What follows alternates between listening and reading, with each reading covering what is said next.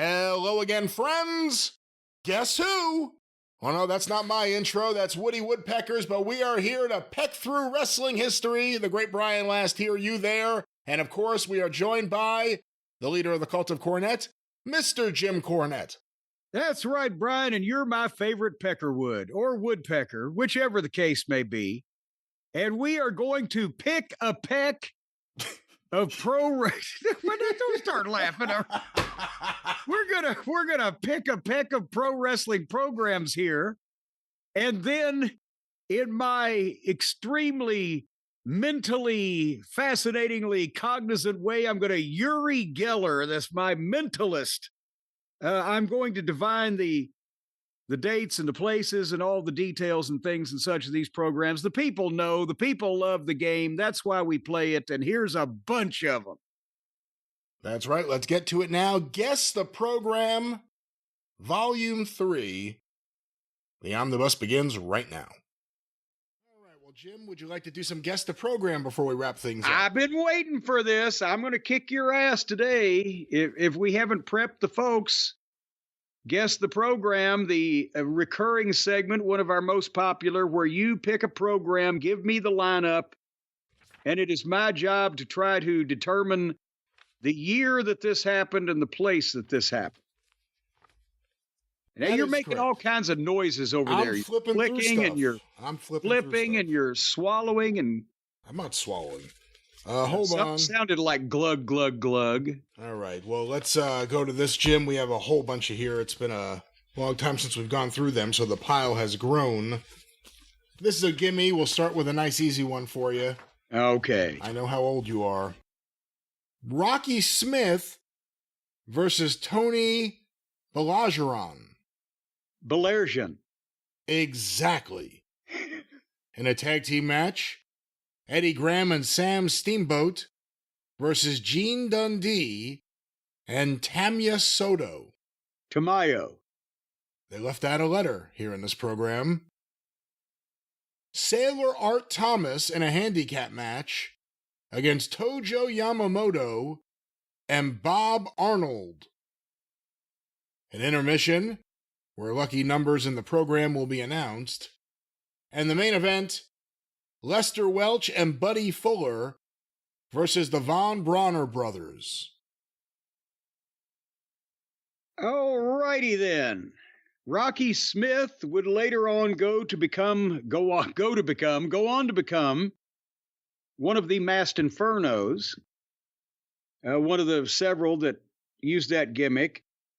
Tony Belageron was a sibling of the Belageron brothers that were big, especially in the Northeast and in the 50s. They were all strong men, were they not? Did feats of strength and daring do? And daring do, yes. Daring do, as opposed to the people who daring don't, because they don't want to be daring. Tamayo Soto, and did you say Gene Dundee? That is indeed who I said, yes. Obviously not Bill Dundee. Didn't Gene Dundee become, goddamn, was he a brother of the Monroes, Sputnik Monroe at one time? Or am I thinking he became another brother of someone? Nevertheless, Eddie Graham and Sam Steamboat were the perennial tag team babyface champions and or singles champions in the Florida territory. And at this period of time, which was in the mid-1960s, they were also doing quite a bit of work in Memphis, Tennessee. Art Thomas versus Tojo Yamamoto and Bob Arnold. I believe Bob Arnold was a heel referee gimmick that they were doing at that period of time. And Tojo was a heel. Art Thomas was a babyface. He didn't work the Memphis territory often, but they brought Art Thomas, Bobo Brazil, and different people in because of the heavy African-American population. And finally, I assume that Lester Welch and Buddy Fuller are fighting the Von Bronners for the World Tag Team title. Would that be the case? There is no title listed. No title listed.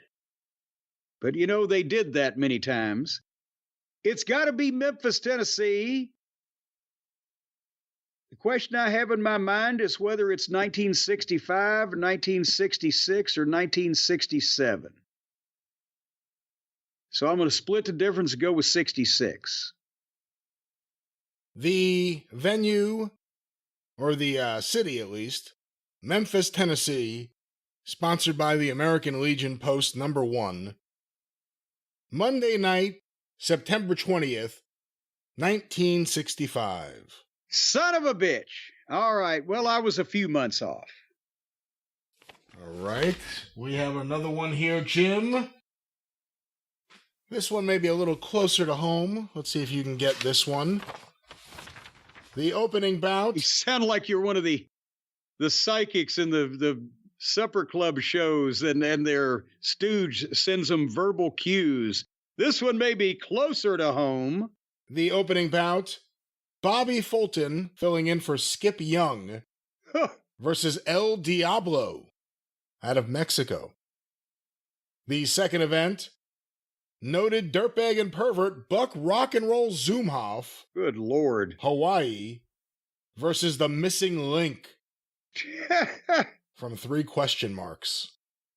The third event, a Texas death match, Kerry, special referee. That's what it says. Just Kerry, not Kerry Von Erich. Kerry. There was a famous match. I used to joke about it with Scott Cornish, where Mark Lawrence announced the winner of the match, Kevin. It doesn't really work, but Texas death match, Kerry, special referee, falls don't count. 30-second rest period after fall. If someone can't answer, a 10 count after rest. End of match. Terry Gordy from Atlanta versus Killer Khan from Mongolia. The fourth event, a special challenge bout, Mike Von Erich versus Gino Hernandez. The fifth bout, Kerry Von Erich and the Iceman King Parsons versus Jake the Snake Roberts and Kelly Kaniski. The sixth event, the Battle of Women. The Battle of Women. Battle of Women. Sunshine in corner. Stella Mae French from Florida versus Andrea the Lady Giant. Nicola Roberts, Lubbock. The seventh event, the American Tag Team titles. The champs, the Fantastics, Tommy Rogers, Bobby Fulton, it says Tommy Roberts. Tommy Roberts and Bobby Fulton from the City of Angels, Chillicothe, Ohio, versus the PYTs, Norvell Austin and Coco Ware, Memphis. The eighth event, Jesus Christ, a special revenge challenge match. Chick Donovan, Santa Monica, versus General Akbar, Egypt. And well, he's closer to being from Egypt than Chick is from Santa Monica. Now that was a special revenge challenge. The main event, an ultimate revenge match. Kevin Von Erich versus Chris Adams. Okay, I narrowed it down with the Fantastics and the PYTs. I'm going to lean toward 1984 because, I mean, this is obviously world class. From the number of matches, it's almost got to be a Star Wars event of some kind, whether Tarrant County Convention Center or Reunion Arena. At first, I was leaning toward 1983 because some of the names on there, but some of those guys were, there for several years, with the Fantastics being on the card and the PYTs especially. Norvell and Coco started that gimmick in Memphis, and then they came down and did some shots in Louisiana when the rock and roll had gone back to Tennessee, working with us as babyfaces in 1984. And the Fantastics got there around about that time. So all things considered, I'm saying this is a major world-class event at a big big building in sometime between summer and winter of 1984. Jim, this is the second annual Turkey Day Spectacular at Reunion Arena, November 22nd, 1984. There you go. So just a couple of months before you would arrive. And then they wouldn't need 8 or 10 matches anymore. They had us. You upset you didn't get to see the Battle of Women? No, I've told you this. Stella May was my dry cleaner. Yeah, you said that. Was that during this period? That was like in 85? It was like 3 months later. Well, I moved there in January of 85, and I get the apartment, and I go down to the dry cleaners, and she said, "Oh, I know you." I said, "Oh, and what was her name? She used to work for Moolah years ago. It was She always reminded me of that woman in Bad News Bears who like worked at the Little League. Like she was always around the Little League game. I don't know exactly what her role was. That's what she always reminded me of. But she had been a woman wrestler in the old days and then moved to Dallas and ran into somebody, and they said, "Hey, this would be a great fucking deal." But yeah, she was working the counter at the dry cleaners. All right, we have another one here, Jim. This one, the first event, one fall, 20-minute time limit. Bronco Lubitsch. Oh, boy. Versus Jack Allen, 229 out of Milwaukee. A special event, one fall, 30-minute time limit. Ilio DiPaolo, spelled E-L-I-O, versus Earl McCready. Jesus Christ. Joe Tiger Tommaso versus Tex McKenzie. The semi windup, one fall, 45-minute time limit. Tiny Mills versus Sugi Hayamaka. And the main event, one fall, 1 hour time limit. Al Mr. Murder Mills versus Ken Kenneth. Wow. Okay. Bronco Lubitsch was most famous in his world-class days as the older referee on world-class TV, but Bronco had been a manager and before that a wrestler. It was a great guy, saved his money. Boys, you say he was worth more than the federal government. Jack Allen, who the fuck knows? Ilio DiPaolo was the favorite son of Buffalo, New York, and through the Northeast there in the Pedro Martinez promotion, Cleveland, Buffalo, Rochester was a huge babyface. Earl McCready was started wrestling in what, the 30s? He was an old-timer. Tiger Joe Tommaso, later on became one of the assassins in the 60s with Guy Mitchell, right? They were Bruiser's assassins. Tex McKenzie, we've talked about many times. If they were already billing him as Tex McKenzie and not Hugh McKenzie or some of the other names that he used as a rookie, this would have to be 1959, 60, 61, thereabouts. Tiny and Al Mills were the tag team of Murder Incorporated. And they were both very large men. And as far as I know, Suji Hayamaka had to be some Japanese gimmick they gave somebody else because I've never heard that name before. And Ken Kenneth, I'm struggling as well. So I have reason to believe that this is upstate New York or those environs of the country in 1959. The location? Calgary, Alberta, Canada. Son of a bitch! The date? October 15th, 1954. 54? Holy shit. Okay, Bronco Lubitsch, I didn't know he was ever underage. Young Stars Open Program. There will be 2 newcomers on Friday night's wrestling program at Victoria Pavilion. In addition to Tex McKenzie, the lanky Texas cowhand, who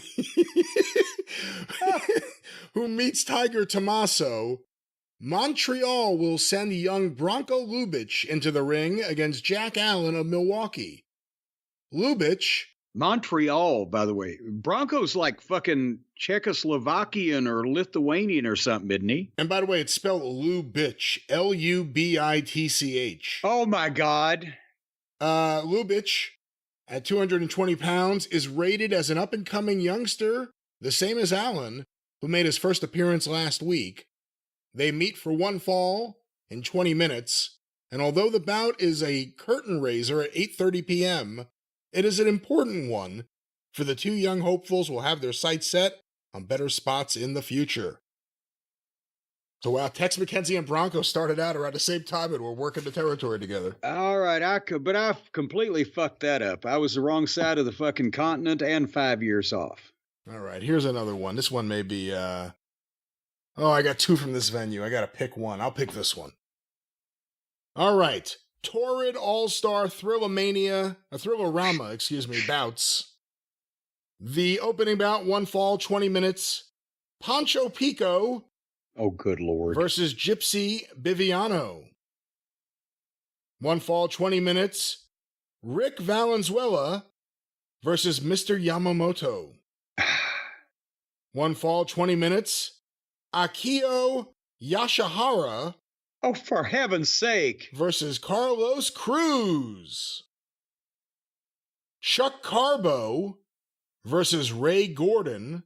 2 out of 3 falls, 45-minute time limit.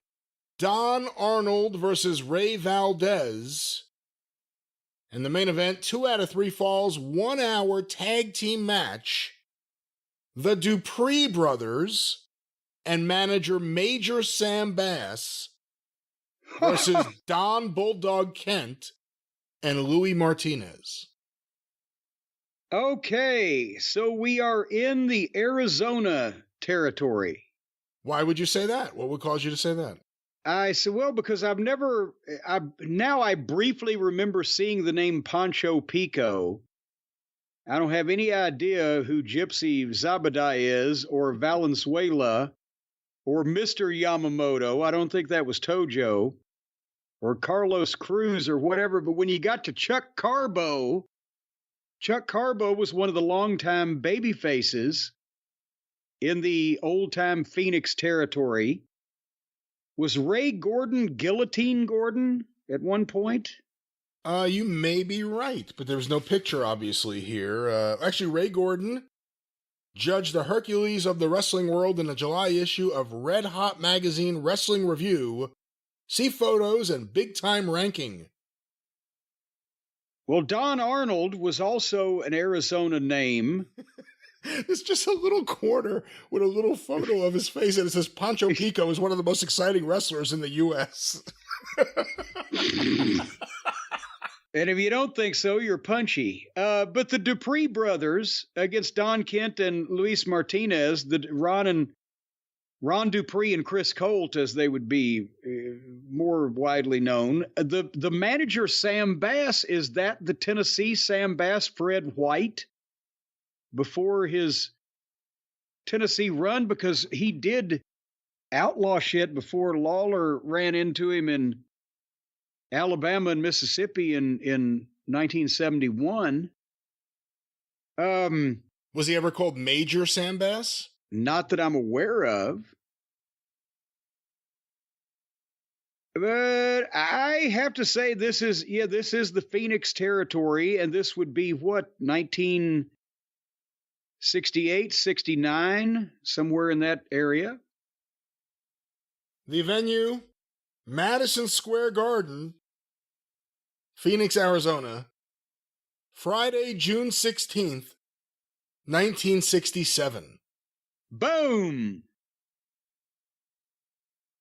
And also, well, there you go. There's a big $25 cash win-win-win contest tonight.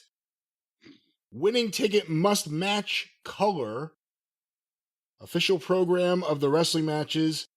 Then it says, this is bizarre, you buy a program, not a chance. What the fuck is that? Well, no, I'll tell you exactly what that is. Because depending on state and local laws, raffles or games of chance or whatever are illegal. So you are buying the program. You are not paying money for the chance at winning something. Oh, wow. I didn't pick up on That's secondary and complementary to the thing. Please notice, state laws prohibit the throwing of things into the ring. Your cooperation is solicited.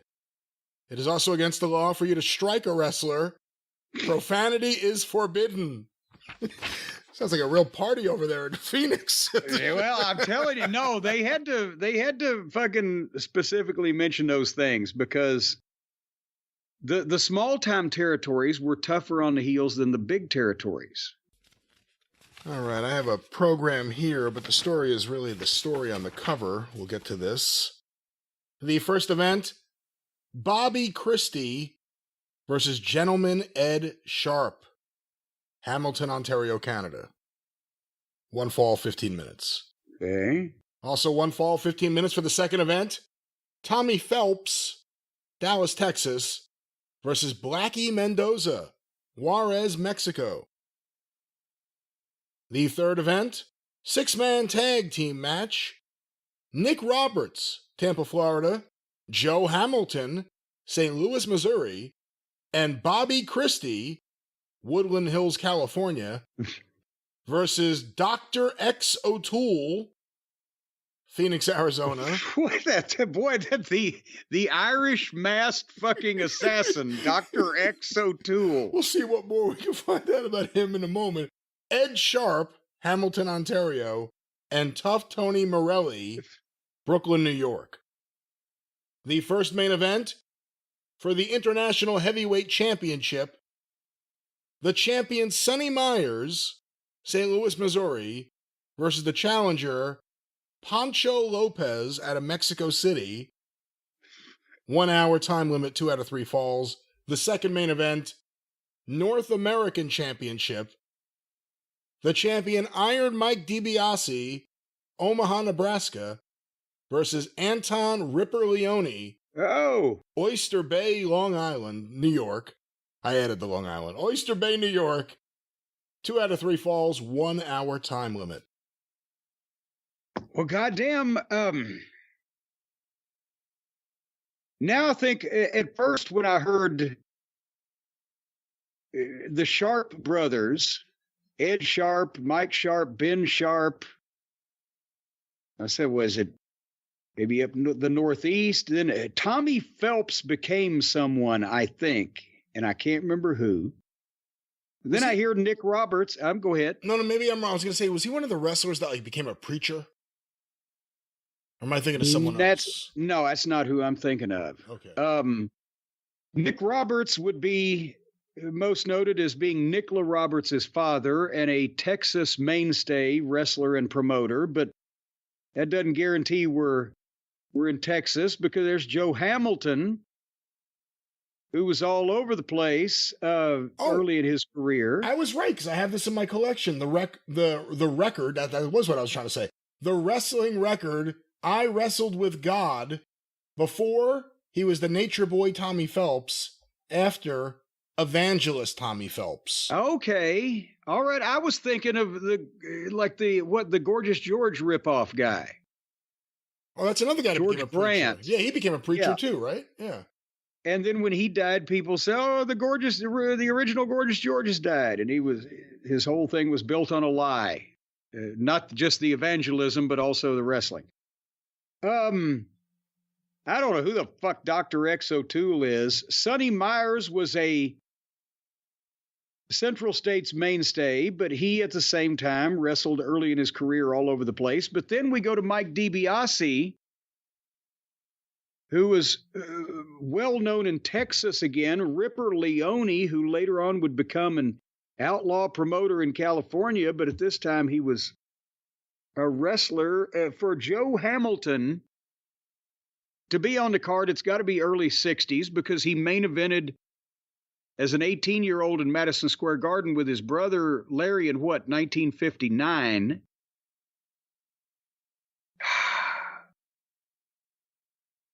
We're in West Texas in 1962 or 3. I give up. Never give up. I believe in you. We are in Amarillo, Texas. Wrestling at its best? Thursday, September 29th, 1960. Ah! I don't know who Dr. X O'Toole is. There's a picture of a masked wrestler here, but it doesn't have information about that. I have to see what else I can find out. There's a few interesting things here. This is from apparently originally the Jack Pfeffer collection. Oh my God. There's a big sticker stuck to the front of it that says managed by Jack Pfeffer. And it's on the front cover. Coming next week, October 6th, see in this arena in person the most incredible wrestling star of all, Tricky Ricky Star, in ballet slippers. The man women rave about. Don't miss the world's greatest box office attraction. The man that sold out Madison Square Garden more than any other wrestler. The most amazing wrestling talent in the history of modern day wrestling. An economy-sized giant among Goliaths. 27 years old. It's a good thing Pfeffer wasn't given over to hyperbole. 27 years old, 205 pounds, 5 feet 10 inches tall. The amazing Ricky Star danced with the Midwestern Opera and Ballet Association, the Municipal Opera Company of St. Louis, 2 Broadway shows, Annie Get Your Gun and Paint Your Wagon, the Theater and Ballet Ruse de Monte Carlo. I don't know what the fuck this is. And then there's a comma and it ends. But that's Jack Pfeffer hyping us up. Wait a minute. No, that's like the Patty Duke show. You know, Kathy adores the minuet, the ballet russe, and crepe Suzette. Oh, shit, but Patty's only seen a sights a girl can see from Brooklyn Heights. What a crazy pair. Well, apparently, Ricky Star, the sensational Madison Square Garden attraction, did all those things. And on the back cover, he was a big attraction at that time, but I think Jack's laying it on a little thick there. On the back cover is a picture of, it's not the clearest of photos. It appears to be some sort of tractor or some kind of farm equipment with Happy Humphrey next to it. Coming Thursday, October 13th, the biggest freak in the world. Wow. The human blimp, Happy Humphrey, 750 pounds.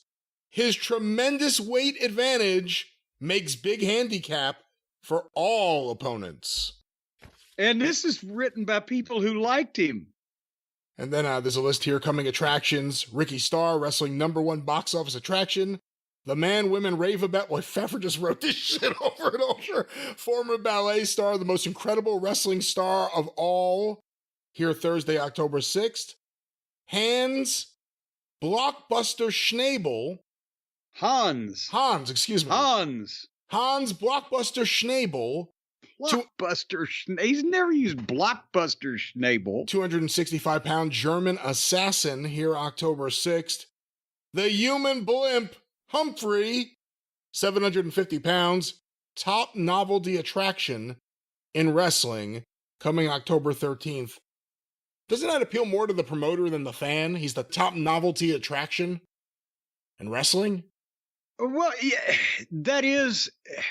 There have always been a lot of promoters that would use terminology that meant something to them, but that wasn't ever used in real life. Well, Vince McMahon, that wasn't ever used in real life, but it meant something to them or whatever. And they try, and it's all hyperbole, whether it's the Bob Luces or the Jack Pfeffers or whatever. You kill, breed, violence, blood, that type of thing. Just hype. Well, the world champion is Pat O'Connor, North American champ Iron Mike DiBiase, international champ Sonny Myers, the world tag team champions Nick Roberts and Jody Hamilton. Attention wrestling fans, our wrestling promoter, Doc Sarpolis, after serious consideration, has decided to disregard the National Wrestling Alliance advisory ruling that all future main events be one-fall matches.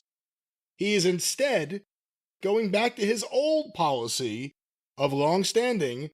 Therefore, all main events will continue being the best 2 out of 3 falls with 1 hour time limit or to a finish. What's that about, baby facing the promoter to the fans? Well, because especially in... Who didn't want to lose their 2 out of 3 falls matches. Isn't that interesting? Well, in a lot of smaller territories, like even in the Tennessee territory or out in West Texas or down in the Gulf Coast, cards in the 60s, early 70s were 3 matches, and every match would be 2 out of 3 falls, so you'd get the full length show, right? But it's the same, you didn't have to pay any more wrestlers. They just wrestled longer. So, and when the NWA went to 1 fall matches with the whole thing, especially for the world title with Thez and Rogers and trying to make sure everybody played ball, a lot of the local promoters didn't like that because they had trained their fans 2 out of 3. So guys could drop falls in a 2 out of 3 match, and it wasn't the same thing as getting beat. And then once the guys started figuring out that, well, even if we're going 2 out of 3, he's still beating me once, with a body slam or whatever, then that became a problem and blah, blah, blah. All right, let's get one more. I'm looking through, I got a big pile here. I got to make sure, I got to get a list of what we've already done. I never want to repeat. You're bragging about the size of your pole or pile or whatever you just said pile. There. I didn't say pole. Yeah. Well, you got that funny northern Sicko accent. Weirdo. What is that? Pole. Museum. All right, here we go. This program, the card, opening bout, Matador Mata, or Mata, I guess I should say, versus Sandor Akbar. Sandor? Sandor. Jack Daniels out of Newark versus Timmy Geohagen. Finishing out the preliminaries, Bulldog Pletchus versus Ronnie Etchinson. The semifinal, a tag team encounter, Nick Kozak and Ken Hollis versus Carl Von Bronner and Al Costello.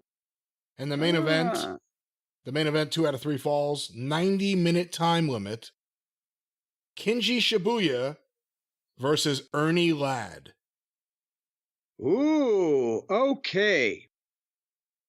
Sandor Akbar would probably be Skandor Akbar, but it would be that is not his regular territory. And since he's in a preliminary, that was when he was wrestling and not when he was a manager. And he was a bigger card as a manager than as a wrestler. Don't know who Jack Daniels is, but Ronnie Etchison, Bulldog Danny Pletchus, and Timothy Geohagen indicate that this is early 60s to mid 60s. Carl Von Bronner and Al Costello were the internationals. At a period of time, Carl was not teaming with Kurt, and Costello, that's in between Roy Heffernan and Don Kent as Kangaroo partners. Kozak is a West Texas and Texas name from way back. Hollis, I don't know. And Shibuya versus Ladd, unless this was a very odd happenstance, Shibuya would have been the heel. Kenji Shibuya was one of the big Japanese heels of the 60s, and especially out in California, Northern California. But Ernie Ladd being the babyface would indicate that this was when he was still playing football and wrestling, and early in his career, which started in 63. I'm going to say this is 1967, and God damn it, are you crossing me up and we're in Texas again? Because elsewise, it would almost think that it might have to be Northern California, but it doesn't look right for Northern California. So we're back in Texas somewhere in 1966 or 67. Possibly Houston? Well, it's a good way to close out with a nice win for you. Okay. The card, Houston, Texas, Friday, January 6, 1967. Boom! The Gulf Athletic Club is the promoter, Mrs. Shirley Carringer, the assistant promoter. A tribute to a great promoter, a fine friend. Morris Siegel left a living legacy for sports fans. This was right after Morris Siegel died and right before Paul Bosch took over officially. He died in the early morning hours, Tuesday, December 27th, 1966. And it ended a gallant battle that had been going on since 1952 when he was stricken with his first heart attack. Good Lord. It's 50 years of sports promotion. And then if you look on the inside, I guess timing-wise, this is interesting here. Wrestling returns to TV tomorrow night, Channel 39. Tonight, a giant truck with the emblem of Channel 39, Houston's newest and brightest TV station, will be in place, putting portions of the action on tape. I'm glad they're telling people what to look for if they want to vandalize the fucking vehicle. Tomorrow night, on Channel 39 at 10 p.m., that tape will be shown to Houston wrestling fans. And on every Saturday night at this choice time in the foreseeable future, this program will be a big part of the TV scene, as it has for almost 17 years. Channel 39 is a UHF station. Don't let that confuse you. If you bought a TV set within the past 2.5 years, your set is then equipped to pick up UHF by law. Yes, but that was changed in 1964 because the UHF TV stations were pitching a fit because most of the TV sets made in the 1950s did not. You had to get a converter, which I had one. We had one here in my mom's old black and white console TV. You had to get a converter to hook it up to get a UHF channel. It's not between channel 2 and channel 13 because they were newer on the television front.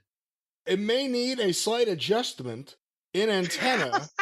If so, call a serviceman and he can fix it.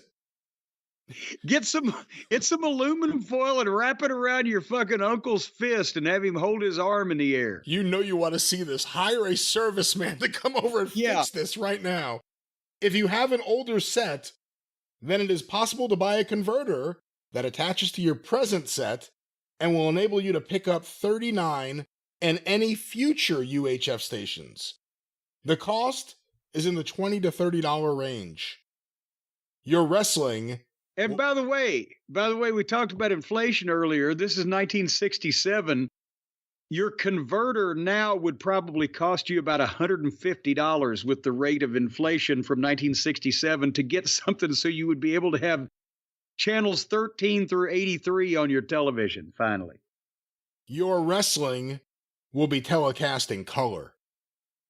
Live wrestling will continue to be on Friday nights, but on television, it will be shown every Saturday. Tell your friends! Wrestling is back on TV. What do you know about that? What do you know about Houston losing TV? Well, this all happens through periods of time in the long-running territories where... That's where they lost TV in New York around this period of time. We've talked about it in New York. It was 67 or 68 off the top of my head that they... You know, when you've got a relationship with a station in the market and you've been on it for a while, and then they get a new program director or station manager or something changes, and then you have to go searching, that's, used to be what led to the end of a fucking market, a town for somebody is when they lost television if you couldn't get another station or if it was a significant downgrade. I truthfully haven't heard of Houston losing TV for any significant period of time in their history. Does it say how long there that they had been out? Was it a situation where maybe it was a seasonal thing and they had sports or something? Yeah, I don't know. I mean, it doesn't say anything here, but, it's not we are going to be next week on a new network. It's we're back on TV on the new network. So we'll see what we can find out. That's interesting. I think that probably something happened. They might have got a new station manager or a new program director, or sometimes it was the promotion. If you could get more from a secondary or a smaller station than you could being a little fish in the big station's pond in a market, you went there. For years, Live Atlanta Wrestling was on Channel 11 in Atlanta, which was a VHF station, and everybody could get it. But then they moved to Channel 17 WTCG because the goddamn owner, this wacky guy named Ted Turner, really seemed to like that wrestling. And we were going to get preempted for network shit and blah, blah, blah. So those things can happen too. Well, before we get out of here, on the topic of Houston, I just have this in the pile here. Ernie Ladd, by the way, was a babyface in those days in Houston, especially because he played for the Houston Oilers at one point in time in the NFL. I have a special wrestling ticket, Pass 1, from Houston, the City Auditorium, Friday, September 10th, 1954, 8:30 p.m. This pass and $1 plus federal tax is good for any ringside, what does that say? Ringside, box, or dress circle seat in allotted sections of the City Auditorium. Here is the card on this ticket, just a few matches. Tag Team Dynamite, Ricky Starr and Shane, Chene, that must be Larry Shane. Oh, Leapin' Larry Shane. Versus Adkisson and Vansky. Okay, that's got to be Jack Adkisson, doesn't it? 54. And Tiger Jack Vansky? I think so. A second sensational 2 out of 3 fall main event. Joe Killer Christie versus Gentleman Ed Francis. And the main event, I'm going to read this verbatim, folks. Not my words, theirs. Valentine is out to make the Jap Shoeshine Boy quit wrestling. It will be a sizzler. Johnny Valentine versus Duke Kiwanuka. Oh, good Lord. A poor Duke, a shoeshine boy. I know he was humble and lovable, but really? So what was this was what year have we established that this would be? Oh, this was 1954. This was September 10th, 1954. Okay. Well, see, you didn't. Yeah, I thought you were telling me something in conjunction with the 67 Houston program, and I wasn't paying attention as to what to fucking think about that. Jack Adkisson hadn't become Fritz von Erich yet. I mentioned before I read you the program, his first appearance in the Dallas Sportatorium when he was still being billed as a Southern Methodist University graduate. But Johnny Valentine had only been in the business about 6-7 years at that point. He had been a main eventer forever. And Ed Francis would later on run your favorite territory. He would run, of course, 50th State Big Time Wrestling in Hawaii. My people, I say hello to all of our friends on the Hawaiian Islands right now. The great Brian Last, Hawaiian Brian loves you. I think you know that. I got all the spirit and the soul running through me. See, Chaka, bro. The secret is you talk like Jimmy Snuka. You don't have to make any sense. Just talk like that. No, but that was Guess the Program, and that was it. It sure was. You know, Jim, looking at wrestling history, sometimes it's like putting all your memories in your pocket. And, you know, when you think of that, you think of these people walking around with these big fat wallets. They stick everything in there. Old memories, new memories, business cards, phone numbers, money. Condoms. Who knows? But the point is, that's unnecessary. It's uncouth. It's not something you should do. You need to be efficient. You need to be lean, mean, slick, and quick, lewd, rude, crass, and brash. And you could do that in the wallet form from our friends at Ridge. Take it, Jim. Well, I'll tell you, it's unhygienic and unsanitary, too. Can you imagine all the different things you've got in that old crusty wallet that's in the back of your pocket? It looks like you've got a big carbuncle or some kind of goiter that needs to be lanced, and it would squirt some kind of amniotic fluid all over the people standing next to you, so they give you wide room. You don't want to do that. You don't want to look like you've got a giant carbuncle hanging off of your ass or your crotch or any other part of your body, plus the germs. So the Ridge wallet, you know what? They're made with premium materials like aluminum, titanium, and carbon fiber. So not only is it easy to wipe them off and desanitize them and make sure you get all the germs off, but also these wallets are going to live longer than you. Almost you're going to be dead in the ground with worms eating your carcass, and one of your descendants will still have this wallet. And it'll be perfect. There's no reason. The unique, slim, modern design holds up to 12 credit cards plus cash. Yeah. If you've got 12 credit cards, then you're also going to need another one of the features of this wallet. You can use it as a set of brass knuckles. No, that's not one of the features of this wallet. Let me stop you there. That's not one of the features of this wallet. And when somebody's going to try to steal those 12 cards, this thing is not even as big as a cassette tape. It's durable. It doesn't have sharp corners. And you can use it as a fighting star, like Oddjob and his bowler hat. And it cuts the jugular vein, comes right back to you. And it does not cut the jugular. It's not. First of all, it's not a boomerang. How did you add that feature to it? That all of a sudden it comes back to you? There's a special booklet you can get where you flip it like a flat rock and it'll circle around and come back to you. And blood does not get on the money. No, you can't promise that. You can't promise that. No, but you also can't say the money is inside, and the cards are fine. Ladies and gentlemen, just wash that outside off, and then they can test it all they want. And they won't bust you. I have one. I love it. This is something you can keep in your pocket, whether it's your coat pocket or your pants pocket. Maybe you want to hide it in your sock, whatever it may be. Let's live in a world where maybe you want to pick a pocket. No, again, don't because you gotta pick a pocket or two. You don't. But I'll tell you what, a pocket or two, Jim. Well, that's what they said in the song in Oliver. But I'll tell you another thing: you ain't gonna be able to pick this thing out of your pocket because you'll be able to tell, and then you can stop the guy and use the judo throw when you grab him by his wrist because he's got his hand up your ass.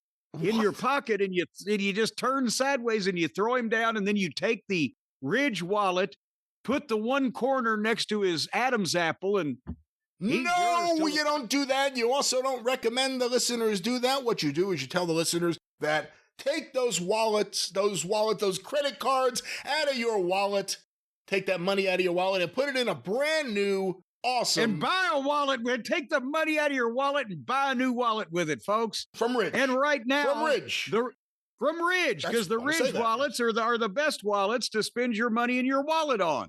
Just go right now to Ridge, RIDGE.com, and use the code JCE. You're going to get 10% off this thing. It's got a 99-day risk-free trial, a lifetime warranty, free shipping. They're not just about wallets. They've got everyday essentials, key cases, suitcases, all kinds of lawsuits as well as suitcases. And rings. They make rings. You can put them through anything you got that's pierced or just... What? Just stick it through various parts of your body. Ladies and gentlemen, again, back to the core functionality of the Ridge wallet. Ridge.com. Yes. The code is JCE. 10% off when you use that code, and then let them know that we told you about all the things you can do with a Ridge wallet. And again, as I mentioned, I think last week on the program, if you're going to jail, you don't even have to stick this thing all the way up. No. You just put it in between your ass cheeks, and it's flat. You see, what Jim was doing was reciting lyrics for a song he's working on. I was trying to work on the music, ladies and gentlemen. But what Jim is really trying to say is, funny stories aside, funny to the perverse, but funny stories aside, what we're talking about here is a wallet that you could use for everyday life, for everyday people. Ridge, one more final time without any additional features discussed this week, Jim. What's that promo code? Once again, that's Ridge.com, promo code JCE, 10% off, and tell them we sent you. I've got an email. I know this is your show, but this centers around you or part of you, potentially. Can I tell you some of this? Yeah, which part? My foot? Well, no. It's what's in between. No, not your left knee, not your right knee, not even your weenie. Hey. It's what's in between your ears there, pal. Your voluminous wrestling knowledge. Okay. Thank you. Ensconced in that big giant bucket head of you. But recently, anyway, I got this email. That's not nice. And this is not only one of the most It looks like a resume, like you would submit to a fine firm to be hired, and it's typed in all the right ways, and it's from John Ayau. Do you know he's from Flushing, Michigan? John Ayau. Do you know him? I'm not sure if I know him at all because I'm not exactly sure what the hell you're saying. How do you spell the last name? Well, it's John, as in John. Right. A, period, as in A-U-E. John Ayau. As now that you spell it out, you were saying it right. Yeah. But anyway, he typed to James E. Cornette, CEO of Cornette's Collectibles, to the post office box. It dated 8 August 2024, and he's from Michigan, not one of those weirdos over there across the pond that backs the fucking dates up backwards the wrong way. And he thanked us for keeping the history of wrestling alive, enjoying the look back at Mid-South 1984. We're going to do another one of those very shortly. The discussions of wrestling territory history that come out of Guess the Program are fascinating. My favorite part of the programs, which we do it often on this fine drive-through. And John said that since it's his favorite segment, Guess the Program, he decided to pitch in. He says, I have a rather small collection, but the hours of enjoyment you and Brian have provided parting with this program is the least I could do. And he says, I do not think this program will stump Brian. But we shall find out, because now, ladies and gentlemen... Because Jim was given the answers.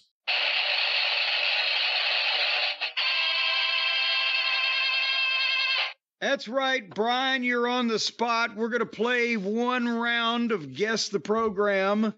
With the program, I'm going to ask you the questions, and you're going to answer them from John Ayau. Emerging wrestling historian John Ayau. Do you think that when John met his wife or his significant other or his beautiful blushing bride, do you think she was saying, John Ayau, when I'm calling you? Ooh, hopefully not in that key. Well, that's the key thing. I was a keynote speaker one time, and I hit the note then. Anyway, don't delay or defray the obvious here. Have you ever washed strawberries in vinegar? Didn't we just say something about that? But it derailed the last conversation so well. I was trying to do it again now. Yeah, well, you're going to have to face the music here, pal. I'm going to give you, for the new listeners out there, usually it's Brian quizzing me, but I'm going to give you the program submitted by John Ayau. And you're going to, Brian, try to tell me what the city was and what the year was. Have I succinctly got that across to the viewing public? I think all the readers have heard you loud and clear. Okay, and I'll give you one clue as to where this might be, because the person that owned this originally had like marked like the fans used to a lot. They'd check mark the winner or X the loser or circle or whatever, make little notes, right, of who won and who lost and what happened. And when it says all bouts under the supervision of the State Athletic Commission, it names the chairman, and the guy has written underneath it, blind man. I guess he was sitting there and introduced to the people, and he was just waving in the air because he was a blind man, and they decided to make note of this. But I've never seen that before. Obviously, Leroy McGurk was not the chairman of the State Athletic Commission. But anyway, are you ready for the opening match, Brian? You got your notepad out. You ready to go? That's a great thing that no one's ever done on wrestling TV. The head of the referees is here, and he's blind. Yes, and he's blind. Who's that blind man? It's the house detective at the Grand Hotel. All right, let's go. Let's do this. All right, the opening match, El Bracero from Mexico City versus the Wild Man from Parts Unknown. The second event, Billy Red Lions from Canada versus Jay York from Alaska. The third event, George the Animal Steel from Pittsburgh, Pennsylvania versus Thunderbolt Patterson from Los Angeles, California. Okay, this could still technically be where I thought it may be. George Steele's a little bit of a surprise there for where I was thinking at first, but keep going. And we're following with a tag team match, playa, which pits Don Fargo from Chicago, Illinois, at least that's what they claimed at the time, and Rene Goulet, who was billed from Mexico. That's a twist. I've never heard that before. I think that's obviously a noted luchador, Rene Goulet. Noted luchador, Frenchman Rene Goulet. Versus the team of Pepper Gomez from Monterrey, Mexico, and the Mighty Igor from Poland. See, there we go again. Okay. Then the next match, and wait till you hear this one. Yeah, that's why I think somebody's fucking drunk or forgot to change some things. Killer Carl Cox from Omaha, Nebraska versus Pistol Pez Watley from Mexico. What? Yeah, by way of Chattanooga, Tennessee.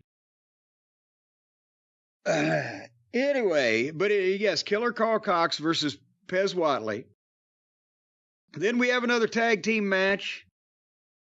The team of Baron von Krupp from Mannheim, Germany, and his partner Ox Baker from Kansas City, taking on Big Tex McKenzie from You'll Never Guess, Texas, and his partner from the jungles of South America, Pampiro Papo. Okay. And finally, the main event for a championship that will be named later, Abdullah the Butcher, the madman from the Sudan, versus Reno, Nevada's own Dick the Bruiser. Okay. This is tougher, because I'm fucking with my, in my head, there's a lot going on in my head, is what I'm trying to say. Apparently, it won't come out your mouth. There are two places that seem like the obvious. One place seems obvious, but one place seems like it could be a possibility until the very end. It sounds like it could be an early 70s Texas show. Houston, Fort Worth. However, there's a ton of matches there for the time, which reeks of the Cobo. Or at least reeks of Detroit. Dick the Bruiser makes sense in Detroit. Was Dick the Bruiser making any trips to Texas in 70? Well, Pez Watley's on the show. Anytime after 73? Rene Goulet's from Mexico. I don't know too much about his his time in Guadalajara. I think somebody at the printer got stuck on Mexico. But there's a lot of names there that, worked in Texas. Pepper Gomez. There's also, again, a lot of Detroit names. Mighty Igor. Pampero Firpo being in the main event, but he worked Texas too around that period of time. It's not crazy. This man John AAU was from Michigan, I believe, correct? Yes, he was, wasn't he? So I'm going to go with Detroit, Michigan. I'm going to say it's Pez Watley that's fucking throwing me off, actually. I did not expect that. Who was it? Abdullah the Butcher against who? Dick the Bruiser in the main event for the United States Heavyweight Championship. No Sheik on the show, which is interesting. And you gave away the title there, so it sounds like I got Detroit, Michigan right. Yeah, I'm not going to jack you around. I think it's a little later than I would think. 1975. God damn you, Sunday, February 23rd, 1975. If I had not said that John A.U. was from Flushing, Michigan, That would have flushed your chances. No, I would have gone with Texas, but Dick the Bruiser was what pulled me back to it has to be Detroit. The thing is, with Texas, almost a good portion of this card at one time or another was a name in the Dallas-Fort Worth territory for Fritz especially, but they were not ever all there together. And you started with El Bracero. That was like the thing that right away put me in the mind of Texas. Well, but hold on here one second, and I'm going to fill you in on something you might not know. The thing that was the throw-off, right, the curveball right at the end was Dick the Bruiser. And I bet you the reason why Bruiser was main eventing the Cobo in 1975 was because the Sheik couldn't be on the card. And that's when they had settled the issues, so they were working together. And that's the El Bracero was Jose Martinez, and he was working for Bruiser, and he lived in Indianapolis at the time. Huh. The Sheik always used guys like Billy Red Lyons, George Steele when he was available, Thunderbolt Patterson at that point. Rene Goulet and Don Fargo, think about this, 1975, they were the Legionnaires working for Bruiser. So right. They came from Indianapolis also, but the way they're not called the Legionnaires here because they weren't working the territory, people knew the individual names. Gomez was working for Bruiser, but he was about to go to Tennessee and work for Goulas for several months that summer.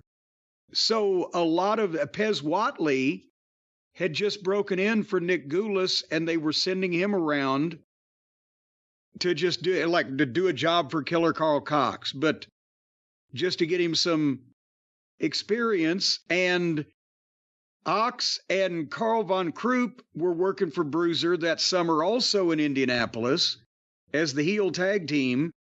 Tex and Firpo and Abdullah were already working for Sheik in Detroit to begin with. So when they had settled the promotional war, Sheik was making more use of Bruiser's talent than Bruiser was making of Sheik's, probably because Sheik felt more like the aggrieved party since Bruiser actually ran Detroit. So, fuck it, send me some fucking talent. So there's, all kinds of fucking major names on this show for the time. And when did Bobby Heenan leave Bruiser? 74. So right before this, too. That's interesting. Huh.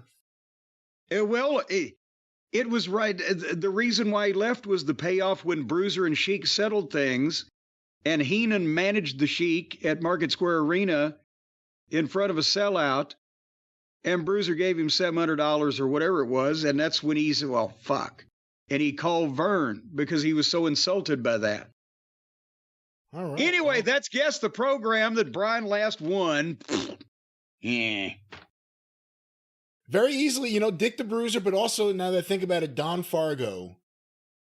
Although, again, he wasn't working there. He was working for Bruiser at the time, not for the Sheik, but still, I picture him in Michigan more than I do Texas at that point. But he had been he'd been in Dallas on and off for years as one of the Dalton gang. What was that tag team match with Tex McKenzie? Oh, God damn it. Hold on. I just put it down here. I'm picking it back up here. It was Ox and Von Krupp against Pampiro, Firpo, and Tex McKenzie. Now, you got to, Poor Firpo. No, poor Firpo. I'll tell you what. No, Carl Krupp, I saw him in 81. He could still fucking bump when it called for it. He wasn't bad. In 75, I watched them on TV when they were working for Bruiser. It was fucking cool. I love the Killer. Let's focus on the parts of the match that were Tex McKenzie versus Ox Baker. Okay, let's not do that. Imagine what that must have been like. God almighty. Was Ox Baker ever good once he became a heel? Because at least with the goofy baby face, there was some charm to not being able to work. But no, the thing is, his look and his voice and his promo and his size were all in the, if you do a 1 to 10 range on talent or whatever, they were all 10. So his in-ring work was a 1.5, and he still came out with a goddamn 41.5 or whatever. Yeah, think about it. They brought him to Allentown and Hamburg in like 1980 to do a round of tapings, and he was so bad they never used him. And they used everyone. They used everyone. And they didn't use him against Bob Backlund because it was that scary what the match could be. Because him and Backlund. But also at that point, it was like when Joe LeDuc, people tweeted clips of Joe LeDuc when he was the headbanger in WWF. And what was that, 1984? No, 88. Or 8? Oh, shit, even worse, 88. Okay. 10 years before that, Joe LeDuc would have been able to convince people in about 6 weeks that he could fucking eat alive every member of the WWF. But not then. And with Ox, after 76 or 7-ish, it got to the point where it was not a pretty sight that, unless it was a territory where he was already over and people had seen him before and knew the name, then it wasn't going to happen. Because age caught up with what they could do to begin with. I shouldn't even say that. With LeDuc, he was incredible. But he was also, in 1988, he was almost 50, and I think I found out severely diabetic, I believe, or something like that. Also, I needed the right opponent. You can see how he really wouldn't fit in well with the late 80s WWF style. Yeah, no, because it was just, he had an incredible aura about him. But, I mean, like, again, in 1975, 78, he could do a drop kick. At 280 pounds, 6 feet tall with that frame, and as good as anybody, right? But I saw these clips in 88, and it was just, he had slowed down so much, his shit wasn't crisp, and he was just trying to maul people because that's, what he was noted for, but he was neither as big physically, size-wise, as some of the giants they had then, and he wasn't as impressive body-wise because he was just so thick, and he looked like a fucking lumberjack.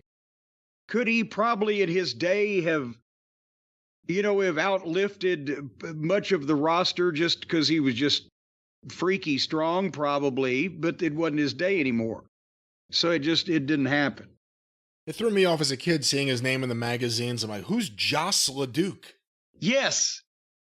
Because he first became known to the magazines and sort of a North American audience, obviously in Montreal and all over Quebec and Canada, and that's JOS is the French spelling, right? And then when he moved down here, he worked years. He lived in Knoxville for quite some time. He worked Memphis and the Southeastern Territory in Knoxville and Georgia and Florida for a long time, and I think had a run in Texas. And he would go back to those places because he always got over.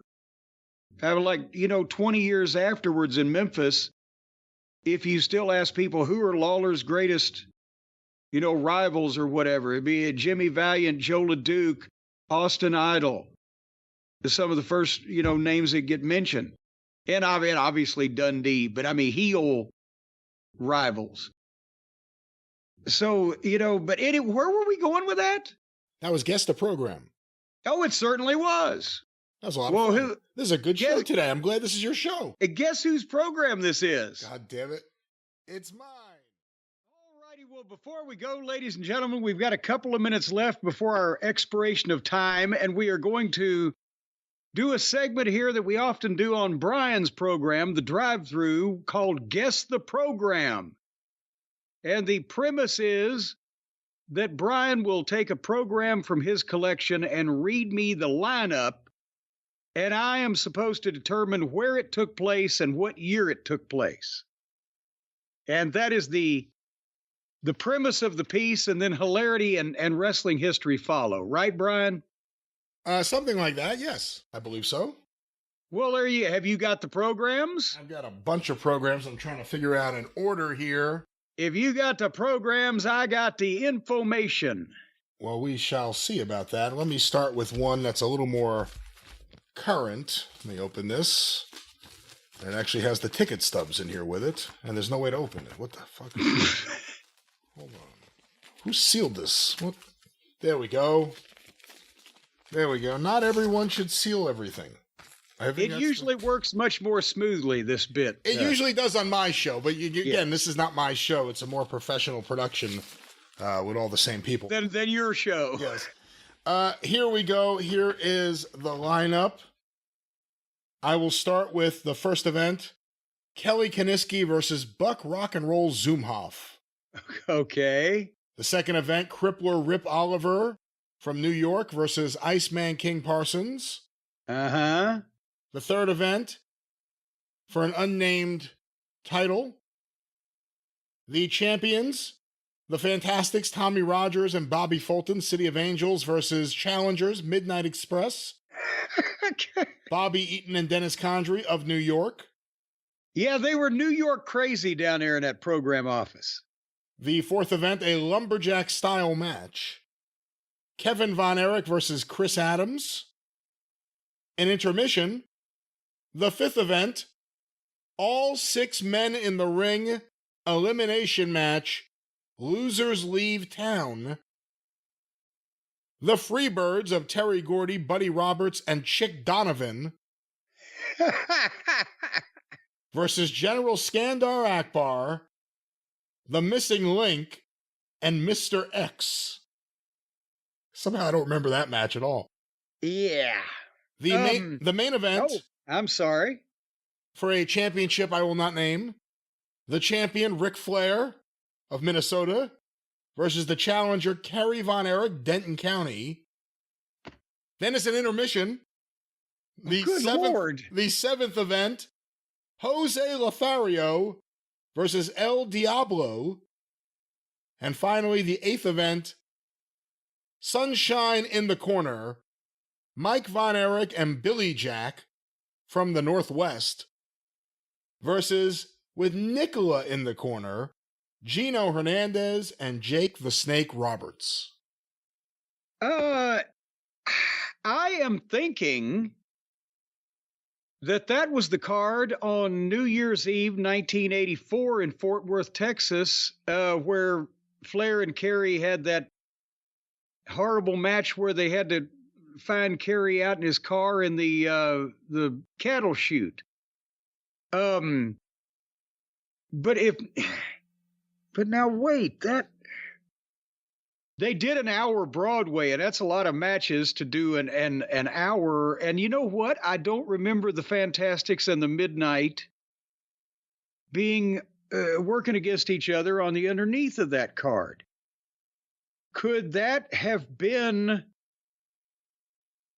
the same week, potentially in San Antonio with the Joe and Harry Freeman Coliseum, but it was instead of New Year's Eve, it was the first week of January 1985. That is the time period, the last week of December or the month of January 1985. And I don't think it's the Sportatorium in Dallas, because I don't remember Flair being there at that point. So I've got to go with either San Antonio or Fort Worth on New Year's Eve. The building, Reunion Arena, Son Dallas, of a Texas. bitch! Christmas Was that Star Christmas Wars. night? That Christmas was Wrestling night. Star Wars. God damn it. You went right past Christmas to New Year's. Well, because I didn't remember that being Flair and Kerry being, and that was the main event. It's not like they put the tag match on last or whatever, but I didn't remember Flair and Kerry doing Christmas night and then rematching in Fort Worth that quickly on New Year's Eve. That's what threw me off. All right, so we're starting well here. So I was a week away, and I was only 35 miles away, but I was in the wrong building. All right. And by the way, also, I'd like to register that I had 102-degree fever that night. I really did. That's what they said about Kerry within the match in Fort Worth. But I'd gotten sick and been sick for a week here at home. And had to fly down to Dallas and do that show at Reunion Arena with a fever and a horrible fucking cold or whatever, and throwing the temper tantrum after we lost our first major show in the territory, which was a sign of things to come. I almost passed out. I goddamn nearly had a stroke. And then I came home and laid in bed for the next week until the day before New Year's. I had to drive to Dallas, and I stopped on the side of the road and threw up twice. So I don't remember what the fuck was going on. That must have been tough for Flair, because he had so many matches with Kerry and so many classics with Kerry. If you watch some of the Mid-South house show footage from '84, oh yeah, just great stuff. But he never knew what he was going to get. There was no consistency. It wasn't like, I have nothing to worry about tonight. Every night, Flair had to worry if Kerry was going to be in a condition to do anything. At least at that point. In 84, 85, yeah. Yeah, and sometimes it was a crapshoot. But anyway, all right, I'm warmed up now. All right, we got our next card here, Jim. The opening event, Billy Rayburn versus Monty Ledoux. Oh, okay. The second event, one fall to a finish, Danny Savage versus Texas Tornado Jack Curtis. The third event, the third and fourth event are both best 2 out of 3 falls. The official referee for both main events, the greatest of them all, Ed Strangler Lewis, assisted by Jack Gott. I won't say what town that is. The 2 main events, Jesse James versus Angelo Savoldi, and Al Alexander versus Al Galento.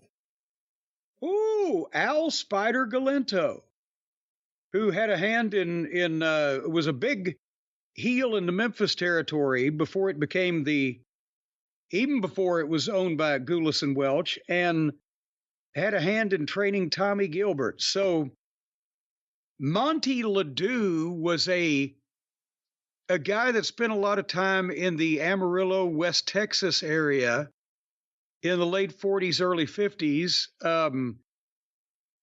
I think when Dean Denton was still the promoter out there, right before Dory Funk Sr. Jack Curtis, obviously, that would have been, very early on in his career. He would probably been in his rookie years. Jack Curtis, the son of George Culkin, who was the Mississippi promoter for so long. Strangler Lewis, everybody knows. Jesse James was a journeyman from the 50s through the 70s. Which Savoldi was this? Angelo? This was Angelo Savoldi, and let me just also say double main events are finish matches tonight. Yes, and that means there's no time limit. It's one fall to a finish. Well, no, there were 2 out of 3 falls, but it also says they are finish okay, matches. then no time limit then. It doesn't matter how long it takes, they go to the finish. I've got to think this is West Texas. And I've got to think this is the very early 50s, probably. Amarillo, 1952. I'm not going to narrow it down any more than that. The Stockyard City Coliseum, Oklahoma City. Wednesday, November 2nd, 1949. All right, so I was 3 years off and about 500 miles. The greatest of them all, Ed, and there's a picture of Ed Strangler Lewis, it just says Ed here. Ed will be with us tonight to referee the main event. Mr. Lewis is devoting his time and money to benefit boys' work, clubs, etc. Tonight, as his guests at the ringside, that is what at the ringside, will be the kids from the Taylor Boys Home, Police Department Boys Club, and the YMCA Crippled Children. So there you go. Ed Strangler Lewis, 1949. It's not like he's following Fez around here. Well, he hadn't got that spot yet. That's why I was thinking it was probably the early 50s at least, because that's when they started using him to go with Thiz. All right, let me give you an easy one. Oh, now you're condescending now. Well, easy for you. Easy for you, not easy for the layman. Well, that's easy for you to say. I'm opening this one. I have not reboarded this one yet, which I need to do. So this will be the only time I do this. Here is the card. A challengers match. Sam Platania versus Charlie Carr. Oh my God. Adrian Balargeron. Every time I get it wrong. Versus Tex Riley. A special event. A ladies match. 1 fall, 1 hour time limit. Nell Stewart versus Millie Stafford. For the World Junior Heavyweight Championship, Angelo Savaldi versus Lee Fields. 2 out of 3 falls, 60-minute time limit. There'll be an intermission, at which point lucky numbers will be announced. And the main event, or one of the double main event, because you had a World Junior Heavyweight Championship match, a grudge match, 2 out of 3 falls, no time limit. Billy Wicks versus Sputnik Monroe. Okay, well, we're in Memphis. And Sam Platania would later on go on to be a longtime referee for Gulas Welch. But at the time, this would be either mid to late 1959 or early 1960. He was, I think he actually wrestled amateur and they had, picked him up along the way. Charlie Carr was a longtime Tennessee babyface and was thought well of. Balerjian was one of the Balerjian brothers. Were there 5? But they were bodybuilders and did strongman feats, and they were French Canadian. And a cousin Lance. Yes, and cousin Lance Balerjian. Tex Riley was one of the all-time biggest baby faces in Tennessee wrestling, whether it be Nashville, Knoxville, or Memphis. The girls were obviously well thought of at the time. Those were names. Savoldi was the junior heavyweight title. Lee Fields is a member of the Fields family, the Fields and the Hatfields, that were the cousins of the Fullers and Welches that ran the Gulf Coast down in Mobile, Alabama, and that territory. And obviously, Billy Wicks and Sputnik Monroe was the biggest drawing program in the history of Memphis wrestling for that period of time. And that's why I say this has to be one of the Memphis cards where they wrestled, probably before the Gilmore Field match. So unless this was a reprise afterwards the next year, I don't have the Memphis record book in front of me. I'm going to say fall 1959. Memphis, Tennessee, April 6th, 1959. All right. Well, fall comes early down south. Billy Wicks versus Sputnik Monroe. The match of the year. Demanded by you, fans, who have watched and listened to these two men battle each other with words on the Saturday TV program over Channel 5. Promoter Buddy Fuller worked out contracts with both men this week for the match that has all the indications of being the best ever seen here.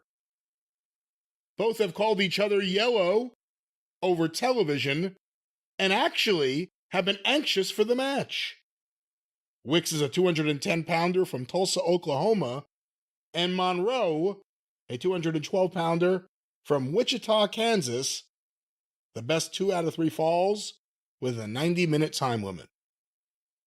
So this is the start of everything with these two. Yeah, that's the start of the program. And notice they said Channel 5. A lot of people are going to say, well, wait a minute, they went to Channel 5 when Jarrett split off from Gulas in 1977, but the first couple of years that Memphis wrestling had gone back on television in 1957, that's when Buddy Fuller Roy Welch, and they took it over out of the Nashville office. They sent Buddy Fuller down there. They got TV, and they soon after picked up Lance Russell and Sputnik Monroe, and that was the magic combination. But they were on Channel 5 for the first couple of years, and then went to 13, where they prospered after that. It says here, wrestling news on radio and TV. Fans who would like to keep up with the wrestling news may listen to the Mat News on radio and television during the week. WMCT. Jack Eaton announces the card to the Jack's World of Sports on Wednesday or Thursday night, 10:15 p.m., Saturday from 5 to 6 p.m., 1 hour of live wrestling with interviews from the participating wrestlers. KWAM. Dave Hill, ring announcer at the auditorium matches, interviews wrestlers from 12 noon to 3 p.m. during the week whenever the wrestlers are in town. Monday, stay tuned to KWAM, or KWAM, I guess, for lots of wrestling news. And finally, WHHM announces card on sports program, and on Wednesday night on Party Line, we will call in to let you fans know who will be on the card next week.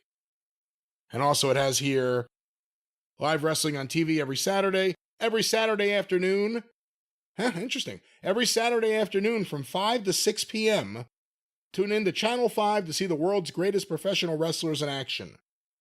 If you'd like to attend in person, send a self-addressed stamped envelope to promoter Buddy Fuller, room 132, Chiska Hotel. Tickets are limited and are issued on a first-come, first-served basis. If you do not receive your tickets the week you write in, be patient, as they are being worked on as fast as possible. And also, the wrestling office was always in a hotel. In every Nick Goulas in Nashville had the Sam Davis Hotel and different hotels through the years. And, even the Holland Hotel for Toots Mondt and, that gang in New York back in those days. And also, Jack Eaton was the original wrestling host on Channel 5 because he was the sports guy, Big Jack Eaton. He was the guy that hosted the sports on the news, and he was the first one there before they settled in with Lance. Well, it's interesting, too, to think about the idea that if you were a wrestling fan, there was, not a lot of wrestling TV shows, but there was a lot of wrestling content. You had to listen to the radio. You got local promos in between, I guess, the songs, right? Yeah, well, and also... That's crazy. In between the songs, you got local promos from 12 to 3 once a week? Yeah, well, they'd have one of the guys come in and sit down for a while, and one of the other guys, and after, a couple of records, they'd come to him, hey, so Monday night, blah, blah, blah. And I've mentioned this even in the 80s. I would rush back to Memphis on Friday night from wherever the spot show was, or Tupelo or whatever, so I could get the early edition of the morning paper right there on Summer Avenue. It came out the paper box at the shopping center. By 1 o'clock in the morning, you'd have an early edition of the morning paper, and that would have the card for Monday night. So before I got to TV on Saturday morning, Friday night late, I could find out what the fuck I was doing on Monday night. Because it was a weekly town. It's not like they were giving you cards weeks out. And then it might be a false booked card, because if they were going to do an angle on TV on Saturday morning and change the match, they would put in a false booked main event, so-and-so versus so-and-so. And they would announce that card at the top of the program. That's the one that would have been in the newspaper ad. Then the angle happens, and they change the goddamn match. So people believed it because it was in the ad. They were going to have a whole nother match. Anyway. All right, Jim, a couple more here before we wrap things up this week. It is your show. This one, where's the card? Here we go. Opening event, Anton Leone versus Ivan Jones, 1 fall, 20-minute time limit. The preliminary, 1 fall, 20-minute time limit, Pat McGill versus Chris Zaharias. Good Lord. And the main event, is it one main event or two main events? Oh, no, excuse me. I hope you're going to give me more to go on. Special handicap attraction. The Blimp agrees to throw both men a fall apiece within 20 minutes. The Blimp, weight 640 pounds, versus Roberto Pico and Oki Shikima, which is the way it's spelled. Well, the way it's spelled here, Shikima. And the main event, 2 out of 3 falls, 1 hour time limit for the World's Heavyweight Championship. The champion Dave Levin versus the Golden Angel. Oh, boy. Okay, this is probably a Pfeffer promotion. Anton Ripper Leone would later on in the 70s, he ran Townsend was a promoter for Roy Shire in the San Francisco Bay Area, and then later on did his own thing when he was on the outs with Shire. Ivan Jones may have been the illegitimate love child of Paul Jones and Ivan Koloff. I'm not sure about Pat McGill. Chris Zaharias. Goddamn, now He's the brother. I keep mixing up because Babe Zaharias was Babe Diedrichson, who married George Zaharias. But Chris Zaharias was a brother, but there was also a Babe Zaharias that was a guy that really wasn't a member of the Zaharias family per se, but used the name. Martin the Blimp Levy was one of the guys along with the or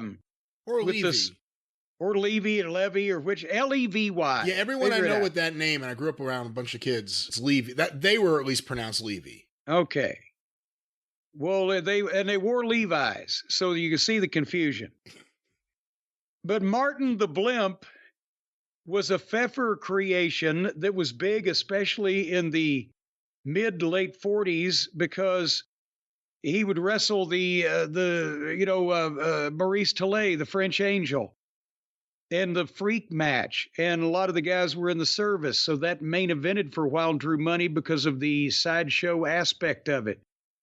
Roberto Pico was a guy that wrestled in these days. And this is the original Oki Shikina. There was a Oki Shikina in the 70s that wrestled a lot in the South. But that wouldn't be him because this would be in the late 1940s.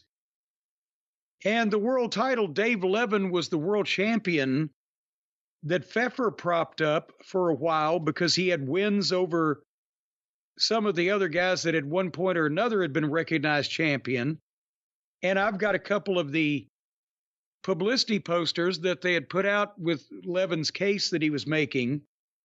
And they were dated sometime in the late 40s.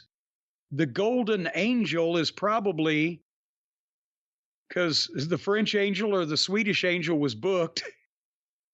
The Golden Angel, I will tell you this, the Golden Angel from the photo here is one of the future Bummy Rogers.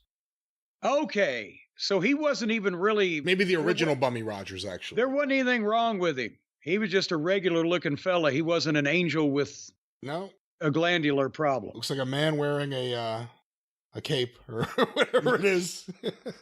So, I mean, positioning-wise, location-wise, boy, howdy. Maybe, I'm just going to say somewhere in the Northeast in 1947.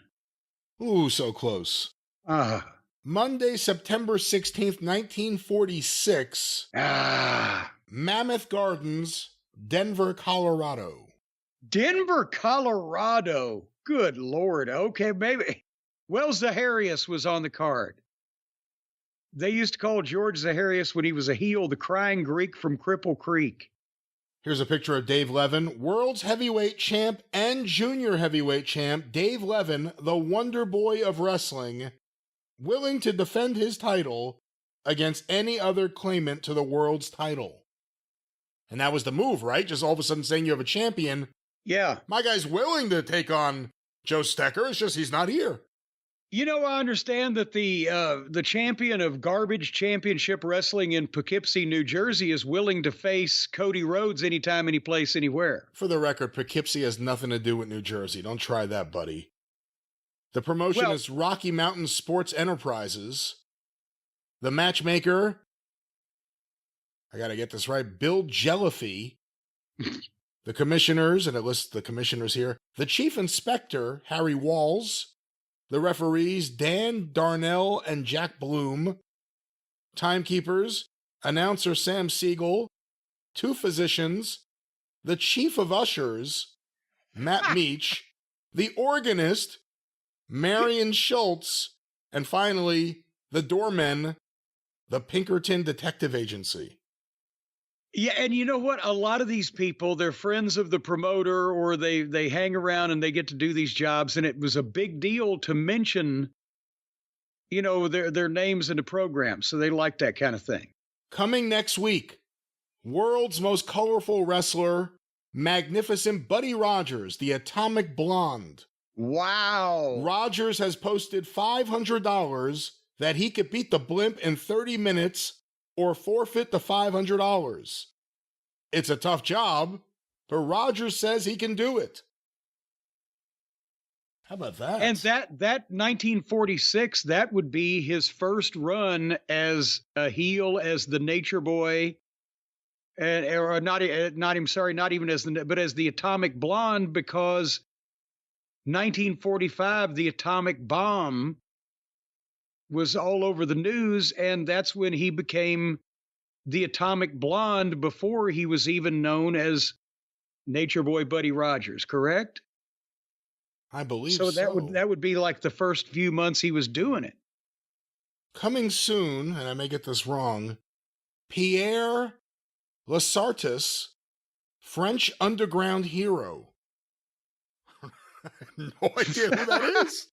Well, he was a hero of the French underground. And then here's a couple of pictures of the Blimp. Blimp weighing in at New York, Madison Square Garden. The 8th wonder of the world, the Blimp. 640 pounds, the only one alive. You must see the human monster. Well, you didn't see a lot of 600-something pound guys in those days, because they didn't have my 600-pound life on the fucking Learning Channel or whatever. All right, let me go to another one here. This will be one more. This is my last one, baby. I'm going to come in. I'm going to finish strong. All right, I'm going to give you one that's kind of in your wheelhouse in a sense, in a generational sense. The opening bout, John Condrey versus Hiro Matsuda. And it looks like they may have made it a tag bout. Bubba Douglas and John Condrey versus Hiro Matsuda and Professor Sonata. Coco Samoa, filling in for Jerry Briscoe, against Gordon Nelson. The Outlaw Deaton Brothers versus Charlie Cook and Sweet Brown Sugar. Wait a minute, hold on now. Charlie Cook and Sweet Brown Sugar, who was Skip Young. And who's the brother of Joel Deaton there? Was it, what was his gimmick brother's name? Carlos? It would, come on. It wasn't. I don't know. Vernon Deaton was one of the job guys from South Carolina that worked with Crockett, but the Deaton brothers, I can't remember. $5,000 challenge bout. El Gran Apollo versus Buzz Sawyer. Okay. $1,000 bounty match. Tommy Gilbert versus the Sheik. Okay. Jack Briscoe versus Assassin Number 1. And the final bout, Lights Out Texas Death Match. Mike Graham versus Dory Funk Jr. Well, we are in Florida, obviously. And the year I'm going to be pretty certain of is 1981. John Condrey, I don't know who that is. Do you even remember? I don't know who that is, no. No, you would think it might be related to Dennis, except he's not.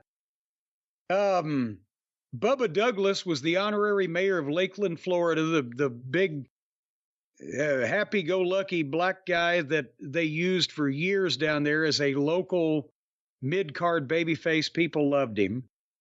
Hiro Matsuda obviously is a legend and worked in the Florida office by this point. And Sanada, goddamn, didn't he have some kind of gimmick later on? Sanada, did he become? That's not Kendo Nagasaki, no. Okay, well, I don't anyway, think so. I'm not sure though. he worked there a bit. Koko Samoa is the guy who wrestled in Memphis in 1983 or 82, I'm sorry, as Sabu the Wild Man before the Sabu that everybody knows today, the Sheik's nephew, was around. He was a babyface in Florida, but he was a wild heel because he was a Samoan guy. Very short, but like a Snuka-like body. Gordon Nelson was, again, a longtime Florida talent and worked in the office at various points and was a shooter that could stretch you from asshole to appetite. We mentioned the Deatons. Charlie Cook was a former, I don't know if he played in the NFL, but he had some type of football background gimmick. And Sweet Brown Sugar was Skip Young under the mask. Sonata was the Magic Dragon. That's right, the Magic Dragon. The boys called him Puff. But Sugar, Skip Young, he used that, and then they used it for Coco where in Memphis because it turned out good, and they did. Who was first, Sweet Brown Sugar in Florida taking the mask, or Rocky Johnson being Sweet Ebony Diamond in the Carolinas? I think Sweet Brown Sugar would have been first, because I think Rocky Johnson was 82, wasn't he?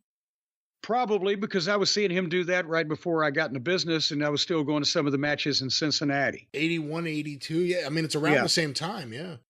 How come every gimmick that was successful for a black wrestler ended up on Coco within like a couple of years? Stagger Lee, too. Stagger Lee, yeah. Because Lawler loved Coco, and he was always trying to book him and make something different because, you know, same guy, same place for so long. Same thing with Plowboy Frazier. El Gran Apollo was a real good-looking kid that I think was from Cuba. Or, you know, I'm trying to remember, but they got him over as one of the top baby faces in this time period. And this was early heel Buzz Sawyer. Tommy Gilbert was down there at that point because I think he had probably just left Tennessee, and that's where he went. Eddie, at that point, I believe, is that when Eddie started his run in the WWF? Or they were WWF by that point? When he got in that, ended up when he got in that car wreck. But he was up there to be the protege of Bob Backlund. So Tommy was a single down here. I believe that's the way it happened. The Sheik was coming in and out of Florida at that point because he had very few options and was not getting booked by a lot of people. And I remember it being odd because of his age at that point. He was closing in on 60, and Florida was a different kind of territory than normally. How did Thez put it? Brooked the Sheik's foolishness. Hey, since you mentioned it, I'll tell you, I found it here. Gentleman Jim Kent is managing Joel and David Deaton. That's okay. David Deaton was a Deaton there in name only. He didn't continue, I don't think. And Jimmy Kent was a longtime Tennessee manager. He was from, I believe, originally the Chattanooga area, and he managed the Bounty Hunters for so long. But anyway, the Sheik, I don't know who the bounty was on. I don't know whether the bounty was on Tommy Gilbert or the Sheik was going for. I don't know what's happening. But Jack Briscoe and the Assassin #1, that would have been Jody Hamilton. And Mike Graham and Dory Funk Jr., I think we know who they are. And I've got to believe it's 1981 and we're in Florida, and I'm wondering because of the number of matches, 1, 2, 3, 4, 5, 6, 7. It's got to be a bigger town Is the card big enough for the Bayfront Center in St. Petersburg? I don't actually think so. I could be wrong. But at the same point, would this be in a bigger town in the north end of the state like Jacksonville or down south in Miami Beach? Let's go with Miami Beach, by God, 1981. How's that? Tuesday, July 21st, 1981, 8:30 p.m. You didn't guess the time, so I'm not going to give you credit. Fort Hesterly Armory, Tampa, Florida. God damn it. God damn it. You know, some of it wasn't a St. Petersburg Bayfront big show, but it was big enough for Tampa. There's a few interesting ads in here. One of them for the best deal in real estate called Ronald C. Reed. And then in quotes, Buddy Colt, Realtor Associate. He is with Tambay Realty. And then, obviously, Briscoe Brothers Body Shop. But the one that really stands out, because I've never seen this before, custom t-shirts by Marty 2. And it appears to be a picture of a pre-funk Marty Funk. Oh! And some other girl wearing a Mike Graham shirt. Marty wearing the Briscoe Brothers Body Shop. Briscoe Brothers Body Shop, Sweet Brown Sugar, Steve Kern. $6 plus $1 postage. Color picture shirts of Steve, Mike Graham, and other favorites, $10 plus postage. Marty 2, and there's an address in Ocala, I guess I should say. Ocala, yes. Florida. We have found Marty's previous occupation. Oh, and Dory Funk's on the card. This may have been when she met Dory. Well, I'm pretty sure she probably already knew Dory at this point in time. She may have known Steve Kern, too. Are you talking in the biblical sense? What are you trying to say here? Well, she has his t-shirts. Obviously. Well, she didn't physically remove them from his body. I said she must have known him. If she's selling Steve Kern color shirts, not even just shirts, but color, she must know the guy. That's all I'm saying. Well, I could be selling my own used panties. Are you doing that again? Because I heard people that got shut out last time. No, I'm still wearing them. Well, that was Guess the Program, featuring the Human Monster and so much more. Jim? Yes. Before we get out of here, why don't we end in a good mood just a little bit about Guess the Program. Well, you're just taking over my show, aren't you? Okay, it's your show. I'm supposed to be the one to pitch the things around here, I'll have you know, Baba Louie, and you have been whining and crying to me, squealing like an old washwoman.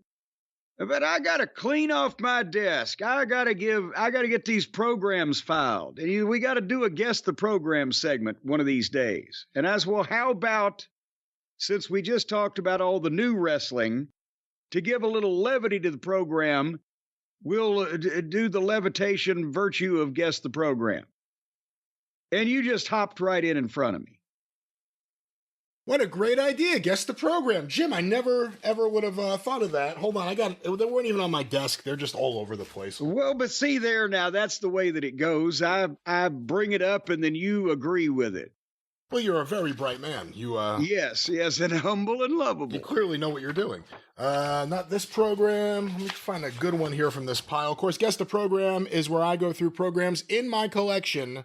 Yes. And quiz Jim about the time, the date, the locale, and whatever else he could figure out. Wait, not the time. I'm not going to figure out if the bell time was 7:30, but I'm going to try to get the location and the year out of this. How many places do you think you can get based on bell time? Were there any places that you could think of off the top of your head that had a unique bell time that no one else had, like 6:37? Well, I mean, no, if it was somewhere that I worked and it was a regular, weekly or biweekly territory, you pretty much everything in the Memphis territory was 8 o'clock, except for Memphis was 7:30, because it was always usually a little bit bigger card and they still want to get people out at the same time. For whatever reason, Crockett did this for years, and a number of places did 8:15. And I don't know why that came about. In the Alzink territory, up there in the Atlantic Canada area. I remember, I think they did like 8:45 because it was daylight later in the summer or some malarkey up there. So it would depend. All right, Jim, we're our first program here. The opening bout, Cowboy Tony versus Superman Tony Atlas. The second bout, Matt Bourne versus the Dirty White Boy Lynn Denton. Manager Percy Pringle III. The next bout, Steve Simpson versus the world's strongest man, Ted Arcidi, managed by Percy Pringle III. The next match, Manuel Villalobos, Manny, versus the Dirty White Boy, Tim Brooks, manager Percy Pringle III. Tag Team Excitement, Flamboyant Eric Embry and Frankie the Thumper versus the Rock and Roll RPMs of Mike Davis and Tommy Lane. A special lumberjack bout, Al Madrill versus Brian Adias. That sounds like the worst match I've ever heard of in my life. And finally, the main event. Sorry, guys. The main event. If either one of you are listening, that was Brian last comment. Seriously, Brian Adias on his own and then Al Madrill at that point on his own. Neither one of those guys makes anyone want to watch. Well, and there was nobody in the crowd to begin with watching, so. The main event, the Texas heavyweight champion, Al Perez, managed by Gary Hart, versus Sweet Brown Sugar. Ooh, okay. Well, we are obviously in or around Dallas, Texas. I will confirm we are in or around. It's the Will Rogers Coliseum, Fort Worth. Okay, well, that's the DFW Metroplex. And good Lord, this was that period where they were about to get a lifeline from Jerry Jarrett, weren't they? That was, I would think this was before the Jarrett invasion of Dallas. And Frankie the Thumper, by the way, was Frank Lancaster or Frank Lang from Florida. And he didn't look anything like Terry Funk in the movie. You've got all of the Texas regulars, Steve Simpson, Matt Bourne, Tim Brooks, Eric Embry, the RPMs, Mike Davis and Tommy Lane. That was a Rock and Roll Express homage. Brian Adias was childhood friends with the Von Erichs, Al Madrill, Percy and everywhere, Al Perez, Gary Hart. Was this Sweet? It was. This... Was the famous Sweet Brown Sugar, his only appearance. Was this Sweet Brown Sugar Skip Young, actually? I believe so.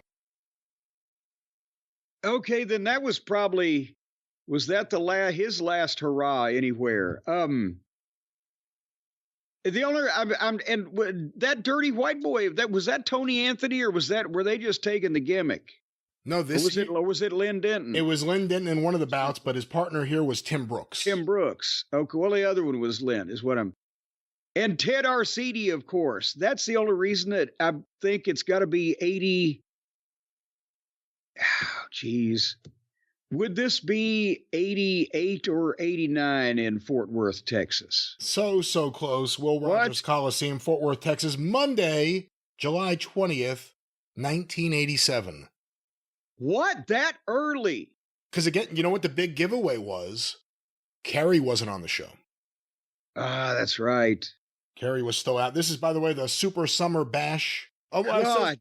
It says the Super Summer Bash resumes. I guess maybe there was a part one. And I left something out. Excuse me. A special tug of war challenge, Ted Arcidi versus the original Spoiler. Oh, boy.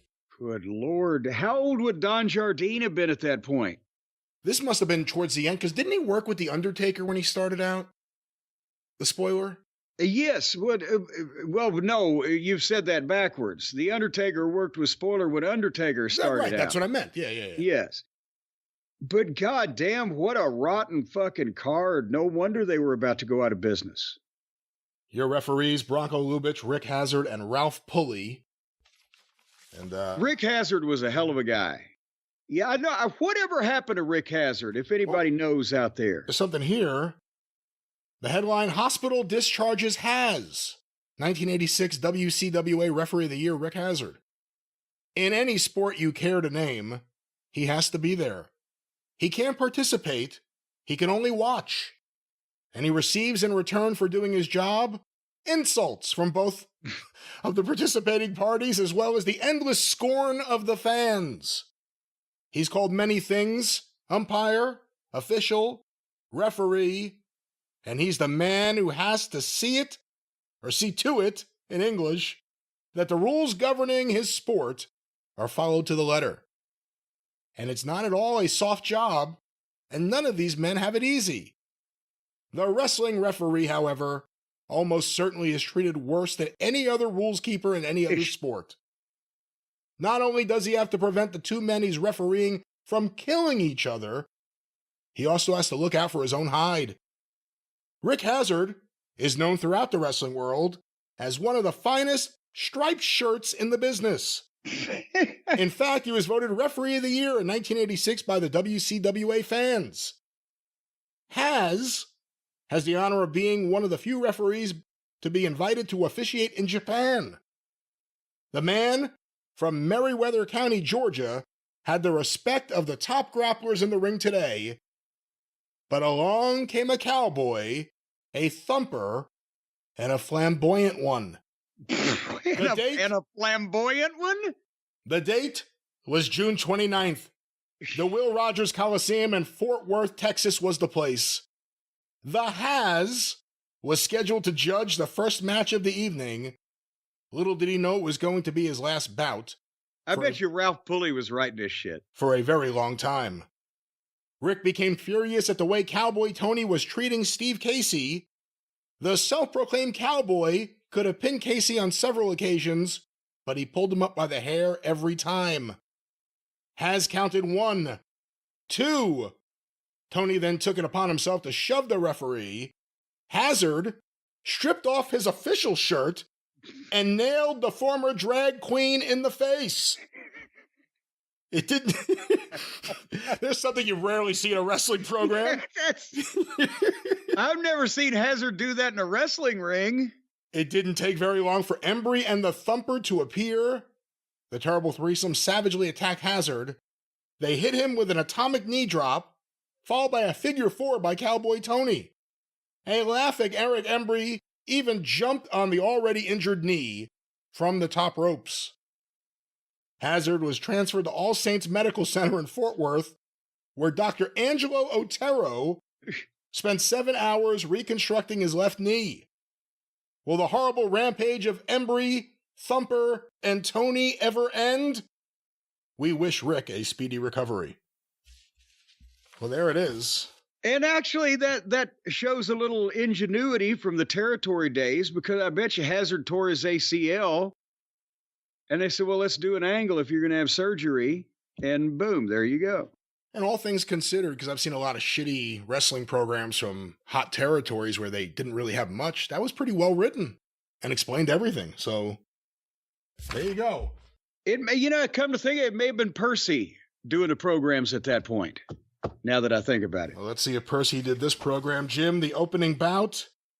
Ace Freeman, 195, the Bronx, versus Paul Orth, 215 out of Toledo, 1 fall, 15-minute time limit. The top preliminary, Joe Pazendak, 245, Minneapolis, versus Johnny Valentine, 225, Seattle, 1 fall, 15 minutes. 225, okay. The semifinal, 1 fall to a finish, Hans Schnabel, good Lord, and Fritz Schnabel versus Black Guzman and Rito Romero. For a title I will not name, Wild Red Berry, the champion, 220 out of Pittsburgh, versus Chief, I may get this wrong, Chewacki, but it's spelled Chewchki, if that's how you spell it. Chief Chewaki, 234, Ardmore, Oklahoma. 2 out of 3 falls, 90-minute time limit. And the main event for the World's Heavyweight Championship, the champion, Louis Thez, 240, St. Louis, Missouri, versus young Billy Varga, challenger, 205, Los Angeles, California. Boy, howdy. So much to talk about here. Ace Freeman would later on become the promoter in Pittsburgh, correct? Ace was up in Pittsburgh. That's right. Yep. But he was a wrestler at that point against whoever the fuck he's wrestling, I've never heard of. Joe Pazandak and Johnny Valentine. If Johnny Valentine, I already knew if he's being billed at 225 pounds, this was probably late 40s, early 50s when he was really a rookie first starting out. Then we go to Hans and Fritz Schnabel against Blackie Guzman and Rito Romero. I was thinking we were possibly headed to Texas. But then we go with Red Berry and Chief Chewaki. Chief Chewaki was, this would have been for, you said a title that you would not name. Was it some type of junior heavyweight championship? It was a state championship. A state champion. Okay. And then the world title, Thez, and he's young Billy Varga because he hadn't gone to Los Angeles and become Count Billy Varga yet. And with Red Berry Wrestling, a state title. God damn it. Now I'm thinking with Thez and Varga and it being certainly between 1948 and 1952, let's say, during Thez's run there. It's either Texas or it's Kansas. I bet you it's Texas. I bet you it's Houston. I bet you it is 1950. Very impressive, very close. The date, Friday, November 4th, 1949. God damn it. So the end of 49, Houston, Texas. All righty then. You got that. Program number 207, the City Auditorium. And then it has inside here, Vern Gagne made a big hit. Vern Gagne showed up in the ring last week, proudly wearing the blue sweater with the initials USA in red and white across the front. It was the same sweater he had worn in London when he competed on the U.S. Olympic team, and when he took it off, he showed that he was going to be a tough competitor. It was only Vern's 20th pro match, but behind him, more than 1,000 matches in the amateur ranks, and worlds of tough experience. With all the athletic ability that had carried him to the top of the amateur ranks, and also made him one of the best football players his college, the U of Men, had ever developed. You know, the U of Men, they were big at the football. Gagne moved into his match with the assurance of a veteran. Be sure to they left out the P. Be sure to keep your eye on that boy Gagne and pronounce it in caps, Gonya. Gagne. You know, to be quite honest, when I first discovered the wrestling magazines and nobody had the opportunity to talk about Vern Gagne on, Memphis TV here in Louisville, I thought, well, who's that guy, Vern Gagne? That's what everyone thought. I don't know anyone who didn't think that and then was like, Gagne, what the fuck? But here it is. They say it phonetically here. Louis Thez, world's heavyweight champion, will be at the program desk at 8 o'clock to autograph your program. Well, boom, right there. Is that one autographed? This one is not autographed, and it also still has the lucky number attached. That's sometimes a rarity with these really old ones. 2 old favorites return again next Friday night. Big Bull Hefner, the Sherman, Texas boy who made good in grappling and now makes his home in Houston, comes back here next Friday night And another old favorite, who has earned the nickname Bull, will be back too, Alberto Toro Campos. Hefner has been burning up competition on the Pacific Coast, while Campos has been bowling them over around El Paso, where he now makes his home. Campos now weighs 215 pounds, having gained about 20 pounds since his last appearance here, but the long-haired, definitely not handsome Mexican is still as rough as ever. Definitely not handsome.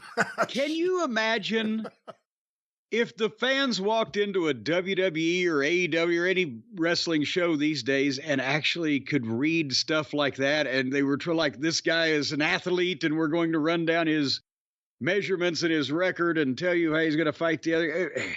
It would be so refreshing. Girl grapplers appear here 2 weeks from tonight, and mark that date in your book right now, November 18th. The Grapplerettes will return to action in the Houston ring. That promises to be a great date for fans who like action, and plenty of it, beauty, and plenty of it. They will get all that and plenty more. Bullshit and plenty of it. They will get all that and plenty more, all at the same time when the girls appear. So far, the final lineup is not assured, but promoter Morris Siegel has received an acceptance from Violet Vian. I'm not too familiar with her, I have to be honest. Mae Weston, June Byers, and Mae Young. There are still several more to be heard from, and no matter who else accepts, the four named above promise to give fans all the action they want. That's interesting, the way they put that. Like, these four have accepted so far. Yeah. We're waiting to hear back for more. I bet you they just ended up with a tag team match. What do you bet? Do you know anything about this woman? Miss Violet Vian. Violet Vian is, excuse me. I think that's the way that, but I always said Gagney, so you never know. But she was one of the early Billy Wolf troupe of that era, probably from, I would say, maybe late 40s through mid 50s. I've seen the name many times and it stands out because of the alliteration with the V's, but I don't know that she was ever one of the top ladies on the circuit, as they say. Well, let's go to our next program, Jim. The opening bout, George Scott versus Lorenzo Parenti. Oh, good Lord. Okay. The second bout, Sandy Scott versus Ray Gordon. Professor Hero versus the Lawman. Ugh. Ivan Kalmakoff versus Leaping Larry Shane. That's Kalmakoff, by the way. We have some tag team matches. Rita Cortez and Lucille Dupree versus Bambi Ball and Mary Jane Mole. Good Lord. Also, Sonny Boy Cassidy and Phantom Lopez versus Billy the Kid and Farmer Pete. Wait a minute, you're going too fast. I can't write them all down. Who did Billy the Kid and Farmer Pete wrestle? Sonny Boy Cassidy and Phantom Lopez. That's a great name. A special attraction, Edouard Carpentier versus Chuck Bruce. Good Lord. And the main event, Fritz Von Erich versus Johnny Valentine. Oh my, okay. Fritz, we all know. And this was a period of time where he was not in Texas. So this was going to be late 50s, early 60s at best. Valentine, we've just talked about a minute ago. How do you know he's not in Texas here? What was the giveaway for that? Because all of the rest of the people that we're going to talk about, except, hold on here. Let me work through it. Carpentier, the French legend, but at this period of time, if this is what I'm thinking, this was shortly after he was considered for, and they went through the whole NWA title fiasco. That happened in 57. Chuck Bruce, I got no fucking clue. Billy the Kid, Farmer Pete, Cassidy, and the Phantom were midgets of the time. And them makes me start thinking it's later than I would have thought it was. Mary Jane Mull was working for Bruiser in the mid-'70s, but you see her name on cards in the early '50s. Rita Cortez and Lucille Dupree.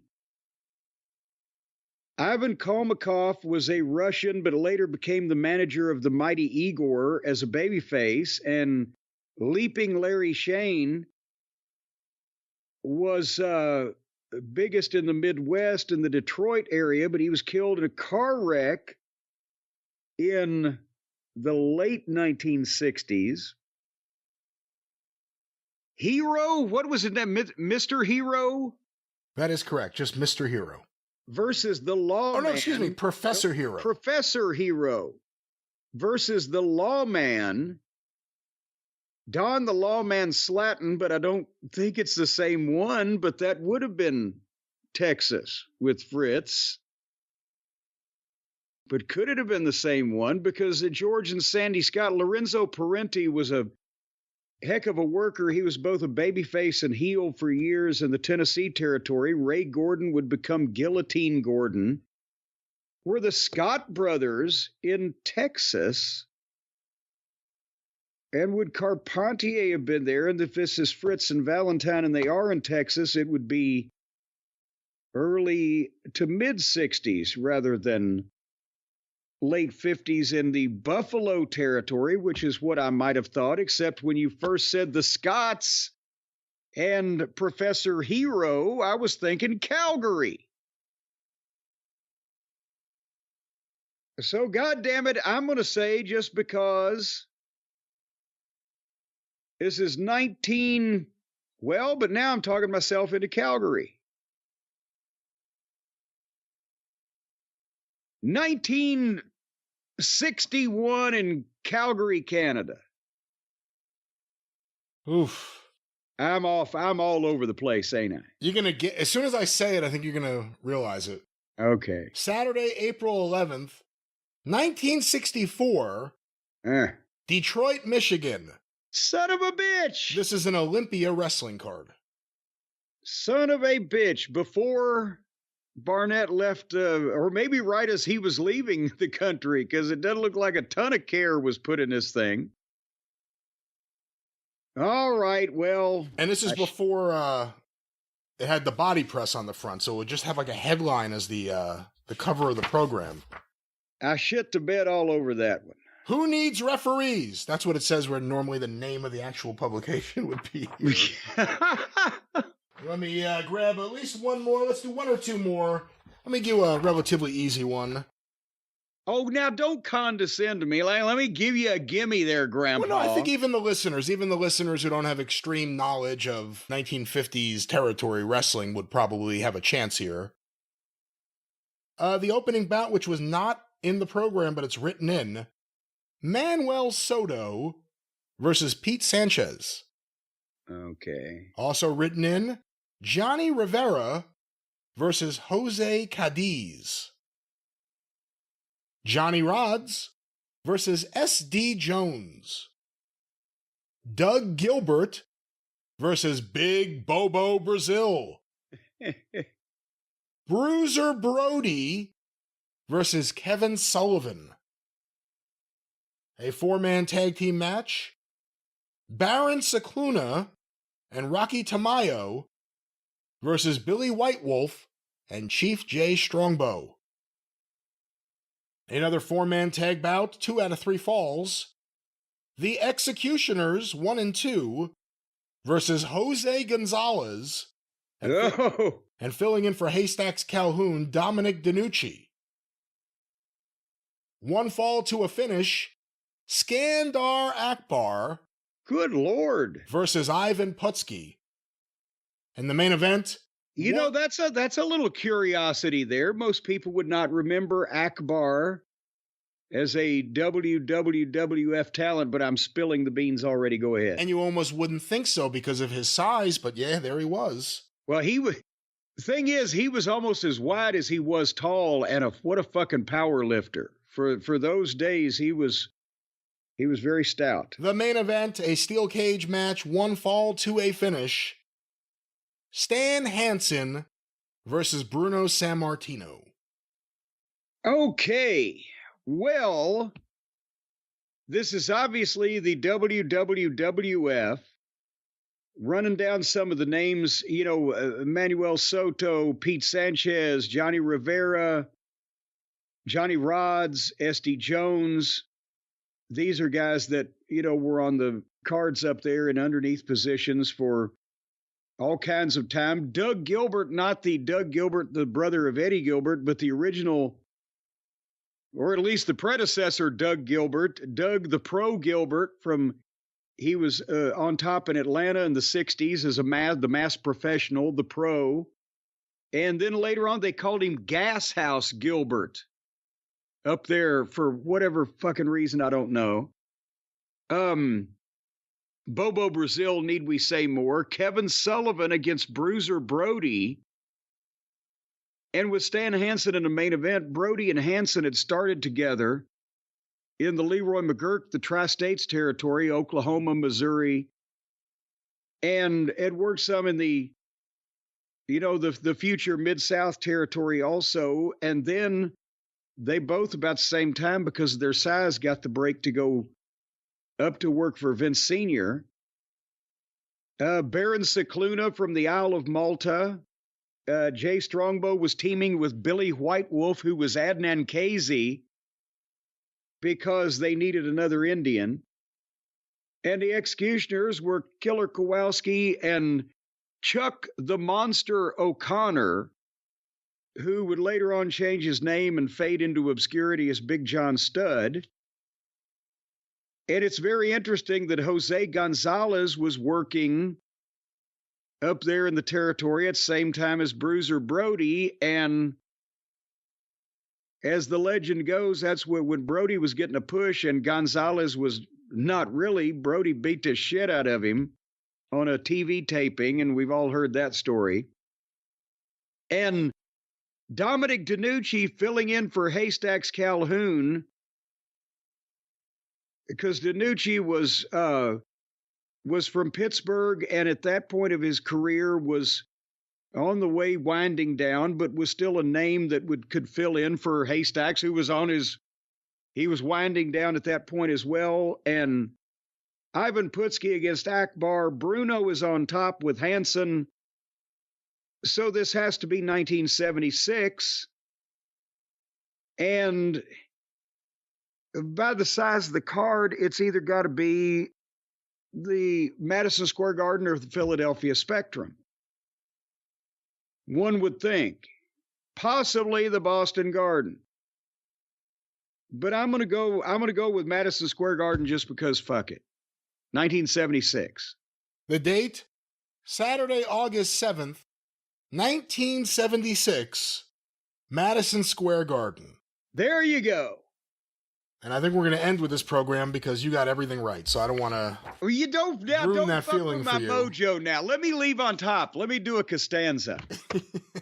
And that was, of course, the rematch from the Ali Inoki Stadium match with Hansen and Bruno was, what was that, June 25th or 26th was the date on that. You say Ali Inoki, although the people who went there to see it went to see Bruno and Hansen have the big match after Bruno broke his neck. Did you ever hear the audio that Bill Apter has of him and Bruno?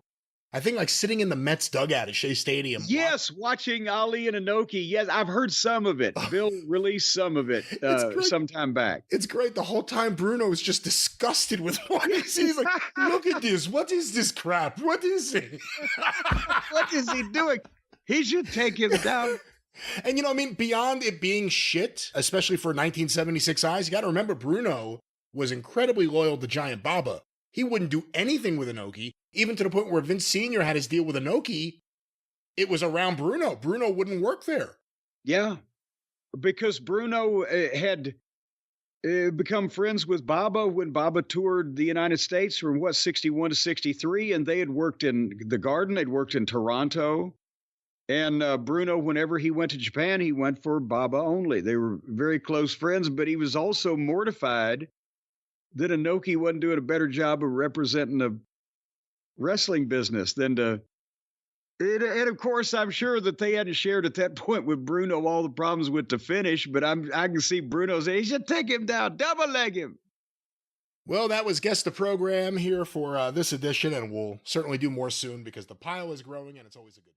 Well, Jim, we'll take one more break in the action here because all this talk, all this wrestling talk, it really makes me think about my business and maybe starting more businesses and just business in general. Just business. I wish someone could save the business, but Jim, when it comes to business, when it comes to business support, when it comes to taking your business as serious as you do, you need the right partner. We trust Shopify, and so can the listeners. Well, you don't want monkey business, you don't want risky business, and you don't want international intrigue in your business. You just want big business. You want good business. You want box office business. You want to make money business. Well, I'll tell you what, I don't mean to stick my nose in your business, but if you're not doing business with Shopify, well, you've just fucked up already. Folks, it's 2026. Shopify is going to take your dream and turn it into reality. Going to take your product and spread it all over the world. Going to take your money and send it right to you because they're going to sell whatever the fuck you're trying to pawn off on people all across the globe. Well, no, not what you're trying to do. What you're trying to honestly sell. We're talking to honest businessmen. No, you want the money any way you can get it. If you can sell somebody a box of shit, you'll do it because you want the money, the bread, the De Niro, the filthy lucre. I know everybody's capitalistic and greedy, and that's why you're going to soak the suckers out there, folks, for all that you can get off of them. Because all you got to do is go to Shopify.com, and they're going to set you up and give you the tools to build your dream store online. They're going to help you with the product descriptions, the headlines, the product photos, the marketing, the social campaigns. They're very social. Every once in a while, they're going to come and just tickle you up the ass a little bit because they're social that way. They are not social that way. They are not going to do anything of the sort. What they are going to do is make you feel like you just have a happy bum. Yes, because you'll be making so much money with Shopify. They're gonna figuratively tickle your taint because you're gonna be rolling in dough and not even expecting to be baked over it. That's where you're gonna have more money than your dreams can possibly imagine.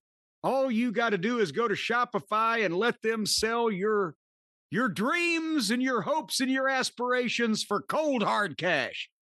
Shopify.com/Cornette is your code for a $1 a month trial period where you can sign up and start selling today. Shopify.com/Cornette, because you're going to cha-ching all over yourself with this Shopify on your side in the new year.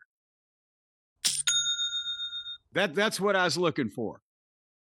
Jim, on that topic real quick before we get out of here, because we've got very limited time. Quick round to guess the program. Oh, here we go. You ready? Guess the program. Programs from my collection. I asked Jim for the day, the territory, and of course the day, and of course the time, and of course the time and the day that we have to get for this. 3:00 on Tuesday. Jim, the opening bout: Red Lions versus Johnny Rico. Red Bastien versus Dory Dixon, and the final prelim: Jose Lothario versus Roy Dupree. A special event, Tommy Siegler versus Chris Colt. Semi-final tag team bout, Ernie Ladd and Bearcat Wright versus Mike the Alaskan York and Frank the Alaskan Monty. Frank Monty. And finally, the main event, there must be a winner. If the match ends in a draw for any reason, the referee can add additional falls. Crusher Stasiak versus Wahoo McDaniel. Okay, well, through the first 3 or 4 matches, I was like all over the fucking place with this. Billy Red Lions is at Toronto. Red Bastien is at the AWA. Dory Dixon, it could be Jamaica.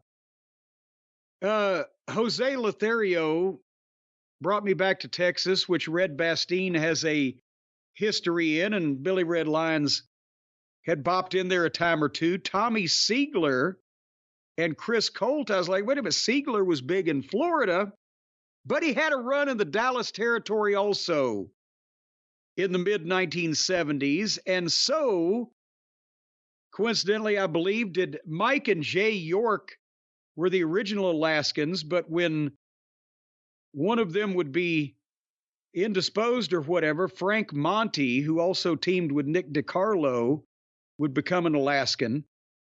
Ernie Ladd and Bearcat Wright. That may be the last full-time run that Bearcat Wright had as a wrestler, because he showed up in the summer of 1975 in Memphis as the Mongolian Stompers manager. And then Stan Crusher Stasiak and Wahoo McDaniel tips me off that it's the Dallas Fritz Von Erich world-class territory, big-time wrestling then, before it was world-class. And the question is, I think it's 1975. Is it Dallas or is it Fort Worth? I'm going to say Fort Worth at the Will Rogers Coliseum. What time?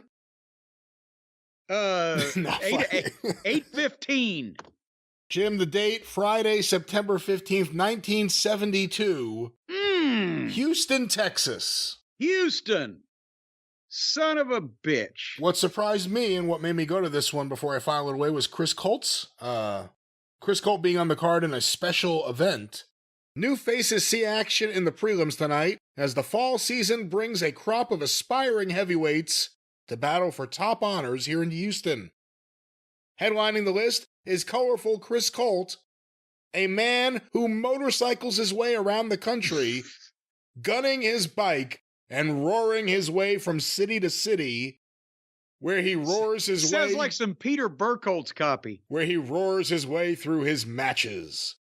Colt, a Canadian, could be the most dangerous of those who make their debut here tonight, but Roy Dupree, who it's supposed to be Montreal, who hails from Montreal, will be closely watched. Johnny Rico, the Puerto Rican, has a lot going. So was that Ron Dupree? I don't know. There's no picture. It had to be. Chris Colt and Ron Dupree, it had to be. There's a picture of Chris Colt here.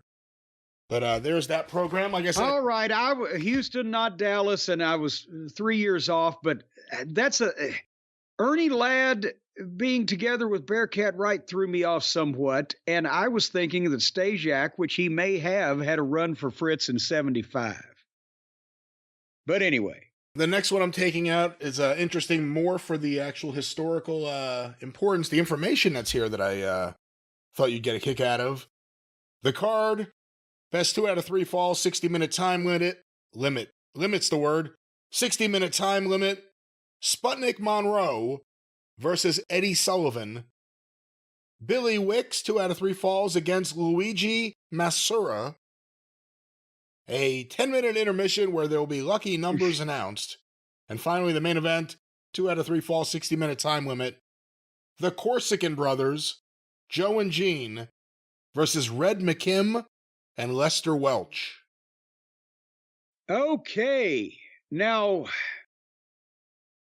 are you trying to swerve me? Because I would say Memphis in a heartbeat, except I'm afraid of a swerve here. No, and it you know might what? be Mobile, Alabama. Follow your heartbeat today. Well, I'm following my heart. Yeah, see, because you got a phone call coming up. It is Memphis because obviously Sputnik Monroe, Eddie Sullivan was a huge heel in the Mobile, Alabama and Gulf Coast territory in later times, but he was very young in his career at that point. Billy Wicks indicates a narrow window along with Sputnik in Memphis. This was at the Ellis Auditorium. And the Corsica brothers, Jan and Corsica Joe and Jan and Dean, Corsica Joe and Corsica Gene were a top tag team for Nick Goulas and all over the place in the South for many years. And Corsica Joe ended up marrying Sarah Lee and was the guard on the dressing room door in Nashville for years.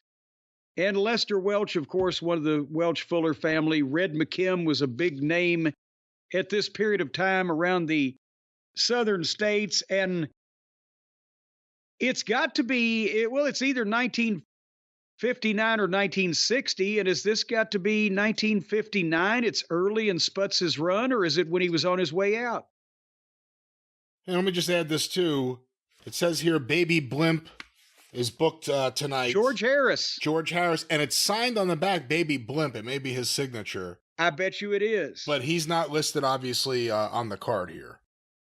George Harris was a longtime friend of Roy Welch's. He was like a sidekick to Roy Welch. Roy Welch loved him, and they always found a spot for him. All right, Jim, the time? Or anything you want to guess here? Well, I said Memphis 1959 at the Ellis Auditorium, unless it's 1960. Beautiful job here. Memphis, Tennessee, Monday night, November 2nd, 1959. Let me open this up. Listen to this. TV wrestling on Channel 13, Saturday afternoon, 12:30 to 1:30. Promoter Buddy Fuller has moved our regular Saturday afternoon television wrestling card to Channel 13. It will be aired every week from 12:30 until 1:30 p.m. The reason for the change was that Channel 5 could not guarantee that wrestling would be on every Saturday, as they had a series of football and basketball games scheduled. On Channel 13, from 12:30 to 1:30, no interference was foreseen, and wrestling will be a regular feature on the station.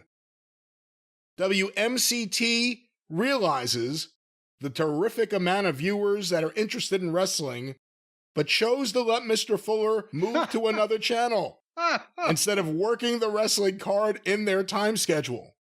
And that grudge would last for 18 years. Occasionally, they plan to run films of wrestling that were actually made from 4 to 8 years ago in Texas. They call it the best wrestling in the USA. Maybe that was right 4 or 5 years ago, but here right now, the best wrestling in the USA is here in Memphis at the Ellis Auditorium and on Saturday afternoon on Channel 13. So there's the official, the week it happened. That's incredible.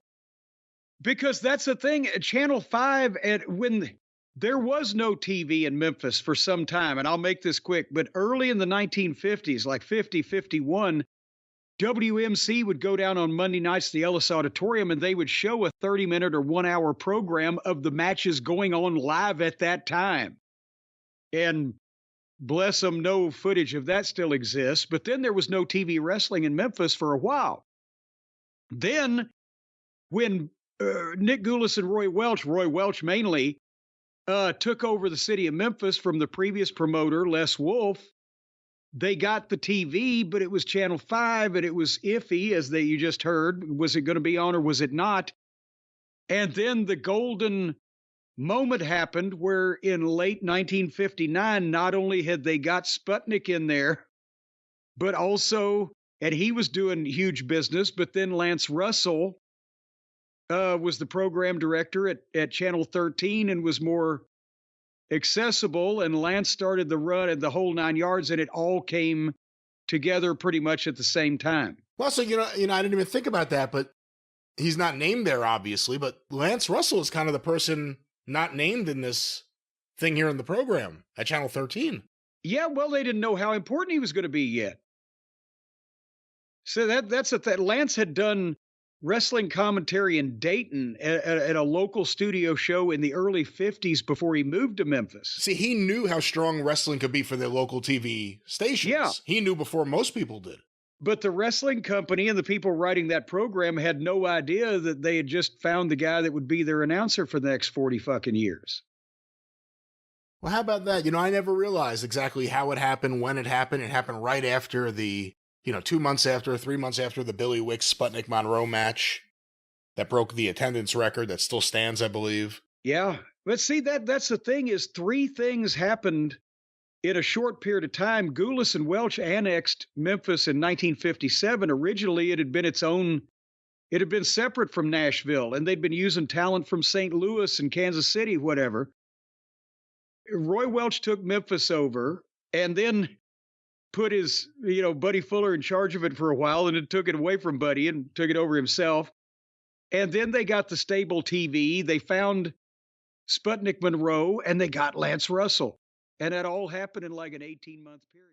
Well, let's now go, Jim, to the final portion of the show.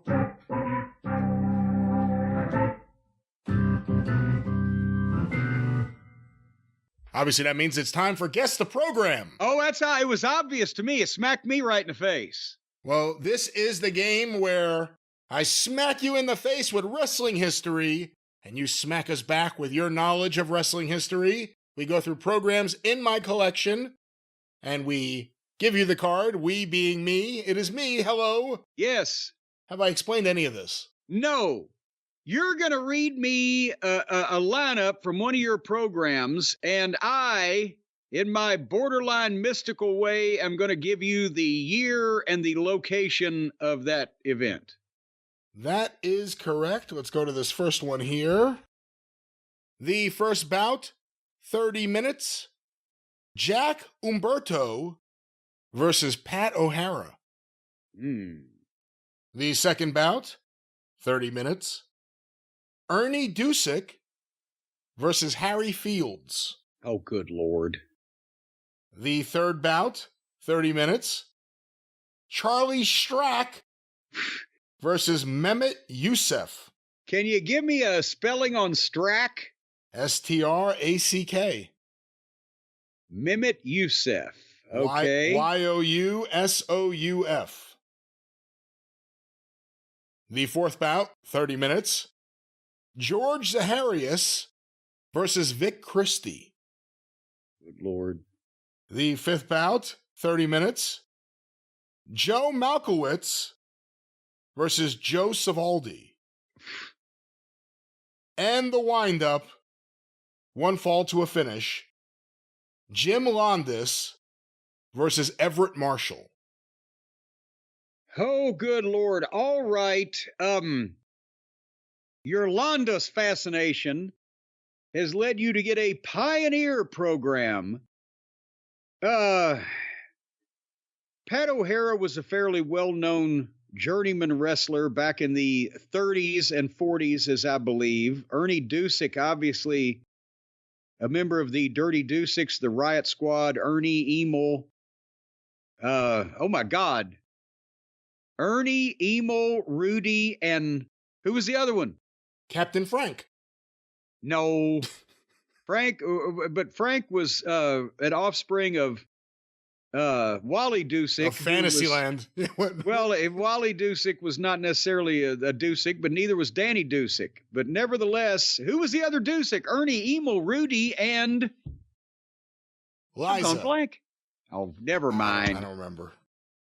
George Zaharias was married to Babe Diedrichson. Vic Christie. Vic and Ted Christie were a brother team and combination and noted ribbers. Joe Malkowitz, he was still wrestling. He would later on become the promoter in San Francisco that Roy Shire would go in and unseat. Am I correct? Joe Savoldi was Angelo Savoldi's brother. What? Was he not? You mean Angelo Savoldi from WWF? Angelo Savoldi?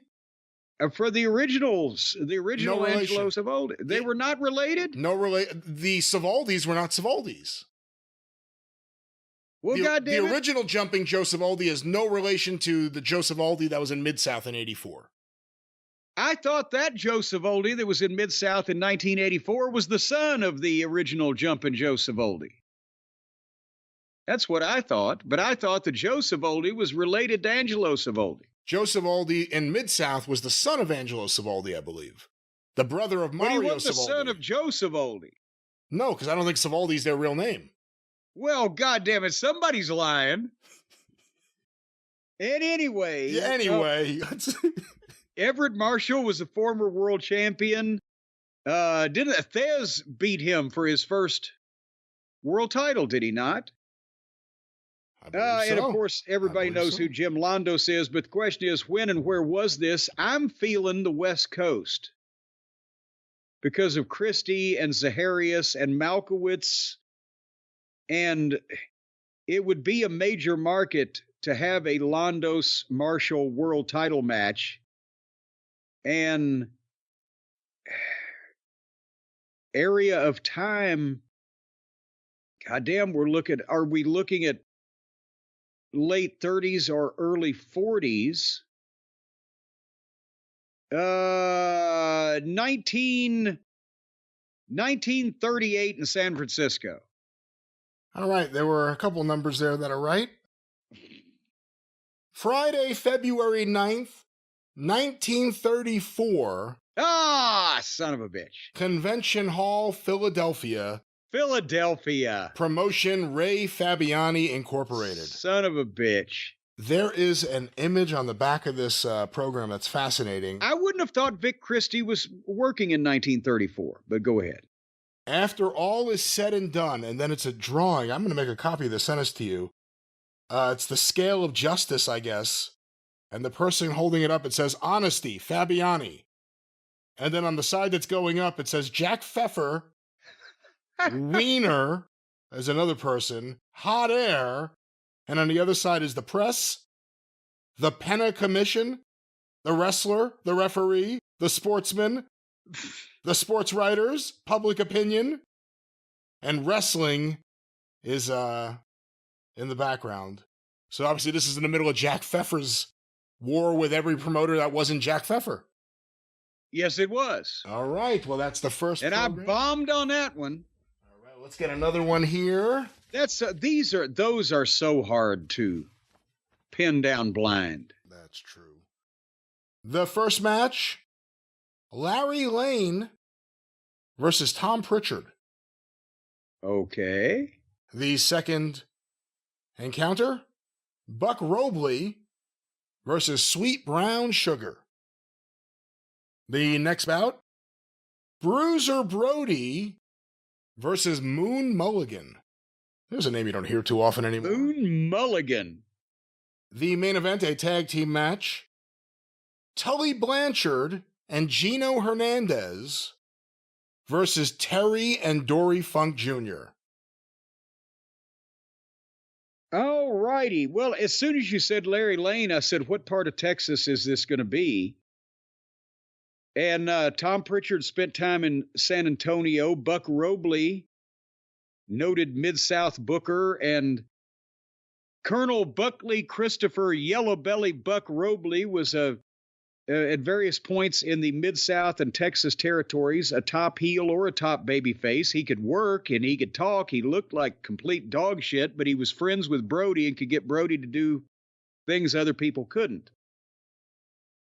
And Sweet Brown Sugar would have been Skip Young. Brody, obviously, speaks for himself. Who was Moon Mulligan? Is there a picture? There's not a picture. I remember him. I'm not going to say anything else because it may be a giveaway, but right. I remember who it is from videotapes. Anyway, and Tully and Gino, of course, were the Flair and Valentine of Southwest Wrestling, and Terry and Dory probably came in to put them over because of their relationship with Joe Blanchard, Tully's father, who was the San Antonio promoter. And the Funks would do business with a lot of the other territories in Texas. Remember when we were talking about that American Tag Team title belt that was being auctioned at Heritage, we said that Terry and Dory were the ones that came into Dallas to put Kevin and David Von Erich over in the initial championship match. So it would be a team of world-class stature that put the new champions over. Point being, this is the San Antonio territory, but 4 matches for a card in San Antonio seems a little light unless this was one of the down periods. And from what I remember about Tom's earlier career, and is this, what else? What other town would be running in San Antonio? Well, fuck it. San Antonio, 1981. The date, November 21st, 1981, 8 p.m. start time, Lubbock, Texas. Lubbock. All right, then. So that's what they were running opposite. Was that a Funk card, or were they running opposite to the Funks? Was it the other way around? Did Tully and Gino come in from San Antonio to put Dorian Terry over. Well, again, by this point, it says Nick Roberts promoter, which it had for a long time on these programs. So that was the Dallas office and the Lubbock promotion, so it was not Southwest. It's Southwest, though, because... But Nick Roberts was getting talent from them then. Yeah, I mean, that's what it is, because you asked me about Moon Mulligan. I remember him when the first footage I ever saw of Southwest Championship Wrestling was Moon Mulligan. It was all these guys, Dick Slater, Tom Pritchard. Well, then by the time that we got there in late 1984, early 1985, Nick Roberts had split off Lubbock and Amarillo from the Southwest office and was getting talent from Fritz in Dallas. Well, there you go. Well, you got the year. I got the year. Let's go to I got the state. Got the state. This next one here, I got to be a little delicate with it. The opening bout, one fall, 30-minute time limit. Jack Welch versus Chris Averott. Wait a minute. Averott. I think isn't it Averoff? Oh, I don't know. I think they misspelled it. It should be Averoff, but go ahead. Well, let's blame the office, whatever they sent in. Charlie Keene versus Ramon Torres. In a no time limit, masks at stake, masks being pluralized here, the Bat versus Al Torres, who I assume is wearing a mask, because it says masks are at stake. Finally, the main event, a return grudge match, winner take all, no disqualification, masks at stake, Jack Welch, one of two referees, best 2 out of 3 falls, the Medics versus Pat O'Connor and Jackie Fargo. And the masks at stake, I think, was probably a misprint because both main events had masks at stake. So in the single match with the Bat is what I'm trying to say to you. Well, I'm go ahead. No. I'll wait till after you guess, because I just saw something on the cover that is okay. Go ahead. Well, Jack Welch was the youngest. Well, I don't know if he was the youngest, but Roy Welch, Herb Welch, Lester Welch, and Jack Welch were the 4 Welch brothers, and Jack was the one who wrestled really the least and was the least well-known and remembered. Charlie Keene was an old-time Southern heel in the Tennessee territory in, probably anywhere from the 40s to 50s through the early 60s. Al and Raymond Torres were, at least if it's ones I'm thinking about, were Hispanic baby faces of the 60s. I can't remember who the Bat was in the Nick Gulas territory, Gulas Welch territory, and the Medics versus Pat O'Connor and Jackie Fargo. I'm going to go with Memphis, Tennessee in 1964. The date? Tuesday, September 11th, 1962. Nashville, Tennessee. Nashville, not Memphis. Okay. The Bat, weighing 260 pounds, will make his first appearance in the capital city this Tuesday night. With the mask at stake? Matched against the popular Al Torres, who made his debut here 2 weeks ago. Teamed with his brother Raymond in a tag team bout. Nashville promoters Nick Gulas and Roy Welch have announced the Bat will put his mask at stake Tuesday night in a no time limit event. And what happened to Alberto Torres? Alberto Torres was Ox Baker. Yep. Well, he wasn't Ox Baker. He became Ox Baker, ladies and gentlemen. No, Alberto Torres was the wrestler who died a couple of days after his last match with Ox Baker, and that was one, and along with Ray Gunkel, Baker took credit for it with the heart punch, but it was a ruptured appendix or something like that. See your favorite wrestlers in action, WSIX TV, Channel 8, Saturday, 10 p.m. Yes, yeah, in Nashville.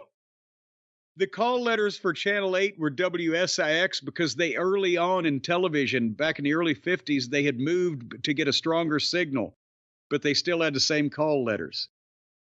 And Pat O'Connor was teaming up with Jackie Fargo because, for no other reason than Nick, being the NWA, aficionado that he was, always wanted to, juice up the relationship with the St. Louis office, and that's where O'Connor was working at the time. Here's Ruth's Comic Corner. For a comedy definition, send me your work. Alimony. I don't know what this is. Alimony. A man's cash surrender value to a system by which one pays for the mistake of two. Bald-headed man. One who has less hair to comb, but more face to wash. Bareback. Uh-huh. Nudist on horses always ride bareback. Bathing beauties. A girl worth waiting for. And worth waiting for. Oh, you know what? That's right. Waiting for. And finally, payments. The easiest way for a driver to lose control of a car is forget to make the payment. That was Ruth's Comedy Corner. Thank you, Ruth. Let's get one more program here, at least one more. Yeah. Oh, and then I dropped the other ones. I got to hit a home run here. Let's get this. This is an interesting one. Let me be delicate with it. Let me turn it over. All right. The opening bout. By the way, the first bout in the ring at 8:30 p.m., says here. Opening bout, Kit Fox, New Mexico, versus Jock Bernard, Canada. Why don't you just go George Hackenschmidt? A special bout, Midget Australian Tag Team bout, Tiny Rowe and Fuzzy Cupid versus Sonny Boy Cassidy and Pee Wee James. The semifinal, Steve Crusher Casey, Ireland, versus Manuel Cortez, East Boston. An elimination test. I don't know what that means. Yukon Eric, Alaska, versus Golden Terror, 2 question marks. And the main bout, the World's Heavyweight Championship, Don Eagle, Mohawk Indian Champion, versus Mr. Rex, Mystery Challenger. Hokey dokey. Oh, wow. Kit Fox was a top Indian star in the 50s. Tiny Rowe, Fuzzy Cupid, Sonny Boy Cassidy, and Pee Wee James were pretty much the first round of midget wrestlers in the business, right? Fuzzy Cupid was the guy. He was the attraction at that time. Yeah, and as I read this, it made me think maybe you would know. When did Sky Lolo enter the picture? Because he became the face of midget wrestling for a lot of people for a number of years. Yes, he was probably, late 50s, early... I mean, he started before that, but when he would have taken over as the recognized top midget would have been about that time. Fuzzy Cupid was around a little while beforehand. Steve Casey was used as Paul Bowser's world champion in Boston when Boston was its own promotion, and they drew huge crowds up there and ran Boston weekly in the 40s and 50s, even before television. 3 weeks they'd go to the Boston Arena, and the 4th they'd go to the Boston Garden. Yukon Eric, obviously fucking big baby face from the Great White North that lost his ear to Killer Kowalski. The Golden Terror, don't know in this instance. Don Eagle was another great Indian star of the 50s and is the one who got double-crossed by Gorgeous George, right, in that world title match in Chicago. He is one of those people in the argument for the biggest stars for a period of time that are like almost completely forgotten. Yeah. You never hear them brought up. But I hear he's billed as the world heavyweight champion. Yeah, and at that time, he was on the cover of the early 50s magazines, the nationwide national newsstand magazines. Don Eagle. So this, And he was all over early TV out of Chicago. and that's why I want to say, because of Steve Casey and Yukon Eric and Don Eagle, I want to say this is Boston. And also, I believe Fuzzy Cupid, because Sky Low Low was French Canadian. They were based out of Montreal. I think Fuzzy Cupid may have been the same. But at the same time, is this a swerve? Is this one of those, early Chicago fucking? But no, I'm gonna say Boston. In 19, and I ought to know this because I have an incredible Paul Bowser program collection that our buddy Sheldon Goldberg hooked me up with, that half or more of the programs from 1946 through 1952. But is this Boston 1951? Well, this is a good one to end on. Jim, the All-Star Wrestling event, Boston Arena. Okay. Thursday, June 21st, 1951. Holy shit. So we're ending today on this because you got a home run, but there's a few interesting things in here. Great job, by the way. Let's really commend you. Well, thank you. Thank you very much. Thank you very much. This I find interesting. So this is 1951. There's a little ad here because it's almost newspaper style.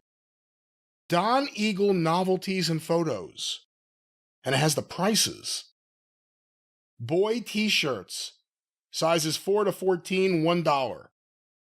Leather belts, size 22 to 32, $1. Don Eagle Eversharp pencil, $1. Indian dolls, prince or princess, $2.50. Indian war bonnet, $2.50. Scarves, $1. Vests, 50 cents. Hankies, 35 cents. Photos black and white, 25 cents. Photos colored, 35 cents. Send to Golden Eagle Company, 302 South Market Street, Chicago 6, Illinois. Exclusive distributors of Don Eagle photos and novelties. Send check, cash, or money order. No COD, please. Add 10 cents for mailing. Do the kids even know what COD is? They don't do that anymore, do they? When was the last time you heard that on TV or anything? I don't think so. Yeah, collect on delivery. You could order it and they would send it by the post office, telling the post office you need to collect $6.45 or whatever, and they would actually pay the post person, and then they'd give them the thing, they'd put the money back in the deal. It was insane. But in terms of early merch, I mean, Don Eagle, he is one of those guys from that era. There's very few. Gene Stanley obviously was all over that stuff. Yeah.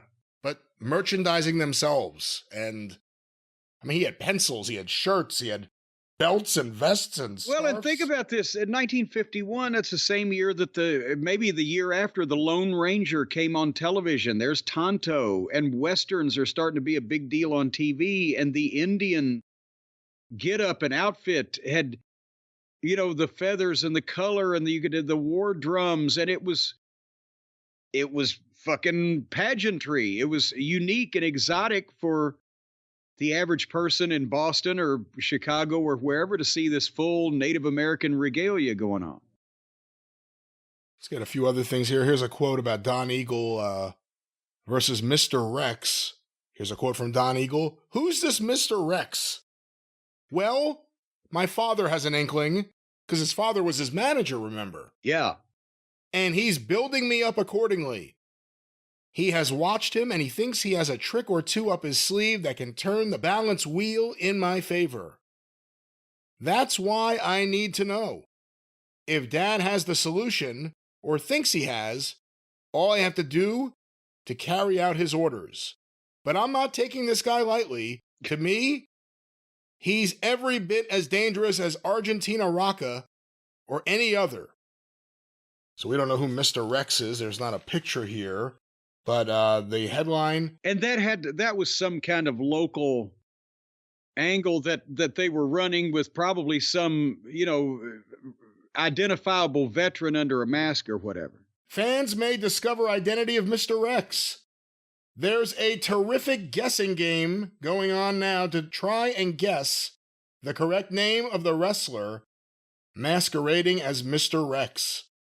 Some fans are willing to bet their eye teeth. Their eye teeth? What the fuck does that mean? Do you know what that means? Well, I mean, you know what eye teeth are. What are eye teeth? That's an old expression, the eye teeth, the ones in the back of your mouth. Mama Cornette used to say, oh, my tongue lopped over my eye teeth and I couldn't see what I was saying. I never heard them called that before, no. But does that mean that someone is a dentist or someone who bit someone or what? That's a clue of some kind, but we don't know what's going on. Some fans are willing to bet their eye teeth that Mr. Rex is none other than Stan Dusek, one of the famed rioting Duseks who were familiar figures in these parts. Well, he's not the one with, no, there was no goddamn original Dusek named Stan Dusek. Still other fans are just as sure he is Fritz Schnabel of Hartford, Connecticut in real life. And still others have guessed that he is Paul Lordy, the French-Canadian wrestler who appeared here several times. And those are names that have been heard of at that point in time in the business. Oddly enough, both Dusek and Schnabel are members of wrestling families. Oddly enough. And so the guessing game goes on. Who is Mr. Rex? There is a good possibility that we may know the answer come Thursday night. And will Mr. Rex's pride ever be shattered when he is finally forced to pull the hood off his face? Fans are reminded, however, that Mr. Rex has stipulated that he will not remove the hood if he loses on a disqualification. He must be beaten in the ring. Yeah. Take it from Mr. Rex, here's a quote. It's no easy job traveling around this country and trying to keep your identity a secret. Whenever he comes to a city to wrestle, he is forced to spend practically all of his time cooped up in his hotel room. He dare not go outside his room for fear someone will spot him and recognize him. Accordingly, he usually has his meals sent to his room, where he eats them by his lonesome. It's no easy matter keeping his identity a secret, and Mr. Rex may be just as relieved as anyone when he is finally beaten and able to walk around the avenues again without hiding from everyone. Well, there it is. There's another headline, Namby-pamby guys out in wrestling, from Don Eagle, a column by Don Eagle. But there it is. Guess the program. Jim, how about a little guess the program? Boy, howdy, I was thinking you'd never say that. All right, I got some programs here. I got some interesting ones. I got some answers right over here. Let's start with this one. Let me make sure it has a date. Here we go. We should mention, just for the new folks, you take a program from your voluminous collection. My connection. Or your connection, and you read me the card, and I, in my borderline mystical way, am supposed to get the place, the city or state, whatever, and the date of same, the year of same. That is correct. That is correct. In this first program here, there's a few things marking it up. Should I give you the card as it's listed, or should I give you the changes that were made? Give me the card that was listed. The opening bout, Jay Youngblood versus Dr. X. The second bout, Dale Lewis versus Dutch Savage. The third bout, Buck Vumoff. Vumoff? Vumoff versus Gorilla Steve Lawler. All of those preliminaries, one fall, 15-minute time limit. A special bout, Matty Suzuki versus Playboy Buddy Rose. And the main event, for a title I will not name, the champions, Lonnie Main and Les Thornton versus John Anson and Sam Oliver Bass. And we are definitely in the Don Owens Northwest Portland territory. And just to go down the card, Jay Youngblood and X, I was thinking, are we going to the Mid-Atlantic here, the Carolinas, but then Dale Lewis and Dutch Savage? brought me back, and we stayed there because I remember Buck Zumhoff did have a run, even though he broke in for Vern Gagne in Minnesota. He did have a run in Portland, and Gorilla Steve Lawler didn't work that many places. I didn't remember him in Portland, but Matty Suzuki and Buddy Rose again confirms it. And then Moondog Mayne and Les Thornton, John Anson and Sam Oliver Bass, note the initials there. That was Ron Bass, Outlaw Ron Bass. And John Anson, why am I not remembering who he became or what? I'm not sure. Let me look that up. It says Hollywood, but nevertheless, Hollywood, California, 263 pounds. I swear we should know him as someone else, but nevertheless, it's probably Portland. I'm going to say it was Portland at the Sports Arena. And the only thing I'm going back and forth on is whether the year was 1977 or 1978. And I'm going to go with 1977. Well, a good way to start today. We are in Portland. Don Owen presents at the Portland Sports Arena, July 2nd, 1977. Boom! Because Jay Youngblood was young, Dale Lewis and Dutch Savage were aging, Moondog Mayne was still alive, Ron Bass had been Ron Bass the previous year and would be Ron Bass again, but yeah, so there you go. John Anson was also Carl von Schatz. There you go. I knew he was somebody. And according to this, the turnbuckle, cruel weapon.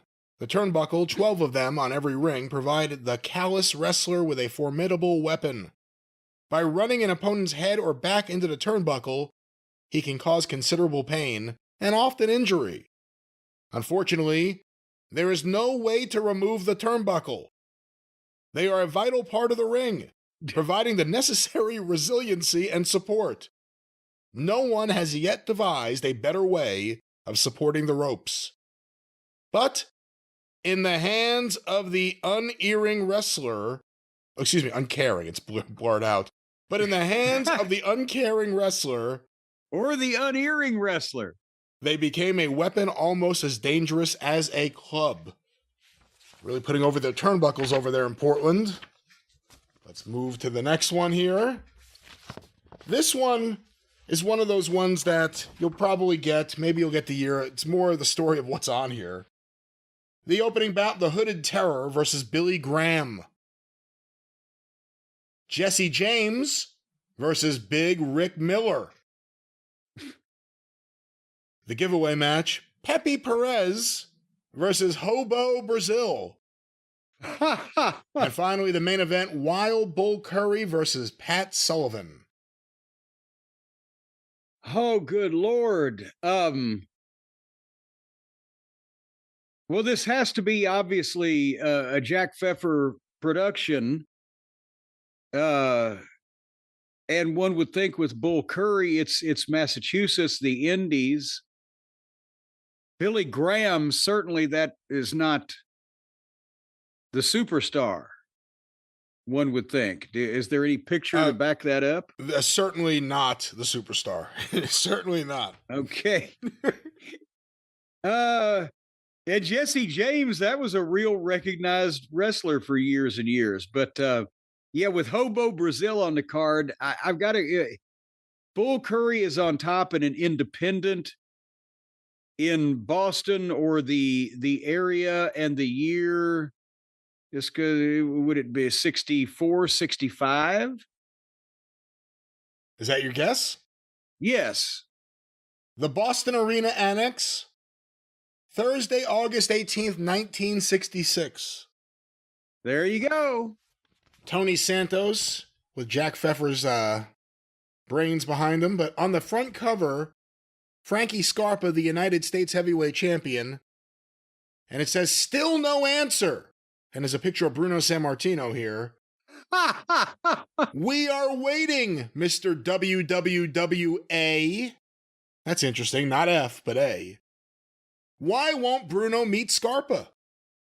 Bruno Sammartino Who did he ever really beat? Where did his belt come from? What value is it? These are questions that fans have a right to know the answers to. Why doesn't he meet Scarpa? Is the WWWA afraid? Why does he wrestle the same wrestlers over and over? Come up with your answers, Mr. WWWA. Are you all afraid that the kettle might blow the lid off? This is an open letter to the New England wrestling fans. The Pot, WWWA, calling the kettle black. And under kettle it says Santos.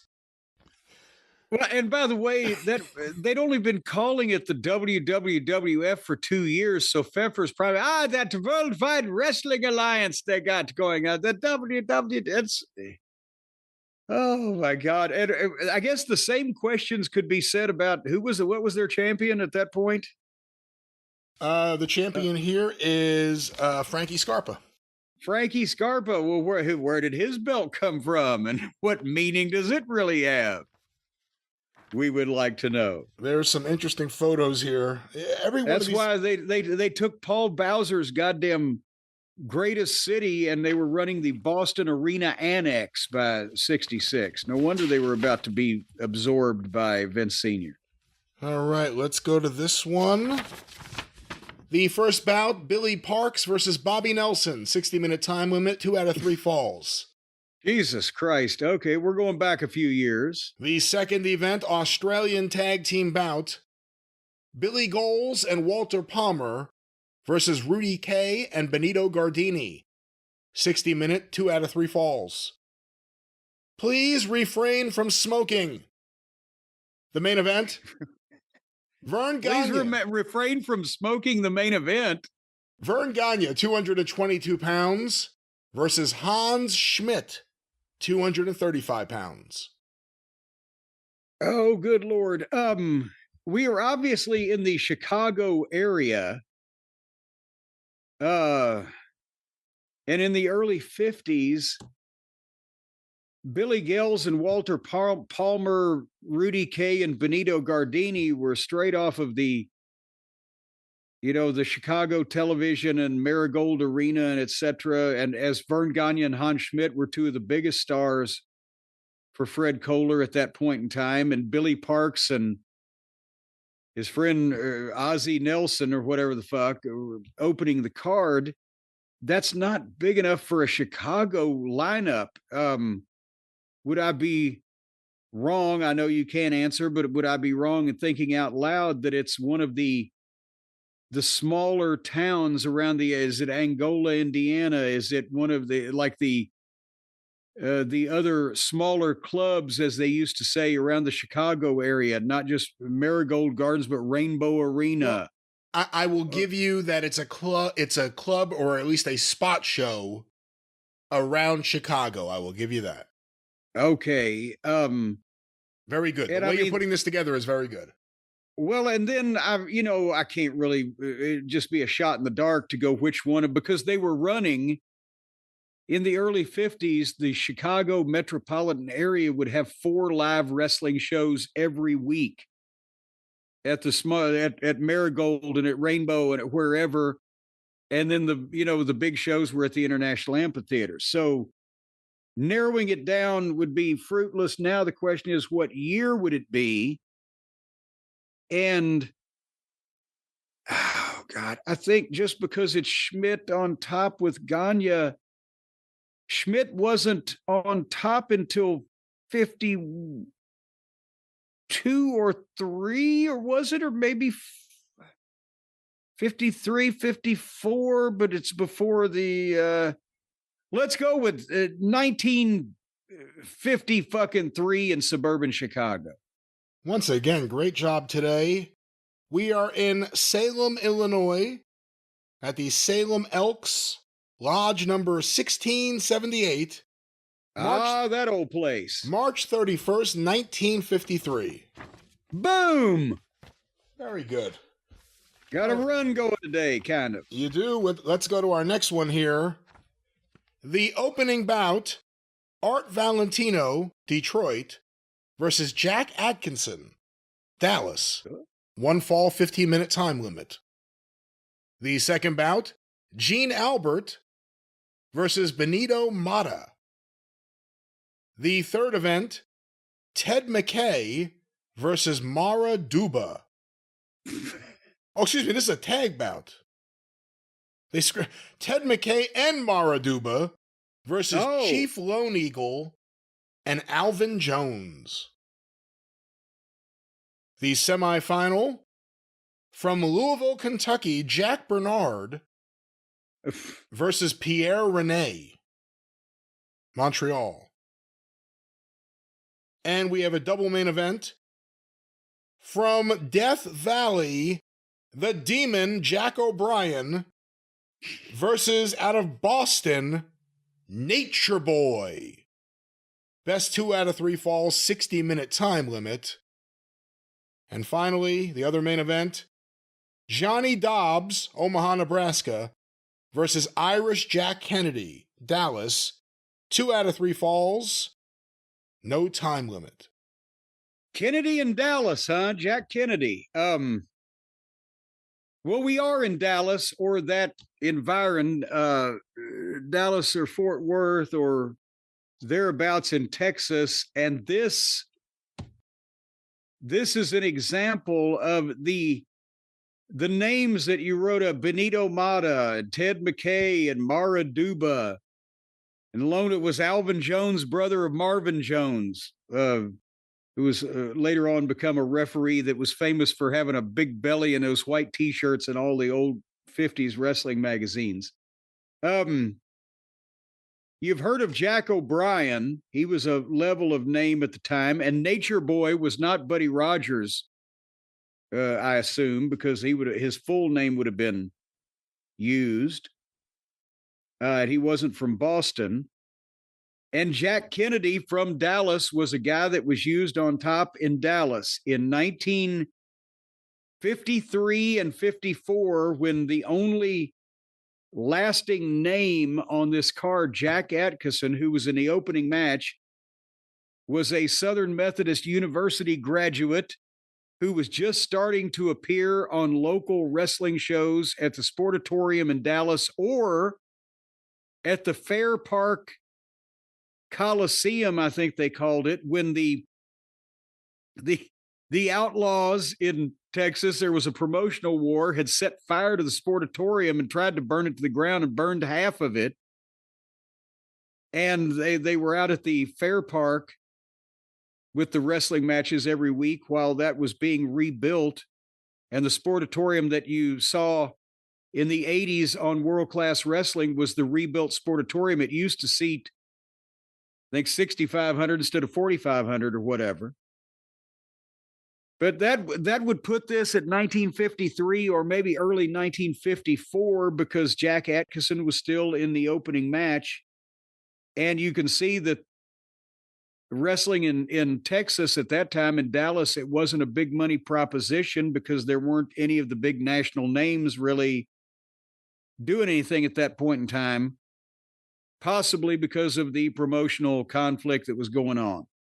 So Dallas, 1954, let's say. Oh.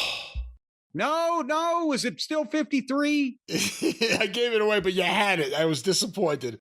The Dallas Wrestling Club, Ed McElmore promoter, the Sportatorium, Tuesday, March 3rd, 1953. Oh, God damn it. All right. A few interesting things in here. See and hear Candy Candido, radio, movie, stage, and TV star on the Big D Jamboree, Saturday, March 7th, 8:15 at the Sportatorium. Be here or tune in, KRLD. And then there's a section here. Heavyweight champion Dunn reveals new claim to title. Roy Dunn, right? Affidavits confirm his claim, and there are a couple affidavits attached here. Who is the real champion? Dunn willing to meet any other title holder. Who is the real world heavyweight champion? Is it the man who now actively defends the same belt worn by Jim Londos, Ed Lewis, and Everett Marshall? Who is the man ready and willing to meet any challenger? That man is Roy Dunn. If you do not believe that he is as good as the new Alliance champion Lou Thez, then wouldn't you think that the Alliance champion would meet Dunn and settle the matter? That's all Dunn wants. In fact, he will wrestle Thez for nothing and donate a sizable sum of his own to a charity just to meet Thez and clear the issue. What more could he do? Can you blame promoter Ed McLemore for backing Dunn? Would you do otherwise if you were a wrestling promoter? True enough, the Dunn situation wasn't brought to light until lately as far as Texas is concerned, but once it was, McLemore was quick to put it before the public. You can see what happened. McLemore was cut off from his regular supply of Alliance wrestlers, whether the wrestlers liked it or not. If they violate the trust, they are automatically blackballed almost anywhere but in Dallas. McLemore believes that he now has a fine supply of wrestlers. New ones, and probably some of your former favorites, will return when they realize it would be best for wrestling, for themselves, and for the fans. Reconsider these facts. 1. Roy Dunn has a real championship belt. 2.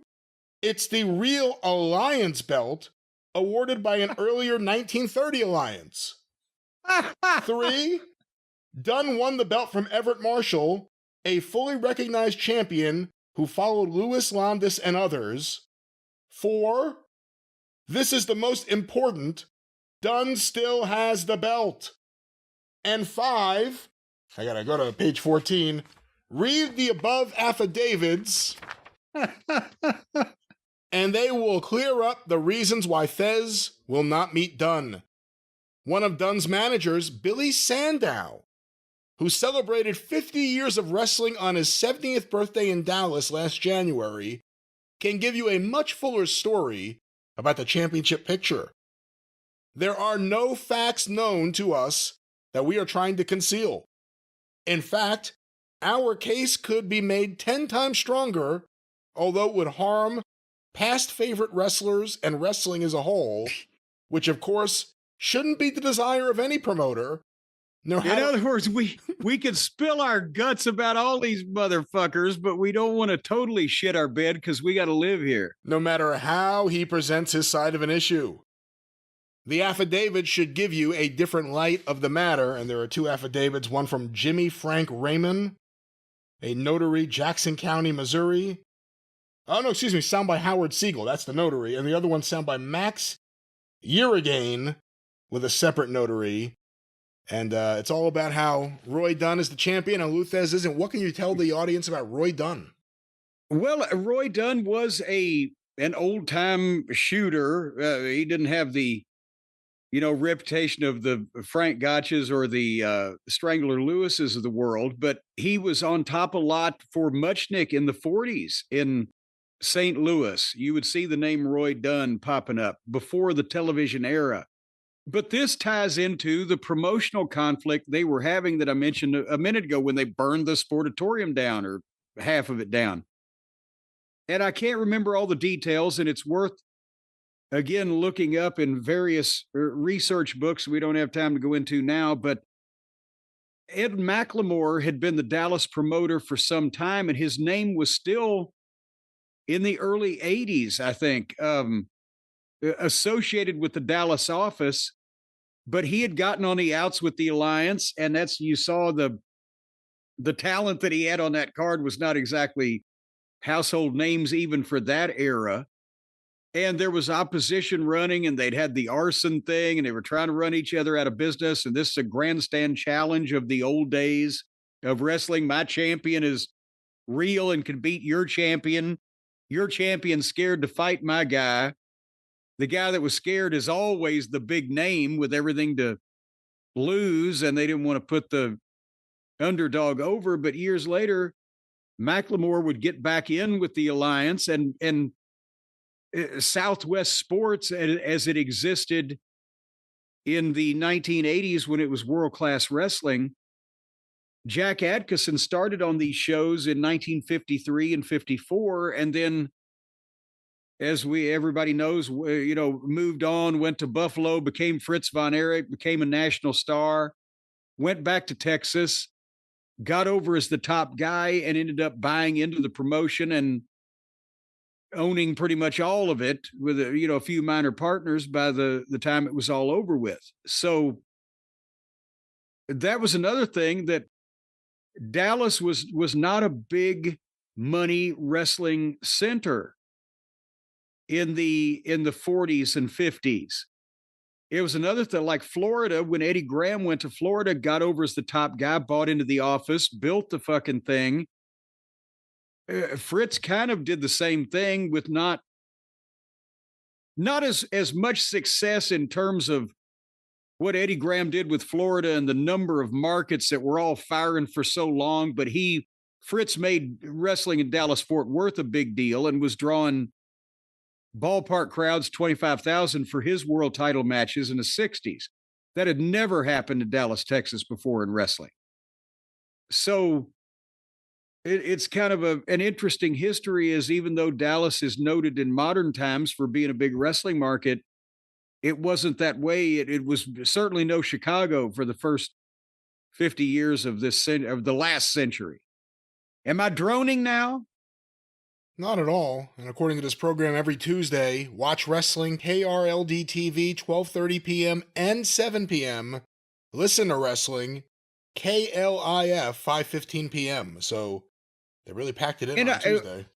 And this is 1953. I bet you maybe the nighttime show may have been the Dumont Network or Hollywood Wrestling or whatever, but 12:30 in the day, I wonder, did they have a local program at that point, that early in Dallas?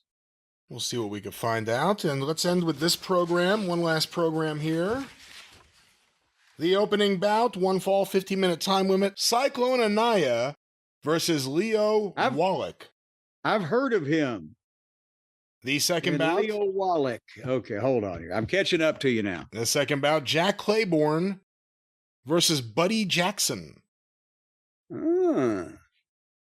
The third bout, the final one fall, 15-minute time limit bout, Ray Gunkel versus Aldo Bogny. The next bout, the semifinal, it's a handicap match. Kiyomuka agrees to toss both men in 60 minutes or forfeit his purse. Duke Kiyomuka versus Rito Romero and Black Guzman. Or Guzman, I guess you would. Blackie Guzman. Guzman. Manuel Blackie Guzman. And the main event, 2 out of 3 falls, 90-minute time limit. Chris Tolis versus Bull Curry. Oh, good Lord. Okay. I believe we have ended up in Texas again, but there's a strong case that could be made for a little Florida. But no, now that I'm looking at it, okay, Cyclone Anaya was a journeyman name that I would think would probably have been around in the middle of his career at this point in time. Leo Wallach, was he Chet Wallach's brother? Chet and Leo Wallach. He later became a referee, I think. Jack Claiborne and Buddy Jackson were both black wrestlers, and if you didn't read it on this lineup, I bet you they were billed as either top Negro Stars battle or potentially even some type of American or United States Negro Championship involved. Let me answer that while you ask it. Gentleman Jack Claiborne, the Negro wrestler with springs of steel in his legs, will make his bow in Dallas tonight when he faces big and tough Buddy Jackson. And you just read me the goddamn town. Shit. Ah, goddamn it. But hold on. We've still got a year. I knew it was Texas. You did. I knew it was Texas to begin with. Ray Gunkel is a fish out of water here because he would be more noted for being a Georgia wrestler or in the southeastern United States, but he was also an NCAA champion before he was a pro, and he did travel a little bit in the various territories. And I'm going to say that this is probably before that he became a big star in Atlanta. Aldo Bogny was tag team partners with Bronco Lubitsch, who became the referee in Dallas, noted for not being able to go down and count because he was so old. Duke Kiyomuka Go on to greater fame in Florida, but again, this is before he became an integral part of the Florida office. Rito Romero was a huge babyface in Texas and especially West Texas, and Miguel Blackie Guzman was one of the top names in the history of lucha in the, I think, even late 40s and 50s, and he ended up at the end of his career in the mid to late 70s, for some reason living in Indianapolis and doing jobs for Bruiser. Chris Tolos and Bull Curry in the main event. Curry was a huge draw in Texas in this time period, and Chris Tolos was John's brother, but was often a single.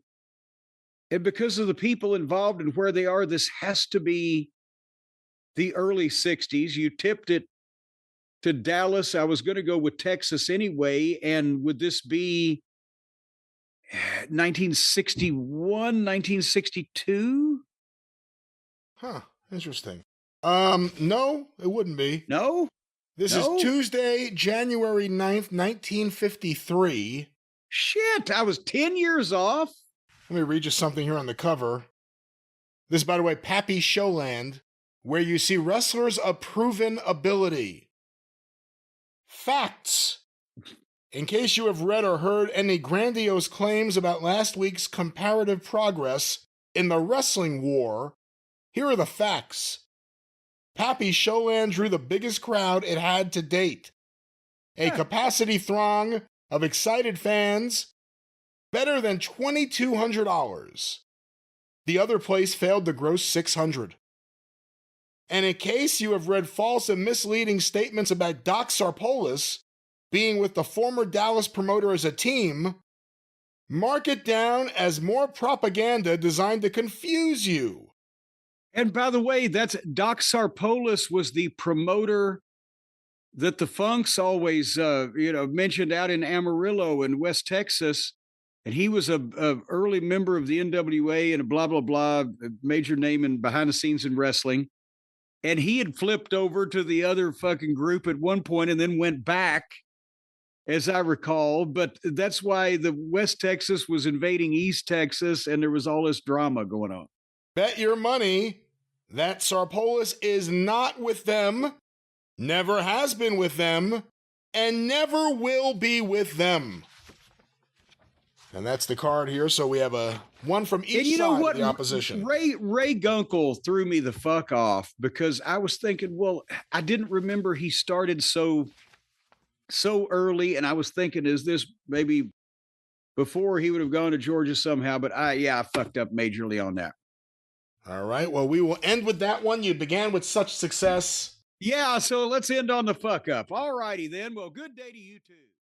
Show. I'm just trying to stall. Yes, so it you can is. figure out what we're going to do. All right. We've gone a long time, and now we have to do Mid-South. So let's get on the road. Well, hold on. Instead of, because I've got an out here. We have been here a while.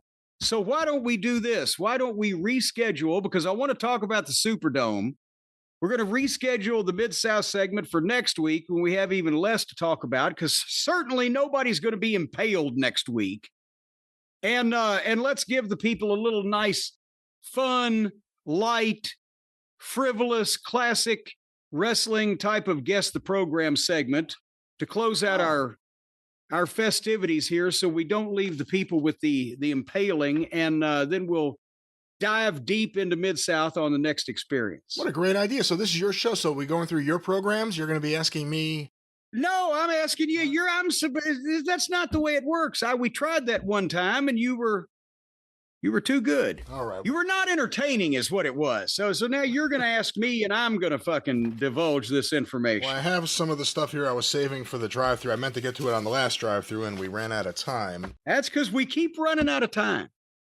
I got here, one of these days I got to talk to you about these two. I got a whole collection of like mid-50s fan club bulletins, but these aren't like the 70s ones. These are professionally printed, amazing like quality of paper. It's incredible, these things. What's the title? Well, this one here I got 3 editions of the Don Arnold fan club. We're still on the mat for Don. This is Bulletin 16, Bulletin 15, and Bulletin 13, September 55. And this is all... I do not have any of the Don Arnold fan club bulletins, but they went to more trouble back in those days. And then I have the anniversary issue, Rogers International, The World for Rogers, Nature Boy Buddy Rogers, April 1st, 1955 to April 1st, 1956, the first anniversary edition. Features some photos, some mimeographed paper, some articles, birthday wishes, and much more. But much more. Let's get to some programs. Mimeograph. That's a word you don't hear enough anymore. Mimeograph. All right, Jim, let's start with this card. The opening bout. Actually, it appears that the participants in a tag team bout had two singles bouts beforehand, too. Pampero Firpo versus Pete Sanchez, and the Great Antonio versus Thomas Marin. Okay. Then the two teams wrestled in a 2 out of 3 falls tag team bout. Pampero Firpo and the Great Antonio versus Thomas Marin and Pete Sanchez. Iron Mike DiBiase versus Arnold Skoland. Don Curtis versus Jack Vansky. Tiger Jack Vansky. Bearcat Wright versus Chet Wallach. And the final preliminary or undercard match, time limit 1 fall, Bruno Sammartino versus Larry Simon. Oh, Larry Simon, later to become the great Boris Malenko. The main event, 1 fall to a finish.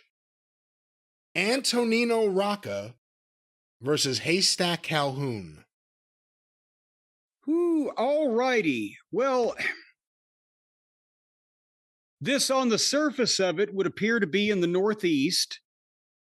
We're talking the New York, New Jersey, Boston area. It is the early 60s.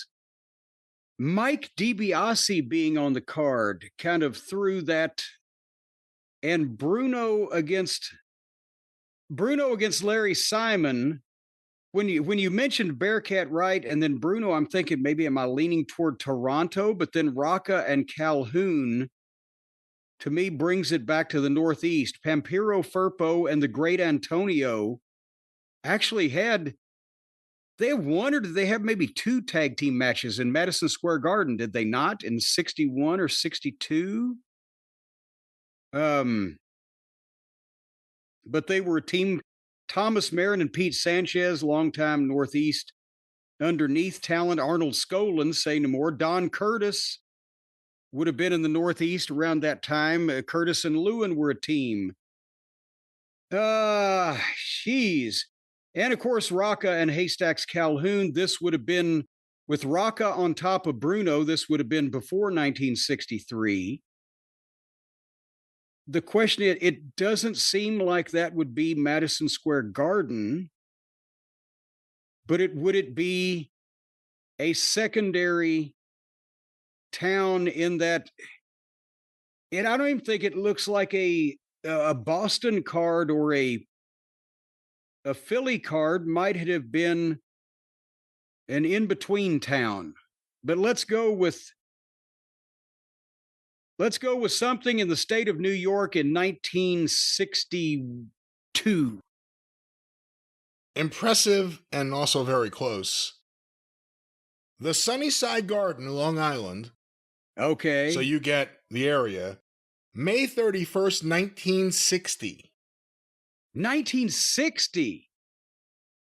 Drat. Okay, Bruno was a complete rookie. And that's why Rocca and Calhoun was okay. Yeah, I agree. So who was the babyface and who was the heel in that main event?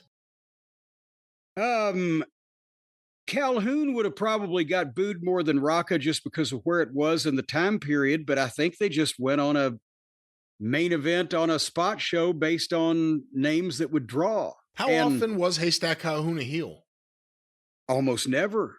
I mean, he would have just been the heelish. It's like Seth Rollins and Punk now. More people are cheering for Punk, but Seth is still kind of a babyface. The people in the building would have just picked Rocca probably more than Calhoun. but they were the biggest names at the time on the card. Bruno was nobody yet. And Bearcat Wright was nobody in that territory. He wasn't yet to main event in Chicago. So really, they were the two biggest names by far on the card. So that's the main event. And by the way, the times. So I was 2 years off. And the times of the matches, the main event, 11 minutes, 15 seconds. San Martino versus Simon, 6 minutes, 45 seconds.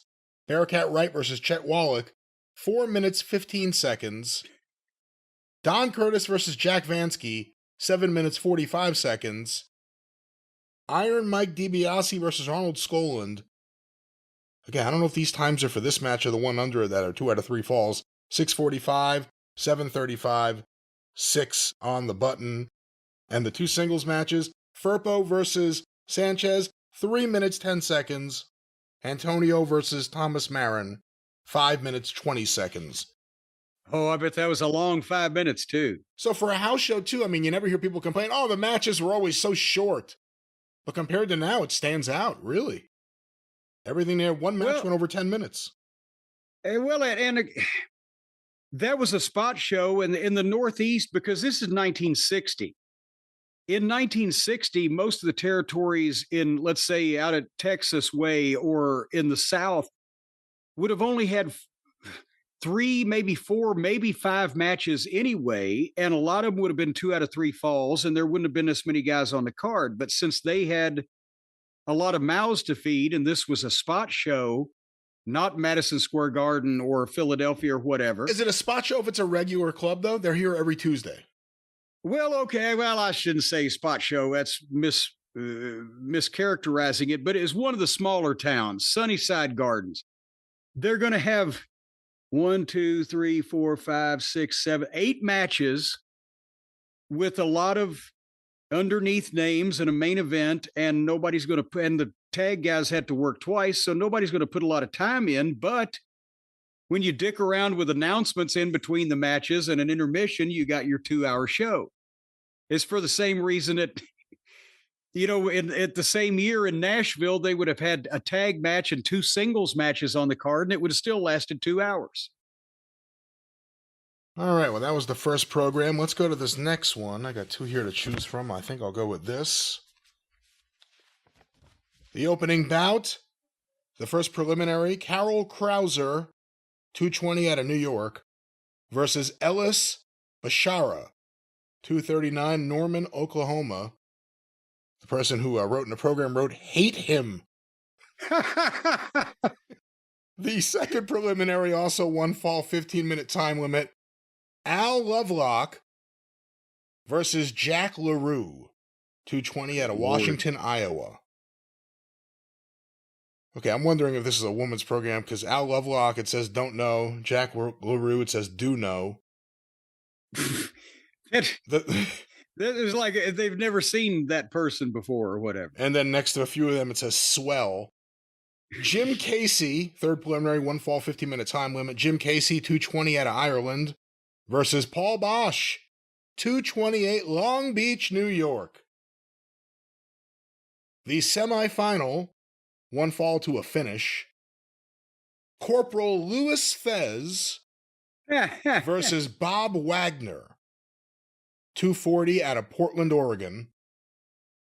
And the main event for a championship I won't name, at catch weights, Buddy Rogers, the champion, it says here Dream Guy, versus Leroy McGurk. Swell, like him. Leroy McGurk, 195 out of Tulsa. Buddy Rogers, 215 out of Camden, New Jersey.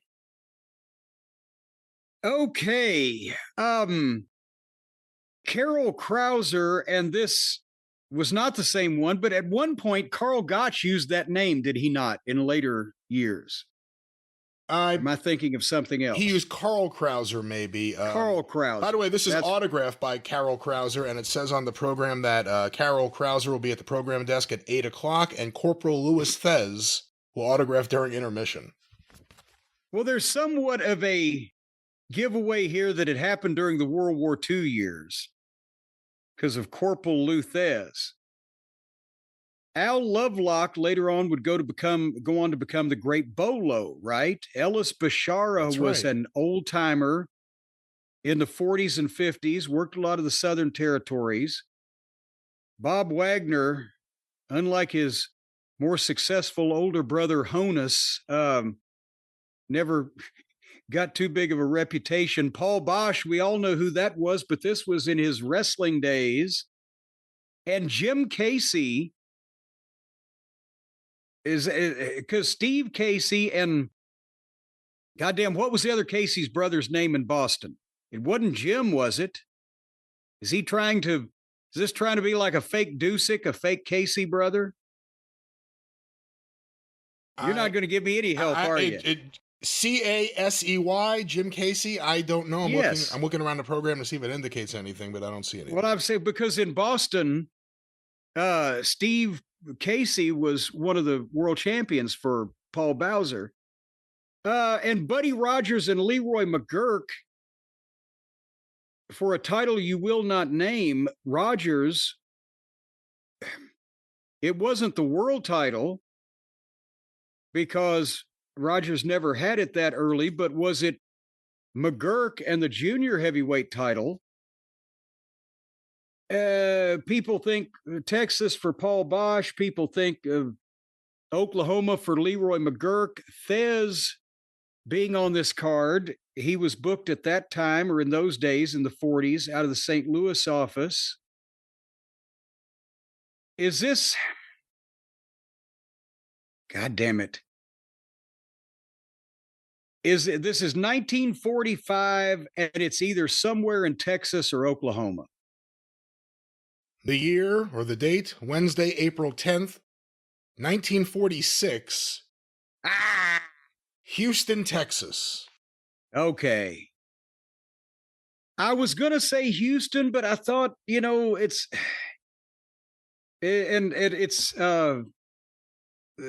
ironic. Paul Bosch working there on the card with what he would go on to do later on, but I didn't think they would still be calling Thez a corporal when the war was over. So I do apologize. Yeah, no Thez autograph. Whoa, this is But I should have known Houston because Rogers was at one point didn't he win the Texas title as one of what was that? Was it the Texas title? It was, or was it the World Junior Heavyweight title? The Texas Heavyweight Championship. Rogers was an early Texas Heavyweight champion. That's one of the first major belts that he won. So there you go. And this is when Corporal Louis Thez still had his unibrow. Let's go to the second one. All right, I'm trying to find a good one for you. Let's just go to this one. The program itself is interesting. It may be a giveaway, but we'll find out. Buck Zumhoff versus Bob Kincaid. Mickey Doyle versus Tony Rocco. Johnny Eagle versus Kurt Von Steiger. The final preliminary, Dutch Savage versus Apache Bull Ramos. A super special bout, Jimmy Snuka versus The Avenger. And the main event for a championship I will not name, Ed Wiskowski versus Lord Jonathan Boyd. Okay, well, we're definitely in the Portland territory. What was the giveaway for that? I'm not going to lie and pretend that we aren't. Well, the whole card, but when you got to Johnny Eagles and Von Steiger. Oh, okay. And then Savage and Ramos, that kind of... Yeah, I thought that was the giveaway, if anything. Yeah, well, I was... At first, when you said Zumhoff, obviously, besides prison, I was thinking about the AWA, but then Tony Rocco and Mickey Doyle, I don't think Mickey Doyle ever worked for Vern. Johnny Eagles was an English or a British wrestler that had a big eagle tattooed on his chest, but they brought him into the Tennessee territory in 1973 as Johnny Eagles, and as soon as people saw him facially, he looked exactly like Eddie Marlin with a little bit longer hair. So they changed his name to Johnny Eagles Marlin and then Johnny Marlin as Eddie Marlin's cousin from England, like a sitcom. because they were almost identical. But he was the man of 1,000 holes type of deal. Kurt Von Steiger, Dutch Savage, and Bull Ramos are two guys that are really identified with the Portland territory. And this Snuka was there before he went on to greater things. I can't remember who the Avenger was, but probably one of their longtime heels doing a hooded thing. And with Wiskoski, Ed Wiskoski would later become Colonel De Beers in the AWA. And Jonathan Boyd would be one of the sheep herders with Luke Williams for a while, but in this case, he was a royal kangaroo, I believe, at that time period.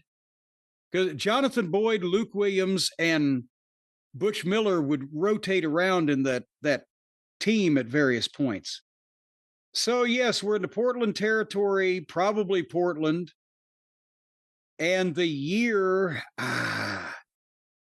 with Snuka there and Boyd, is it 19? And Zumhoff, is it 1977? We are in the Pacific Northwest, the Portland Sports Arena. Don Owen presents Northwest Wrestling. Tuesday, August 22nd, 1978. Some interesting things in this program. Of course, Sandy Bar's Flea Market has an ad for that, as well as, if I look over here, we have What Happens When Bad Guys Turn Good. Also, please mention Northwest Wrestling when patronizing our sponsors. But the interesting thing about this program is it's a tribute to Lonnie Main, who had just died. Moondog Main. Okay. It has an interesting article here. I don't know what this is from. It's entitled 24 Hectic Hours. On April 14th, 1978, the wrestling world wept, wrestlers and fans alike. The news was shocking when it went out through the hearts of young and old, and rich and poor. Lonnie died in the hospital at Anaheim, California, after being in a coma for 24 hours. The following is an account of what happened according to our exhaustive searching, of which we have not yet got answers to all of our questions. Who's writing this? It doesn't have any name attributed to it. On Sunday, August 13th, 1978, Lonnie Main, alias One Man Gang, Blonde Bomber, Moondog, had his last wrestling match. It was at San Bernardino, California. Upon leaving the dressing room and walking to his car, he dropped his wrestling bag and almost collapsed to the ground. Another wrestler behind him asked Lonnie if something was wrong. Lonnie picked up his bag and turned to the wrestler and said, "You know, I feel like I'm gonna die." The other wrestler responded, "I'll drive you home, Lonnie," to Long Beach, at which Lonnie retorted, "Nah, I'll make it." At that, he went on to his car.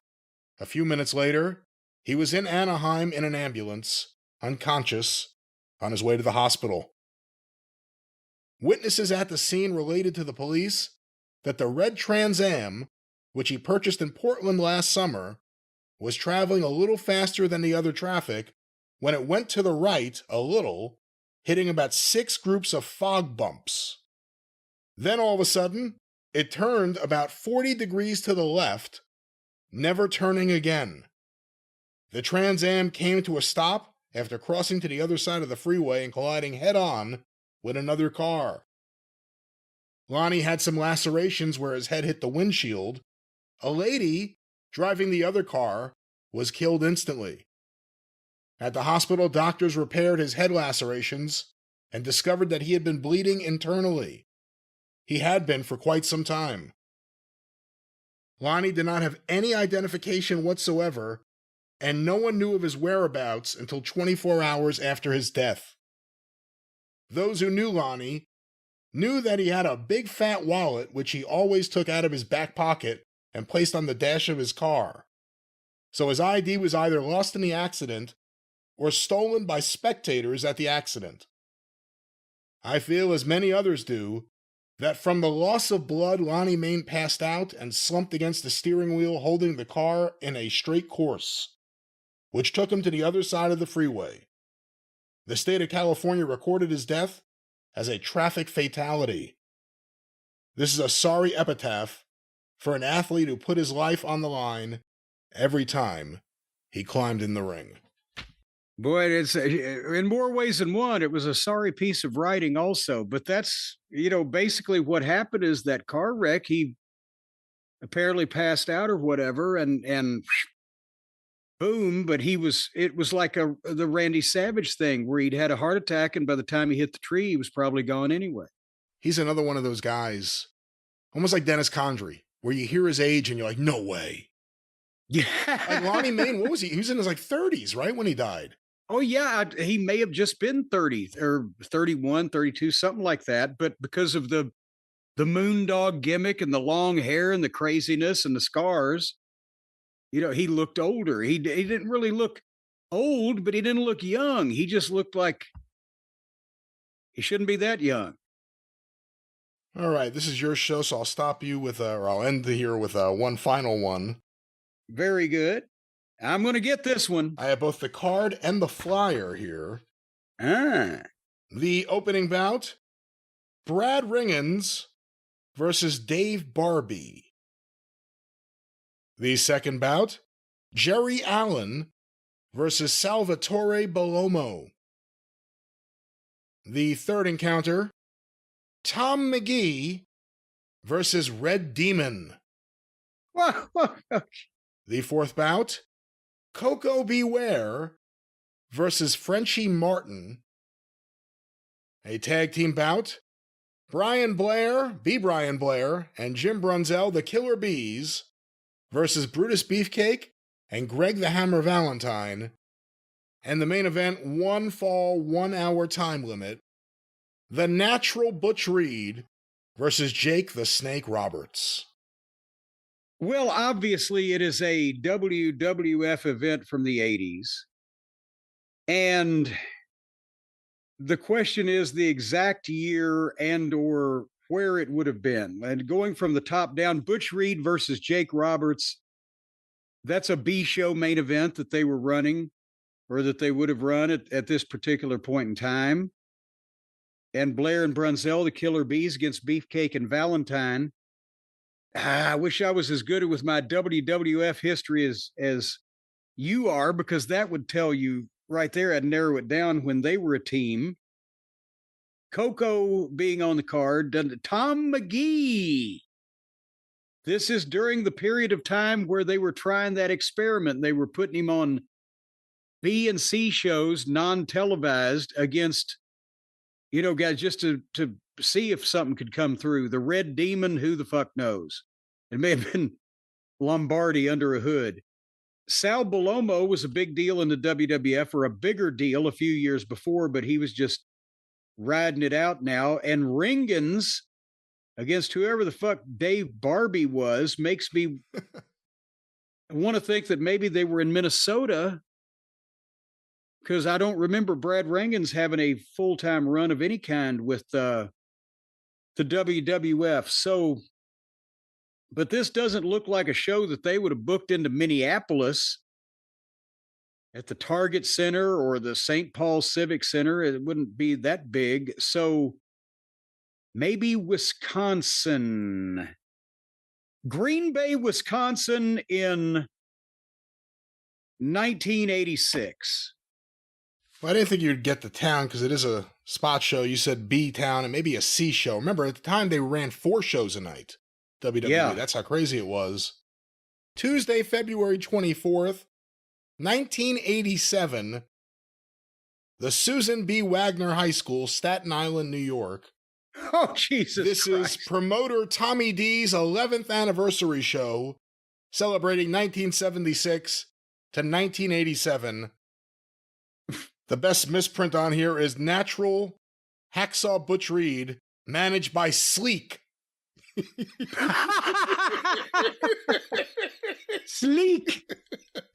And Staten Island, New York. What? Brad Ringens? Was he there? I didn't even remember that. Tickets, by the way, on sale at the Corner Market on Forest Avenue, Ray's Island Sports, Carvel Ice Cream Store at the Staten Island Mall, also the Susan Wagner High School football office. And that's how you do local promotion in New York.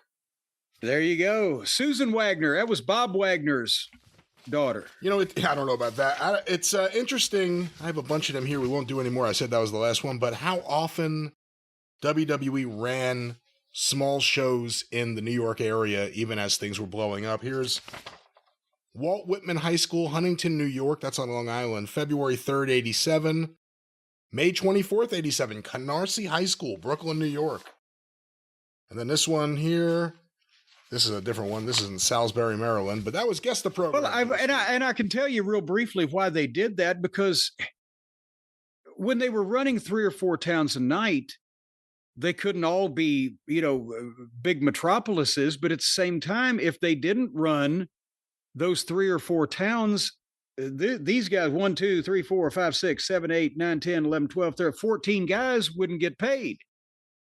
So they ran a lot more in the Northeast because they still had the connections. They'd been running those fundraisers at high schools through the 70s in Connecticut, New York, and Pennsylvania, New Jersey.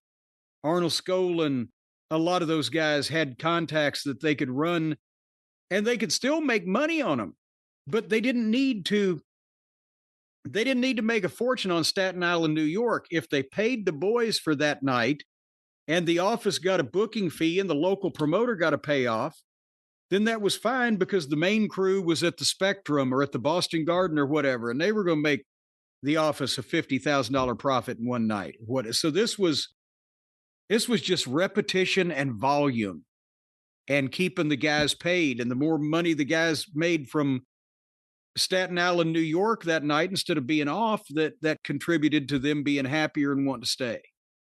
And this was Tommy D. Tommy D had been a local promoter for them up here for years. You may have seen his pictures of the programs every now and then. And somewhere in the next couple of years after this, they stopped working with him, and he just ran indie shows. And a lot of the guys that, when they would leave WWE, they would come up here and they would work for him in Brooklyn or Staten Island. But they stopped working with a lot of the local promoters when they got too big and were only running bigger buildings, and that opened up opportunities for guys to go and do independent shows, and those people had all the connections with the arenas and the advertising. But there it was, and this is your show. All right, we have returned. Time travel to return shortly. But Jim, let's play some Guess the Program. All righty. If that's okay with you. That's perfectly fine with me there, fella. And of course, this is where I go through programs in my collection. Some that I've had for a while, some that I've just obtained, but I'm getting ready to file them away, so I have them here. We go through them. Jim guesses the location, the date, the bell time.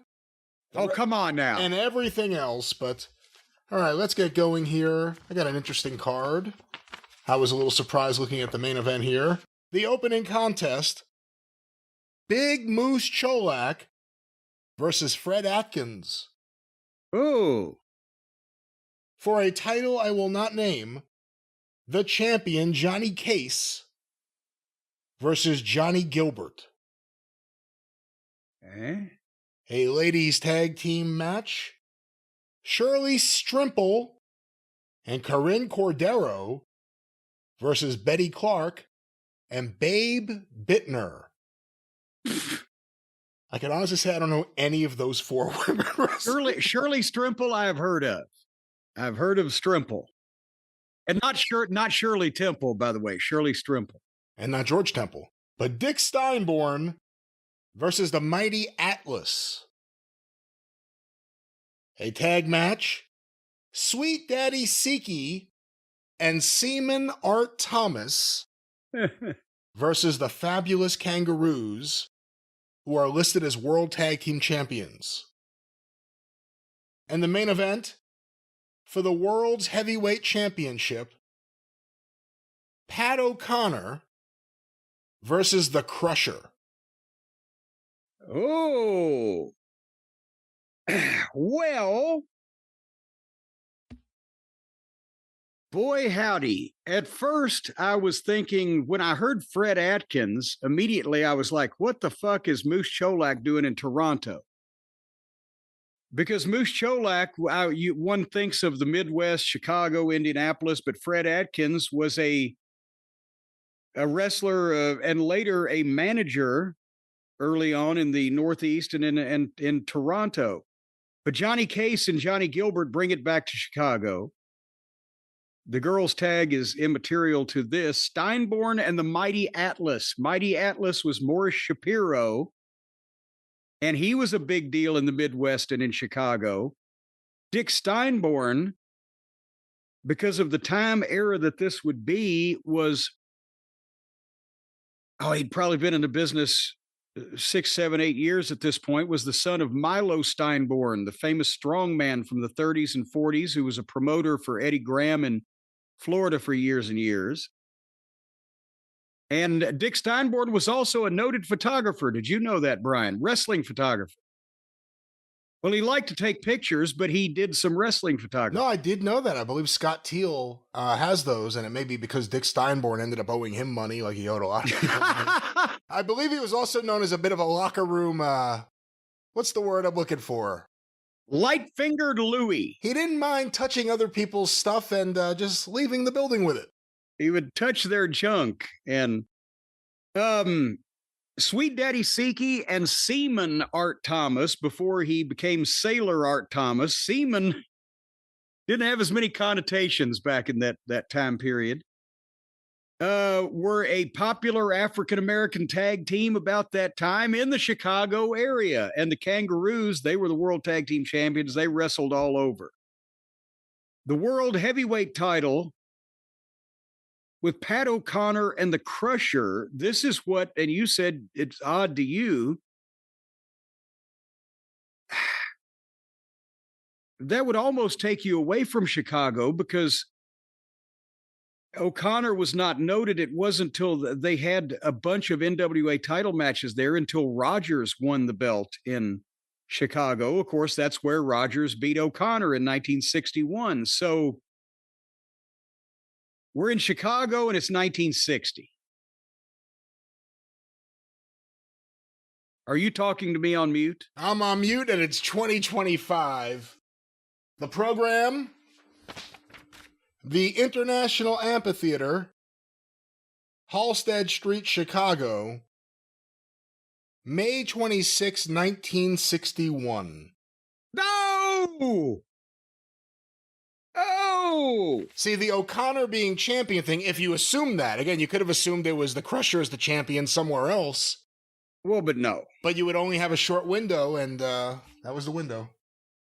So it was right before they were giving O'Connor a win over Crusher in Chicago to set up the match with Rogers, is what you're saying to me. I presume so.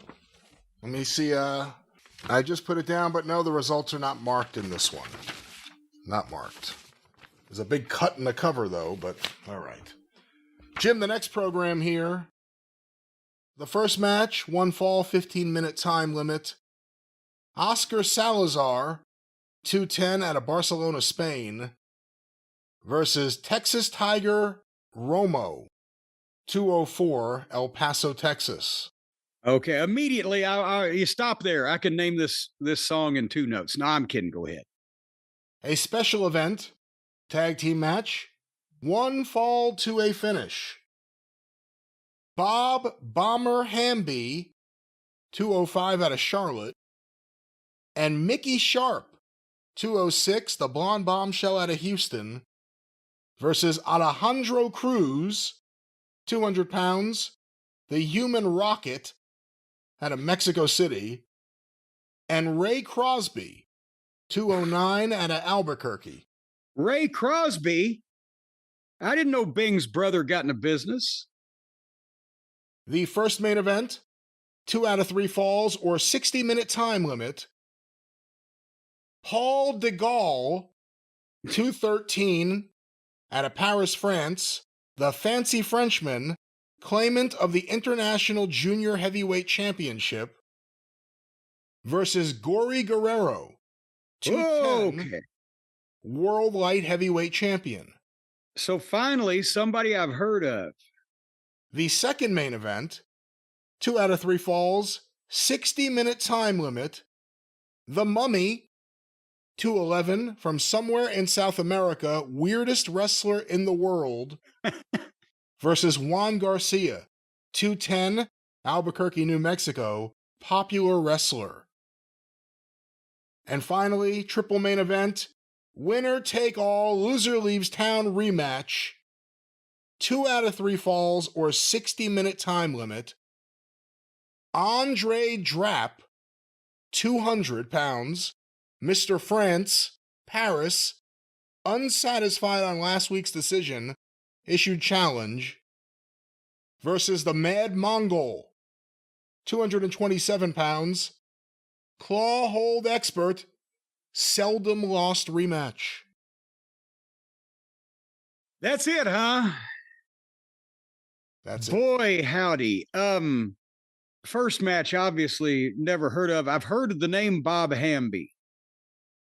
In that second match, obviously, Gory Guerrero, the father of Chavo and Hector and Eddie and Mondo, grandfather of Chavo Jr., and Paul de Gaulle, the mummy in this incarnation, I'm not sure, but the most famous mummy was Benji Ramirez.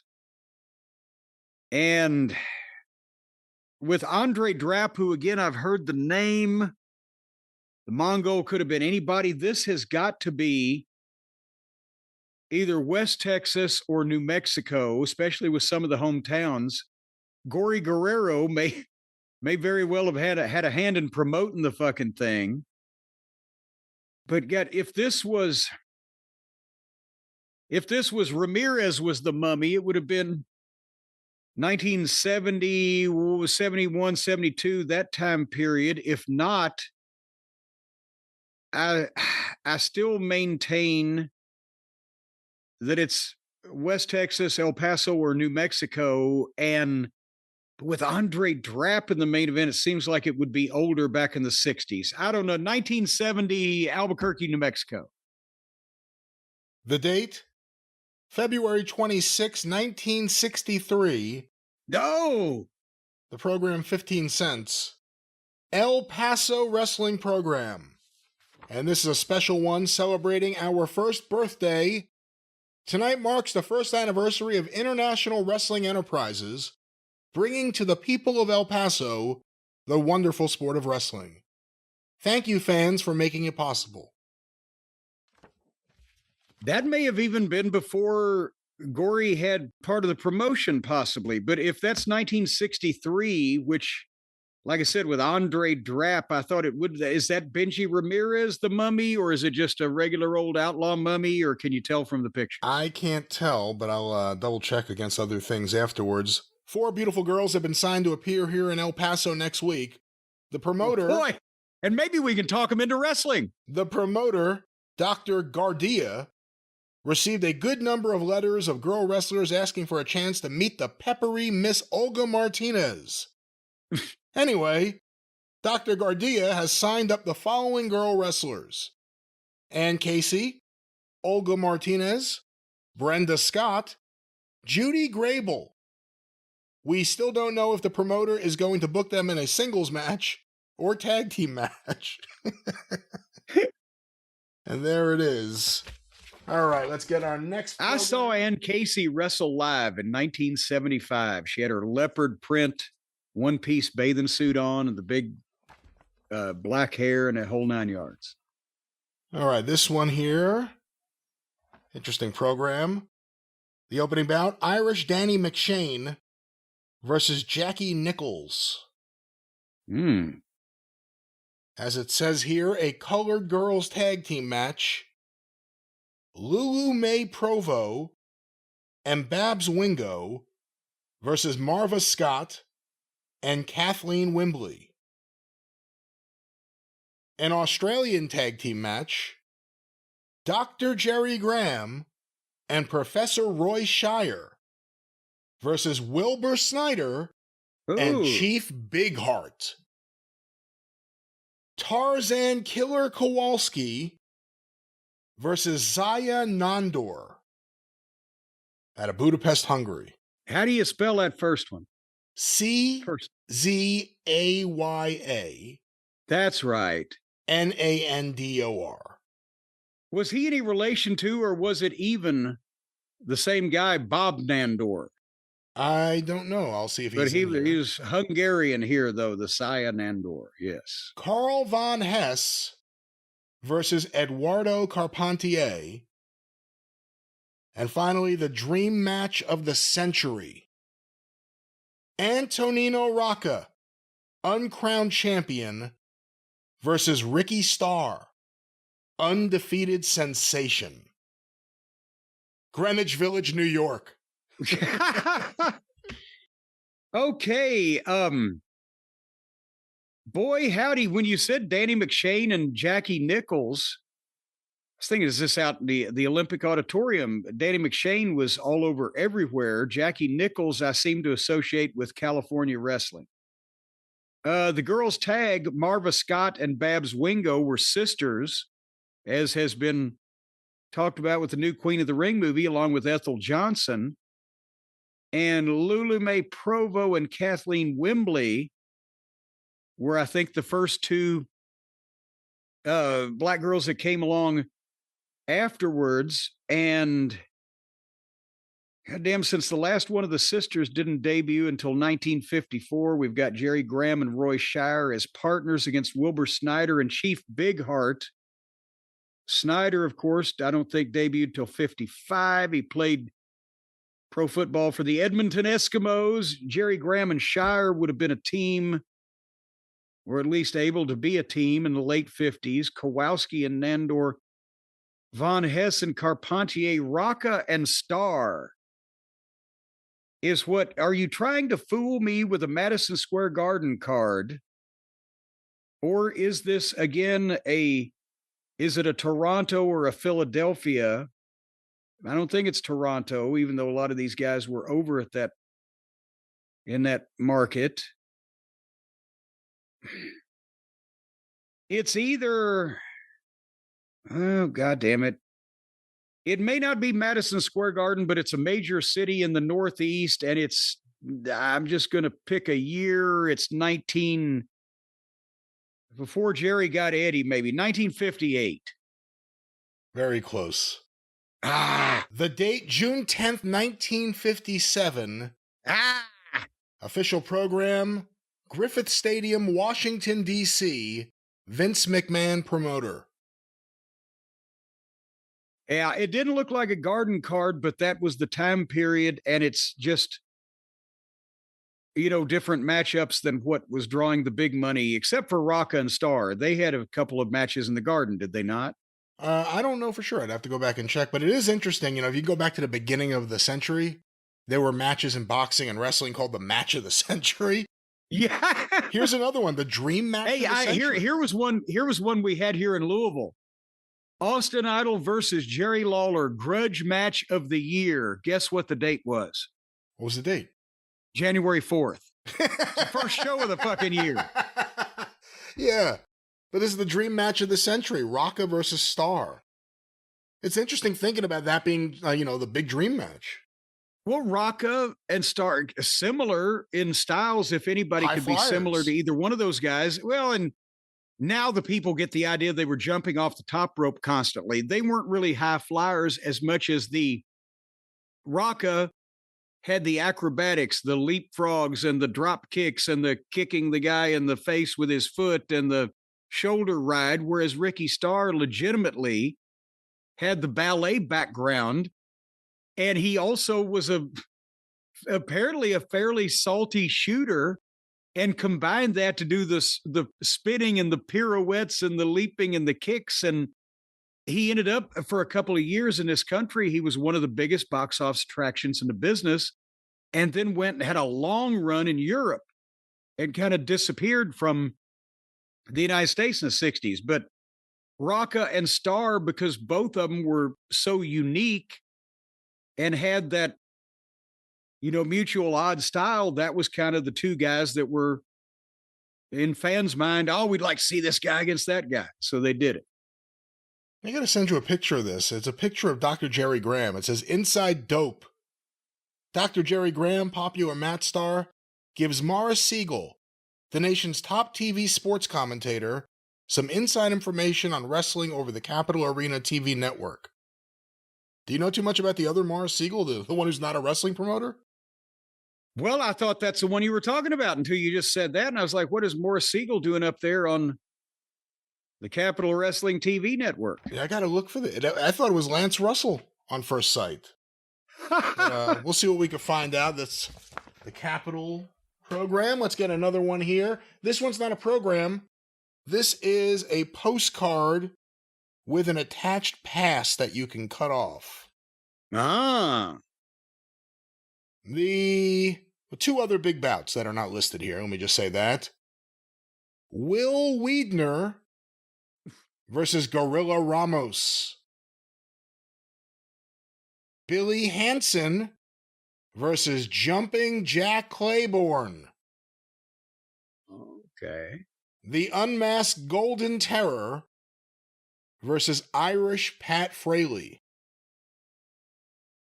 And finally, by public demand and edict, the Cougar versus Vincent Lopez resume their feud. Okay. Will Wheaton, was he in the first match listed? Will Weidner or Weidner, Weidner. Yeah, I got no idea. Gorilla Ramos, there was an Apache Bull Ramos, but this is way before his time because of a name in the next match. I don't know who Hansen was, but Jack Claiborne was one of the first African-American male stars, along with the Black Panther Jim Mitchell and Celie Samara. He was of that same generation. So this, to me, and the Unmasked Golden Terror, who the fuck knows? Pat Fraley, again, a name that I've heard from the 40s, and the Cougar, no idea, but Vincent Lopez was not only the top babyface, the top draw in Los Angeles and a lot of Southern California in the 1940s. He had one version of the world title out there. And I think he was probably the top guy right before the television era when Gorgeous George came in, and took over Hollywood wrestling. Would I be crazy to say that this is some kind of suburb of the Olympic Auditorium in Los Angeles in the Southern California area sometime around the mid 1940s, 1946, let's say? You know, I mean, it was such a hard one to figure out. You came so close. That was actually excellent. It's at the Olympic. Okay. The Olympic Auditorium, Wednesday. It just didn't seem like a big enough card. Wednesday, April 11th, 1945. Oh. And this, again, the day before FDR died. Oh, wow. Yeah. And this pass here, which is, again, a postcard that has a perforated part that you could just rip off. This card entitles you to a 50% discount on ringside and lower floor reserved seats. Present this card at the box office Monday, Tuesday, or Wednesday in exchange for your ringside and reserved seats. No phone orders, please. Save and see a great wrestling show. Void after 8 p.m. on day of show. And then it has here, reserve 50%, $1, federal tax 40 cents, state tax 10 cents, total $1.50. Or reserve 50%, 50 cents, federal tax 20 cents, state tax 5 cents, 75 cents. But there it is, the Olympic Auditorium, okay. April. And that was 1945. Yes. And I have, again, I mentioned Jim Mitchell's, I have his date book. And I've talked about this before that John Cosper found when he found the guy that had bought Jim Mitchell's house. And yeah. It was about a year or two later. I'm trying to think whether I can't reach it, 46 or 47, but Jim Mitchell came in and had a main event at the Olympic with Gorgeous George, and it caused a riot. And that was a famous match in Los Angeles history at that point in time. And his records indicate that he got paid $140 for that main event against Gorgeous George. Now, with those prices that you just quoted, if the Olympic Auditorium drew 5,000 people, that was probably what, a $5,000 or $6,000 house, because tickets were around $1 a piece. Gorgeous George would have made $500 because he always got 10% at least, right? Depending on what the after tax was. But point being, when you figure for inflation, because I was doing this for another project, 1946, $1 today, it's almost 20 times. Somewhere around, I think, $17, $18 or whatever. So Jim Mitchell would have got, he got like a $2,500 payoff, but Gorgeous George got almost 10 grand in today's money in those days for a main event at the Olympic Auditorium. What are your thoughts on the idea of sending out a weekly postcard to your regular customers? Or I guess not your regular. I mean, your regulars probably don't need a discount to come in. They'll be there no matter what. That's the thing. It was World War II.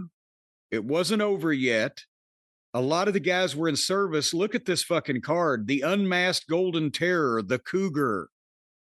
There's 2 people on the card that even we have ever heard of. Well, Vincent Lopez was a big star. Yes, Lopez and Claiborne.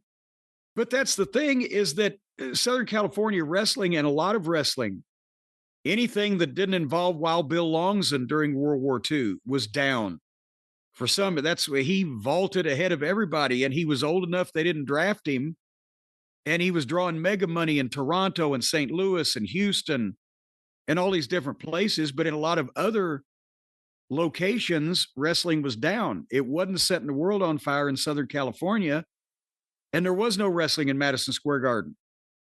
So they were sending out passes trying to revitalize what was going on out there. And then by the time TV came in and Gorgeous George, then the Olympic was the place to be, and they didn't need to give discounts. But these things come and go. All right, this next one, we'll see how in your wheelhouse it is.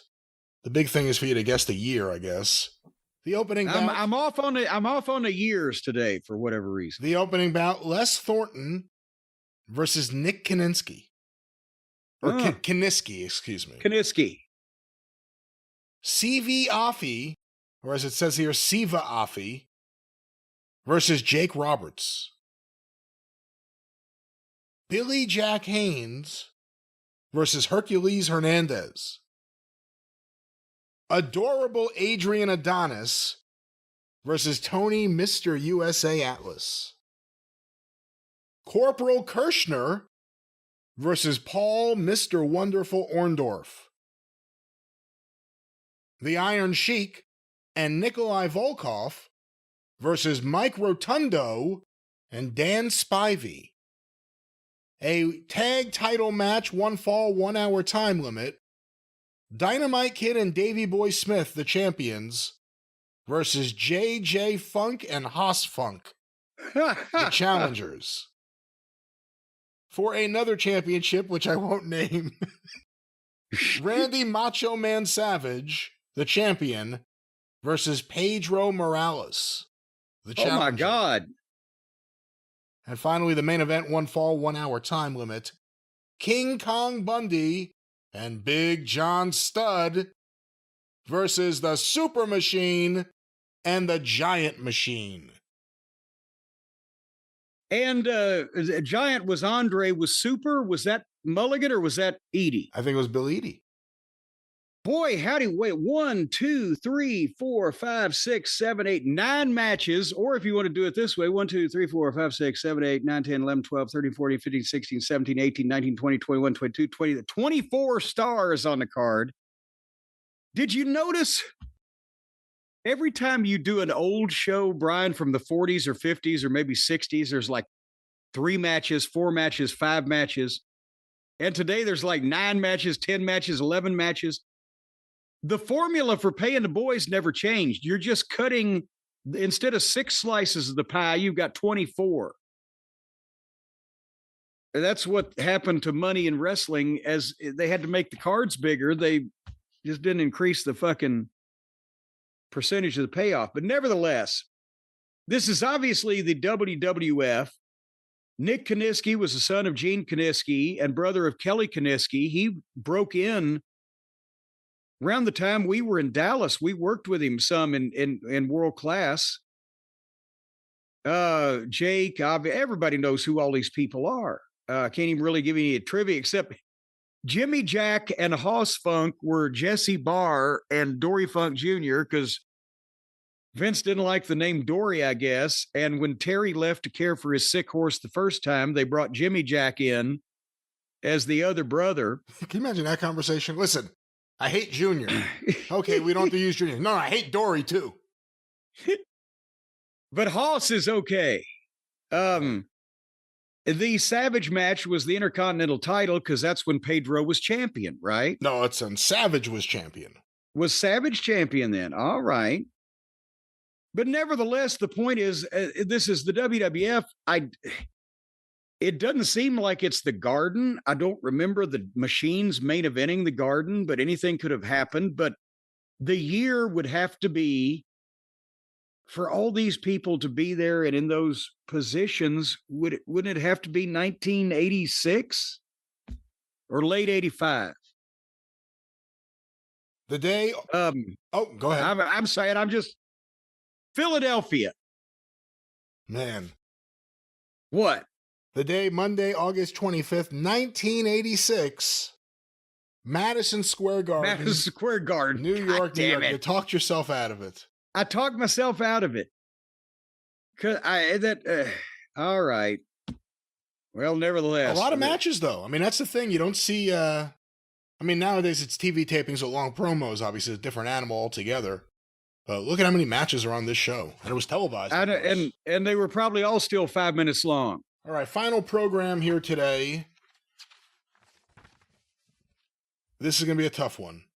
Uh-oh. Event number 1, KO Ken Yates versus Danny Little Bear. The second event, Evil Eye Valentine versus Chief Crazy Horse. Oh, good Lord. There will then be an intermission. The third event, Tito Carrion versus Pancho Rosario. Pancho Rosario also worked at one point in time as either Gypsy Rosario, and I think he may have even tried to be Gypsy Joe. And that's Bruno Sammartino, isn't it? That's right. He was Bruno Sammartino. Then there's Baby Blimp versus Dick Steinborn. Okay, Baby Blimp is George Harris, George Two-Ton Harris, George Bunk Harris. He wrestled as the Baby Blimp because he was childhood friends with Roy Welch and Buddy Fuller, with Buddy Fuller, and Roy Welch was already an adult. But he was friends with the Fuller and Welch family, and he broke in as a wrestler, and he looked like a littler version of Martin the Blimp Levy. He was like 600 pounds, so he worked as the Baby Blimp and then became a manager, George Two-Ton Harris. But all the boys called him Bunk because of his stories he used to tell. And he ended up being one of the maintenance guys along with Klondike Bill for Crockett Promotions. And briefly, before he finally retired, I think 1990, he worked for TBS. So he went all the way from Outlaws with the fucking Fuller family in the 40s to working for Turner Broadcasting. And who did he wrestle, Baby Blimp? Baby Blimp versus Dick Steinborn. Steinborn, he's back again. Okay. Ray Gunkel versus Wild Man Weba. Okay, Ray Gunkel obviously was the husband of Ann Gunkel, and Ray Gunkel was an NCAA champion wrestler that became the top babyface in Georgia and owned part of the promotion. And when he had the heart attack and died, and they tried to split the company, and that's what led to the Georgia Wrestling War. Jim Weba, Skandor Akbar. Oh, Jimmy Weba. Wild Man Weba. Wild Man Weba. The Butcher versus Greg Peterson.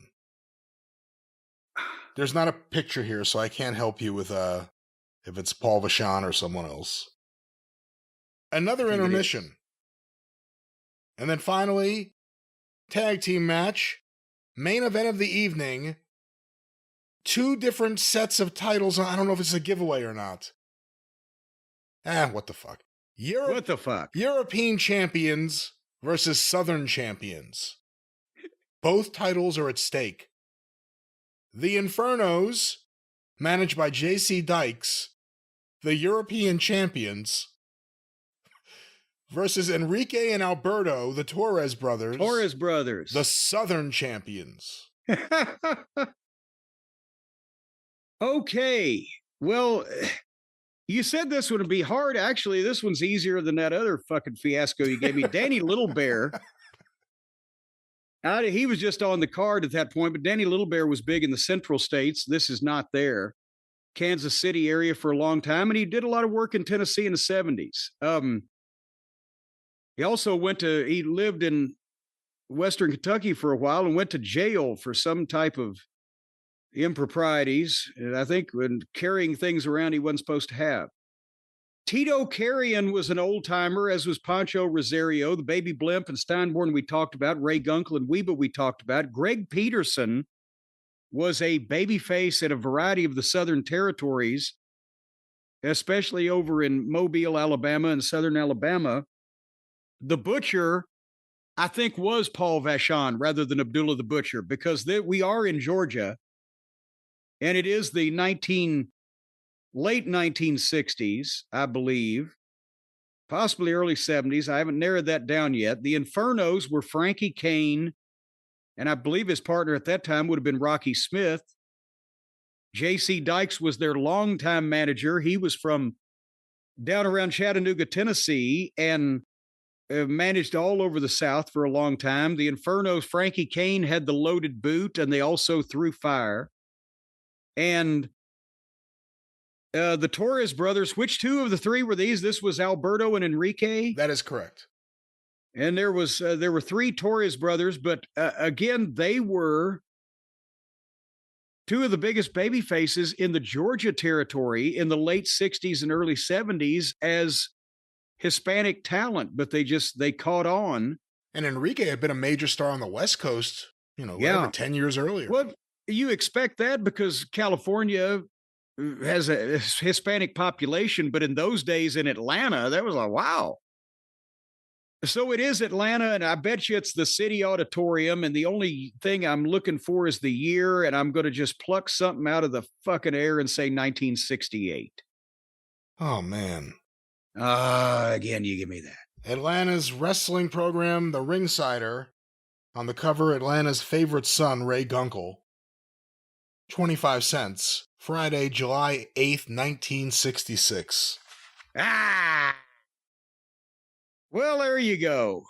Goddamn, I'm good on the places. I'm fucking up on the dates this time. Program subject to change. We reserve the right to change the order of events. The promoter is not responsible if contestant failed to appear in the ring due to conditions beyond our control, such as injuries, illness, accidents, etc. When possible, substitute matches will be made. The law forbids throwing objects into the ring. Do you like to have someone throw things at you? We're sure you don't. That's why we ask you not to throw anything into the ring or at the wrestlers. Throwing objects at a wrestler also is a violation of the city ordinance, and anyone caught is subject to arrest, fine, and imprisonment.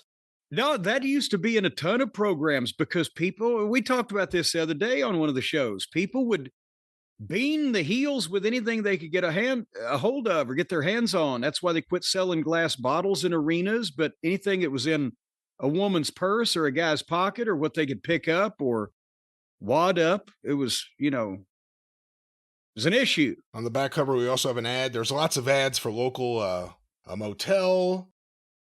There's, at the Atlanta Sports Arena, there's dancing and all. Was the Varsity advertising back then with the wrestling? I don't see that. Refrigeration Mechanic by Atlantic Fixture and Sales Company.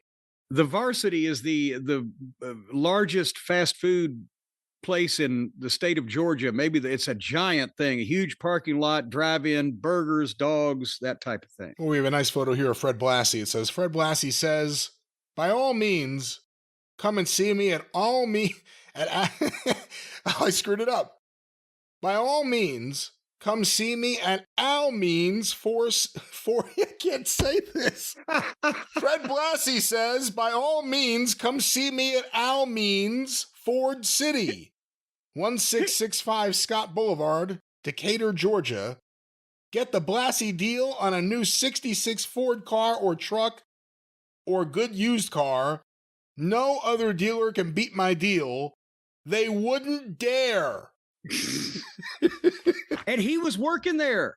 Yeah. He was a salesman there. Blassie had kidney issues and had a kidney removed and retired from wrestling for what was it, a year and a half, maybe, that period of time. He was living in Georgia and taking advantage of his celebrity because he had been a huge draw there as a babyface and a heel.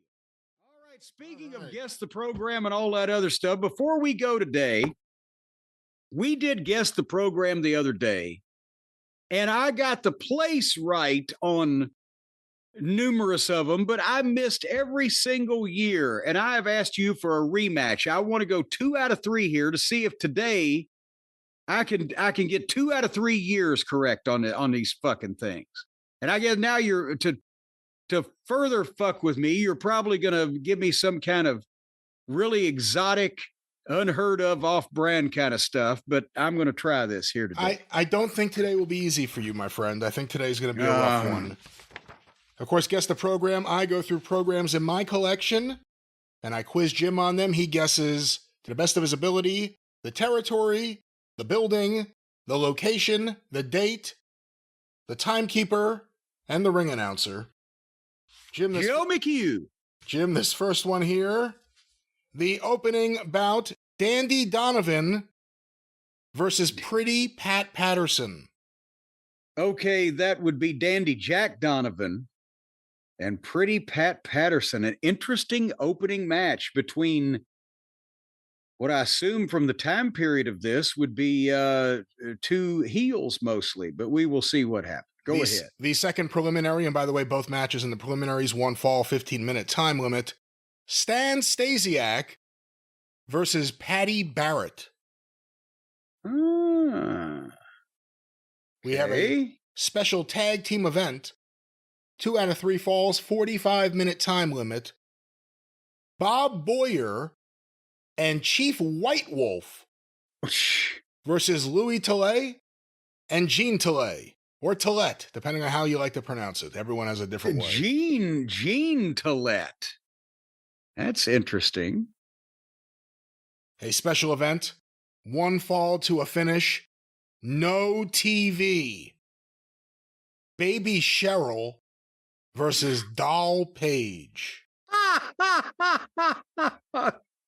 No TV on that one. It's going to be too wild, folks. All right, go ahead. And finally, the main event. 2 out of 3 falls, 90-minute time limit for the World's Heavyweight Championship. Louis Thez, the world's champion, versus Dr. Big Bill Miller. Boy, howdy. Okay, where do we start here? I warned you this is going to be a tough one. Dandy Jack Donovan was a bleached blonde Southern heel. At one point, his wife, Vern Bottoms, and That's boy, right. she had one, was his manager. She wrestled too. Dandy Jack Donovan was the one that got in the shoot fight with Tojo in Louisville, and they beat him up in the Jerry Jarrett, Jackie Fargo, and Tojo beat him up in the TV studio in Nashville the next day before they didn't have to fire him. He left the territory. But in the opening match against Pat Patterson, Donovan was, not always used as a major star, but this would be early in Pat's career. And Pretty Pat Patterson was one of his very early gimmicks. Stan Stasiak at this time would have been an early in his career journeyman type of heel. He would later on be the transitional champion for the WWF in between Pedro and Bruno. He's wrestling Paddy Barrett, is Irish Pat Barrett, who had runs in a variety of places, was a tag team champion in the WWF, but was big for Leroy McGurk as a single in the 70s. Louis Tillett was obviously behind the scenes. He was known as a great booker for some of the Southern territories. He was a wrestler also. Gene Tillett, is this one of those Rocket Flash Monroe type of things? Would that have been Gene Dundee? There's a picture of him here, but I don't know, so I can't comment one way or the other. I don't know who Gene Tillett would have been. Chief White Wolf, or, this puts it in the 60s anyway, or for reasons of the main event that we're going to talk about. And Bob Boyer would later on become Bobby Bold Eagle and have a Indian gimmick, but he was Italian as Bob Boyer. The no TV match, Baby Cheryl and Doll Page, they're female midgets.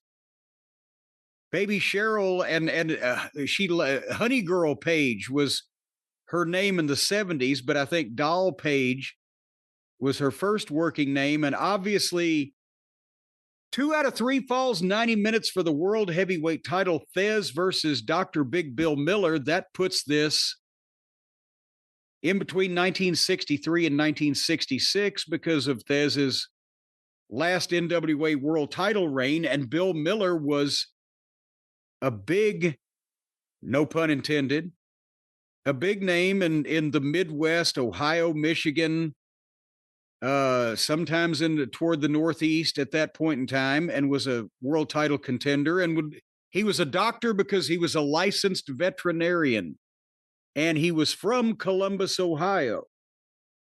And God damn it.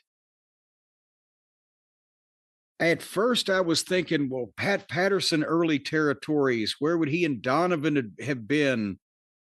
The Indians and the Indians and Bill Miller makes me think it might be Ohio, and it wouldn't be out of the way for Thez to be defending there. But at the same time, I don't remember Patterson or Donovan.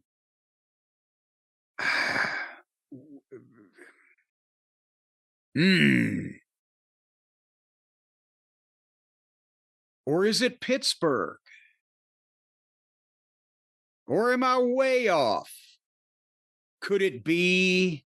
It wouldn't be Indianapolis. Oh, God damn it. Columbus, Ohio, 1965. The date, Monday evening, October 14th, 1963. The Northside Coliseum, Fort Worth, Texas. Fort Worth, Texas. Son of a bitch. Pat Patterson in the opening match in the Texas territory in 1963. I'll read you what it says about that match in a moment, but considering what he thought of things, what do you think Lou Thez thought about having his match with Dr. Big Bill Miller right after the one fall? Right after the no TV women's midget match. Female midgets, yeah. Probably was not one of his nights he'd like to remember. So Honey Girl Page, I saw her 12 years later. She looked like just a young thing. But I'd love to know who Gene Tillett was at that point. But yeah, okay. So I'm trying to get the years right, and at least before I was getting the locations, I got both of these wrong. All right. Dandy Jack faces Pretty Patterson in the second of 2 preliminary bouts next Monday night at the Northside Coliseum. Dandy Jack Donovan will take a fling at Pretty Pat Patterson, and this one should be a dandy. Pretty Pat is after prestige, and he figures that a good way to get it is to defeat the likes of Donovan. The dainty Boston grappler with the mink jacket, the dark glasses, and the beret, not to mention the long cigarette holder, is a lot tougher than he appears to be when adorned with all the trappings of a And then it says a question mark in parentheses, Dandy. But Pretty Pat may also find out that Dandy Jack is tougher than he expects. The odds are he will find Donovan plenty rough. So there we go, Texas. This next one, Jim, should I be easy on you? Oh, now you don't one, have to, once again, you don't have to just torture me, but you don't have to give me a gimme either. The opening contest, one fall, 15-minute time limit. Vic Christie versus George Hagen. Lord. The second contest, one fall, 15-minute time limit. Pete Shue versus Glenn Wade. And by the way, there's an old timer I've been seeing his name more often, and his last name was Achu. So his his nickname was Sneeze, Walter Sneeze Achu. The next go ahead. The next contest, one fall, 30-minute time limit. Sammy Stein versus Teddy Tiny Roebuck. The next contest, best 2 out of 3 falls. Gus Sonnenberg versus Hal Rumberg. And finally, the final contest, best 2 out of 3 falls. Jim Browning versus Ed Strangler Lewis. You son of a bitch. All right. Well, Vic Christie was brothers with Ted Christie, the Christie brothers, and their heyday was probably late 40s, 50s, but this was earlier than that. I have no idea who the second match was. Sam Stein and Tiny Roebuck, again, old timers. Gus Sonnenberg was the fucking world champion in what, 1937? No, it was before that. He was involved in one of the double crosses. I have no idea who his opponent was. And Jim Browning and Ed Lewis, again, 2 of the top stars of the 30s. Well, Strangler Lewis, one of the top stars of all time. But this,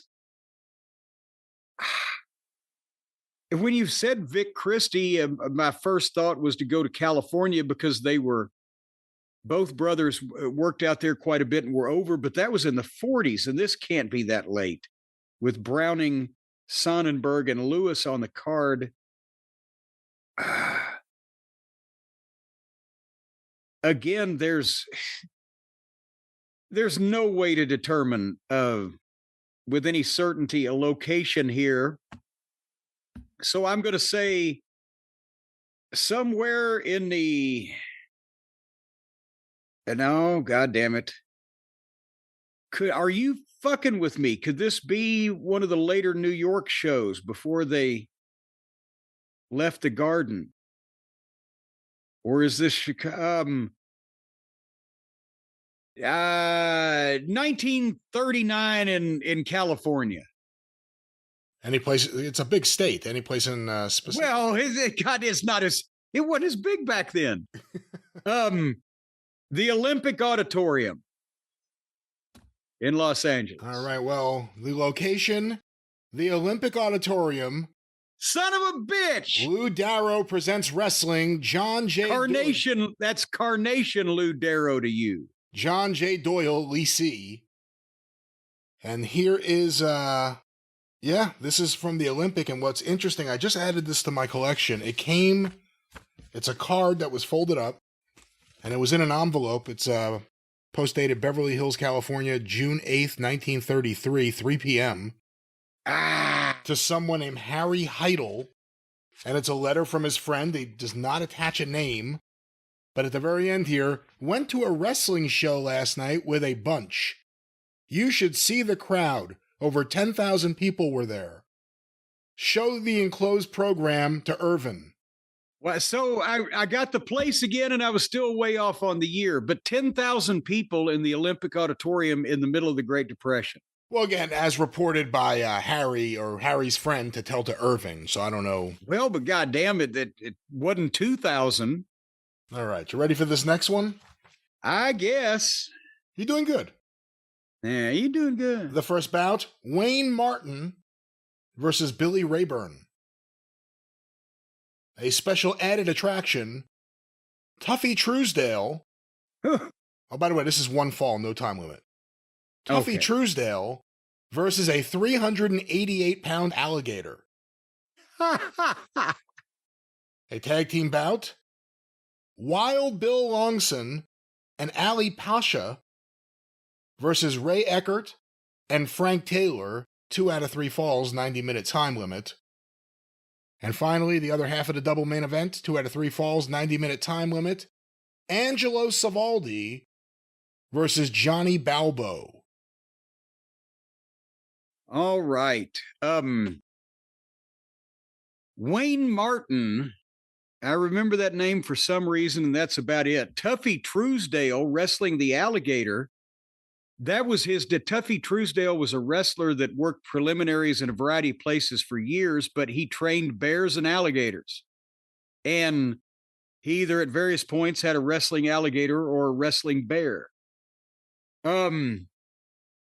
Wild Bill Longson and Ray Eckert being in the tag team match puts us definitely, I think, in the 1940s. And did this come from the Ray Eckert estate collection? I've got some programs that he had, and then a mutual friend of ours, I won't mention his name, sent me a couple of scrapbooks that he made of clippings and etc. But there's a lot of stuff going around from Ray Eckert's collection, old Memphis programs, of which I'm wondering if this might be one of them, because they didn't have wrestling alligators in St. Louis. Ali Pasha doesn't tell me much, and Angelo Savoldi and Johnny Balbo. Balbo should tell me something, but I'm slipping in my old age. God damn it.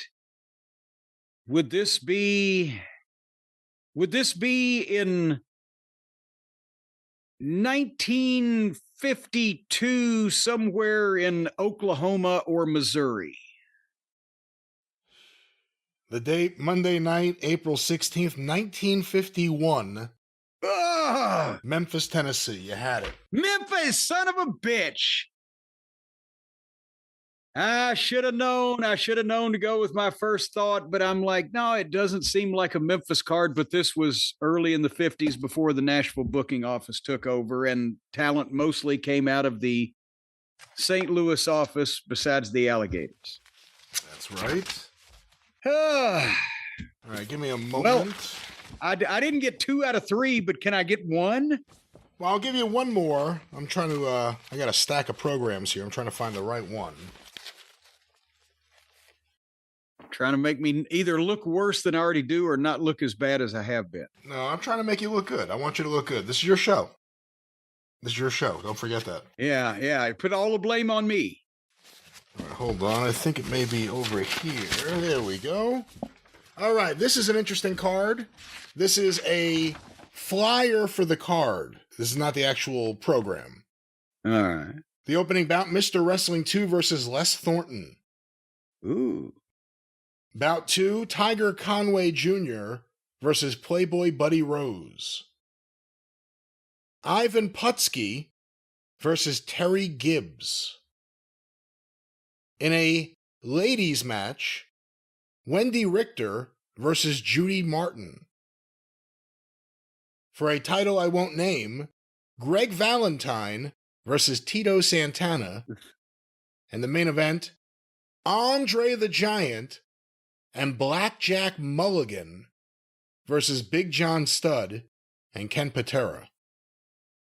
All righty. So I guess I can't complain because this is not as obscure as the stuff from back in the Stone Age, but this is obviously a WWF event, and it's obviously right after the expansion started. Wrestling 2 was there briefly, as was Les Thornton, when Vince, after Black Saturday, he absorbed the Georgia office. They're 2 of the only guys that went. Tiger Conway Jr., I didn't remember him being there, and Buddy Rose not at that period of time.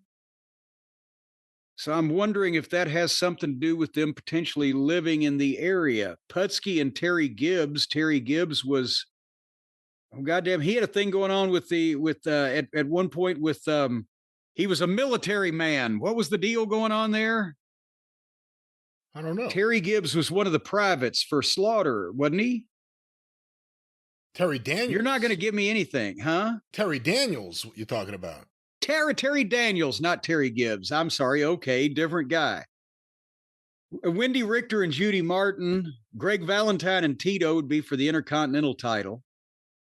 And Andre and Blackjack Studd and Patera. So it's a WWF show. It has to be either 1984 or 1985.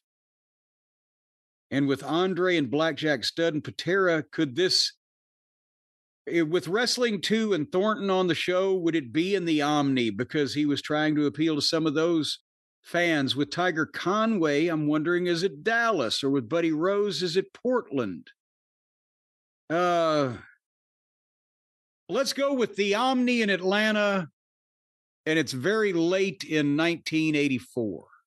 Ooh, I'm going to give you that one. December 8th. Excuse me, I can't even say it. Friday, December 28th, 1984. Aha!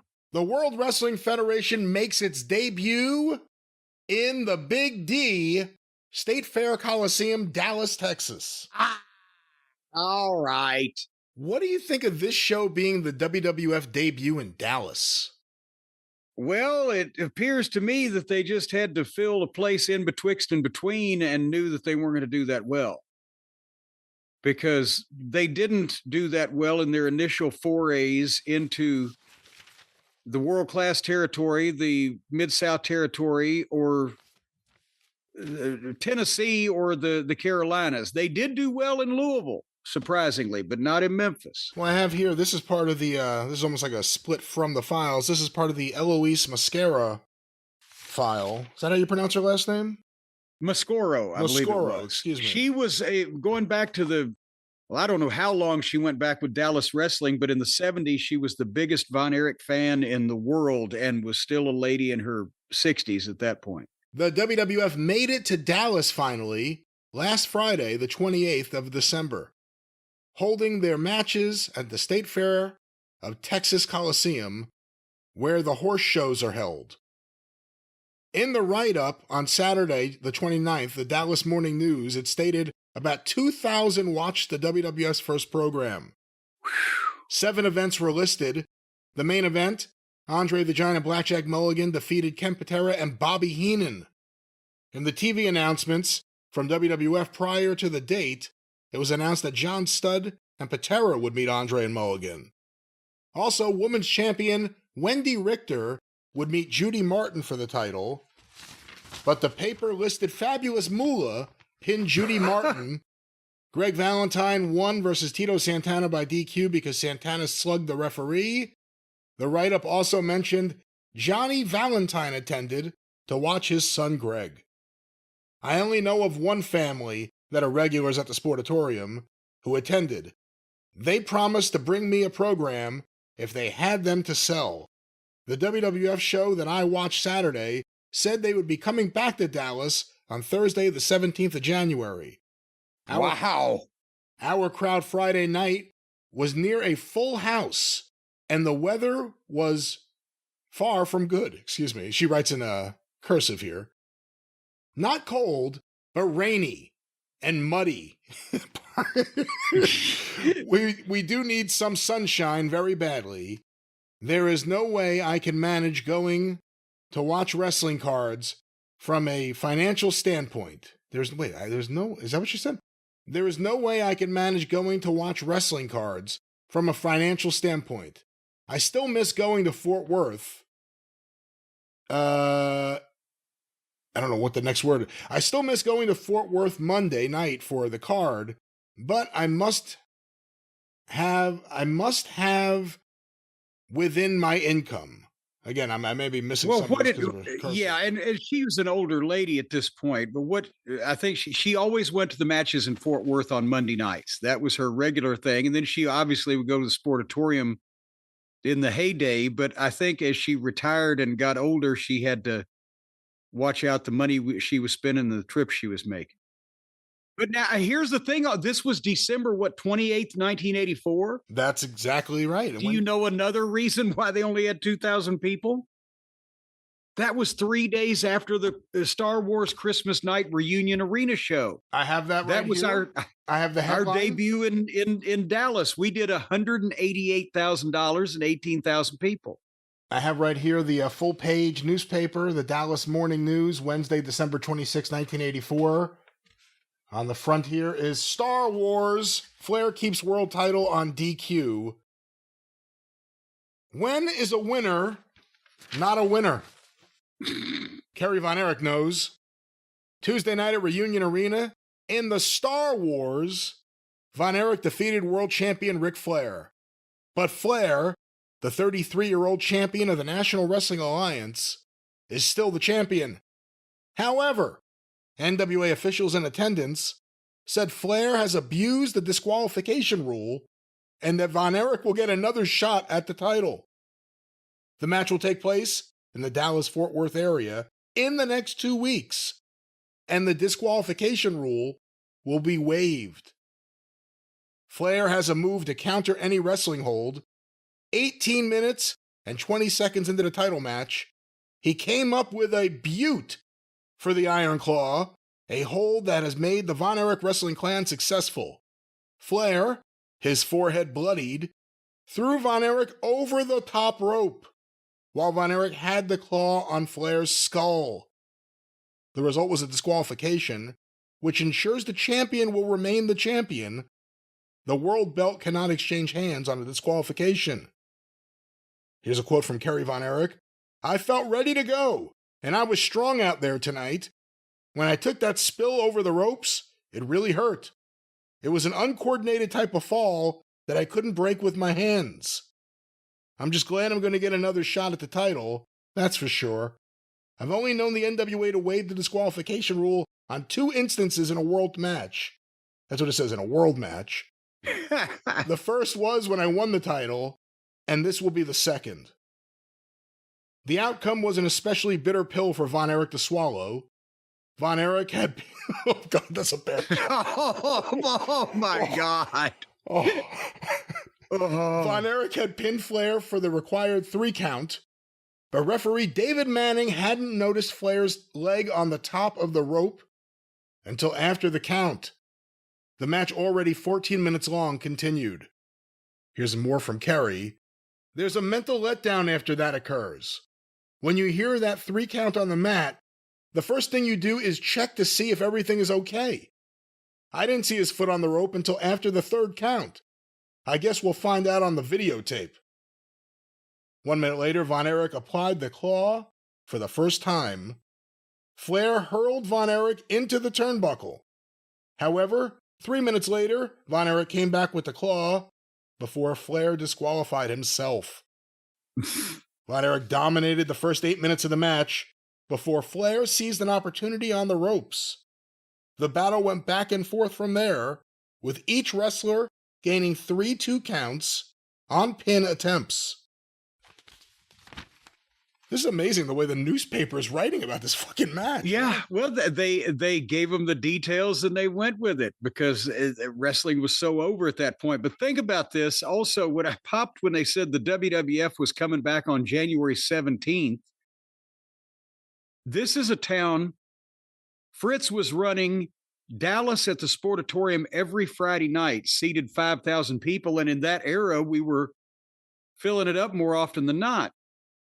And then every Monday night in Fort Worth at the Will Rogers Coliseum, plus the Thanksgiving Star Wars at Reunion Arena, the Christmas Star Wars at Reunion Arena, and the end of January 1985 was going to be the special show at the Tarrant County Convention Center in Fort Worth, which was another 12,000 seat building. And the WWF's trying to come in and run the Fair Park Coliseum and get into. No wonder they couldn't draw. World Class was still hot, and they were all over the fucking market.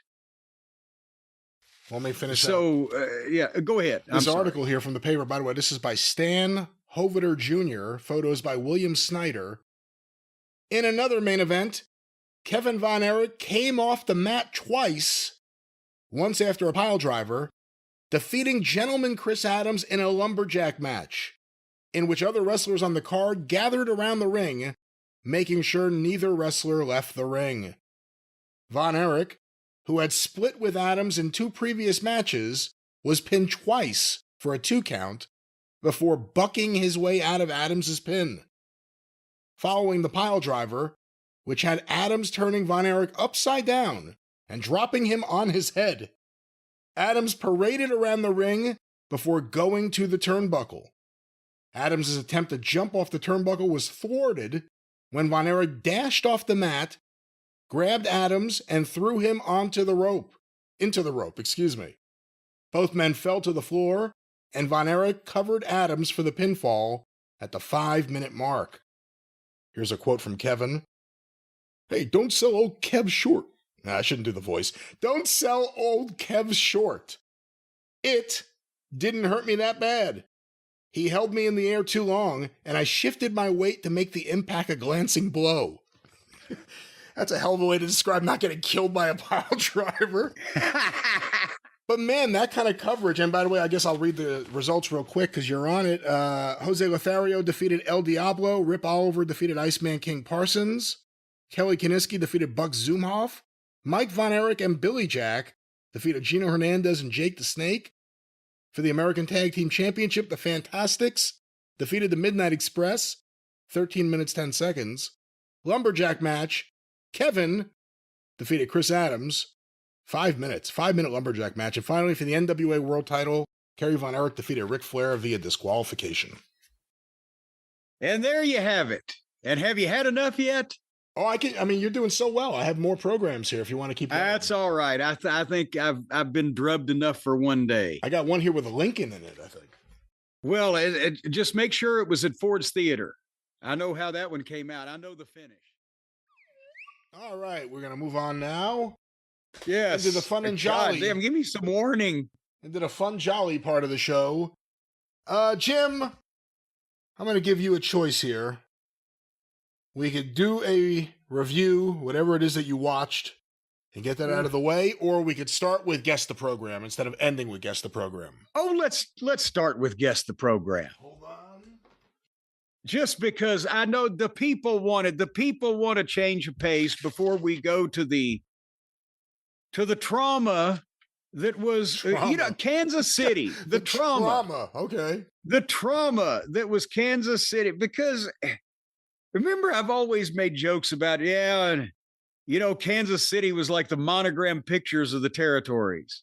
You don't want to go to Kansas City. Kansas City, that type of thing. But they had 11,000 people in Kansas City for Monday Night Raw. I'm just going to make that comment. And Kansas City has grown up. It's a big money town now, but all those years they had actual wrestling matches, they wouldn't show up. But now that they will come out and speak to you, I have sat through fucking school teachers giving goddamn speeches about lessons. I don't know what I'm trying to say there. I haven't been in school in so long. I've heard teachers drone on, professors giving lectures. Lectures was the word that I was trying to use. That didn't take as long as these fucking wrestling promos. Did I make that clear? Well, as we were saying, Guess the Program is a game. Yeah. Yeah. It's a game. We go through programs. People play. We go through programs in my collection, and Jim guesses all the important details of the program. Well, hold on now. Now you're overstating the case. I'm going to try to get the year and the town, but and more. I haven't been doing too good lately. And more. Let me put this down. Here's our first one, Jim. The opening bout, 1 fall, 30 minutes. Oh, excuse me, 1 fall or 30 minutes. Tony Milano versus Frank Valois. Ooh. The next contest, 1 fall or 30 minutes. Wally Dusick versus George Lenahan. The next contest, 1 fall, 30 minutes. Rudy Dusick versus Joe Milich. Good Lord. The next contest, one fall, 30-minute time limit. Emil Dusik versus Bibber McCoy. And finally, the main event, the wind-up, 2 out of 3 falls, 90-minute time limit. Ernie Dusik versus Gino Garibaldi. Good Lord. Okay. Where do I begin? I do not have any recollection of Frank Valois' opponent in the opening match, but Frank obviously was one of the, I guess he would have been the first kind of handler that Andre the Giant had when he came to North America, right? That's right. It was him and then Arnold Skaaland when Frank Valois and Andre had a falling out. And people, because people have heard Tim White's stories on the Andre biography and some of those programs, but Vince Sr., well, going back to the Montreal days, that's what Valois' job was, in that when they first started sending Andre out to the United States from Montreal, he needed a veteran wrestler with him to help him, because he was a giant, and to know the ropes and not be bothered. And at the same time, it was his road guy. And Vince Sr. continued that tradition with Skaaland, and then later on Vince Jr. with Timmy White, whatever. Wally Dusik was not, he was not one of the original 4 members, Ernie, Emil, Rudy, and Joe, right? Wasn't it? Or was it Ernie, Emil, whatever the fuck? But Wally Dusik, I've actually met like several people on his card, I think, or at least 2, because Wally Dusik was an old timer, and he was the father of Frank Dusik. And Frank Dusik was a wrestler who also worked in remember the Dallas office and Captain Frank some of Dusik. the world-class days, Captain Frank Dusik. Yeah. And Wally was his father, and Wally used to live in Charlotte and come to the matches at the Charlotte Coliseum when he had to be 80 years old. This was in 1986. And he used to tell stories about going to goddamn Alaska and working in the Alaskan tundra, or whatever they call it up there, pro wrestling in the 1920s. And it was just insane. But anyway, Linehan, I've heard the name, don't know too much about, but Rudy and Emil and Ernie in single matches on this card. Joe Milich I met in St. Louis when we went there for Crockett the first time, because goddamn, who was it now? One of the guys that had been to St. Louis numerous times said, "See that old timer over there?" So, yeah, he said he won like some ridiculous amount of millions of dollars in the goddamn lottery when it first came in somewhere. Joe Milich. And he would still come to the matches and visit with the boys, but he was like fucking 80 years old then, but was a multimillionaire. Bibber McCoy, why do I think he was in the service? Did he have a serviceman gimmick? Was he in the service during World War II? And Gino Garibaldi, help me with the relationship. Brian, is this Leo's father, brother, or father? Father. I thought that, because he would be too old, because this is the 1940s. And because of all the Dusiks, I would want to say California, and I don't know where Joe Milich be. He settled in St. Louis, but he could have moved there with his millions. And Garibaldi, it's in California. It's the Olympic Auditorium, just because you're going to throw another one of those in on me. And I'm probably way off, because it's going to end up being in New Jersey. But 1946. Oh. Wow. Monday, March 4th, 1946, 8:40 p.m., and this is at the Camden Convention Hall, Camden, New Jersey. You son of a bitch! You said it. You said what was going to happen, and then you made it happen. I made it. Do you know? Do you know that I have a program?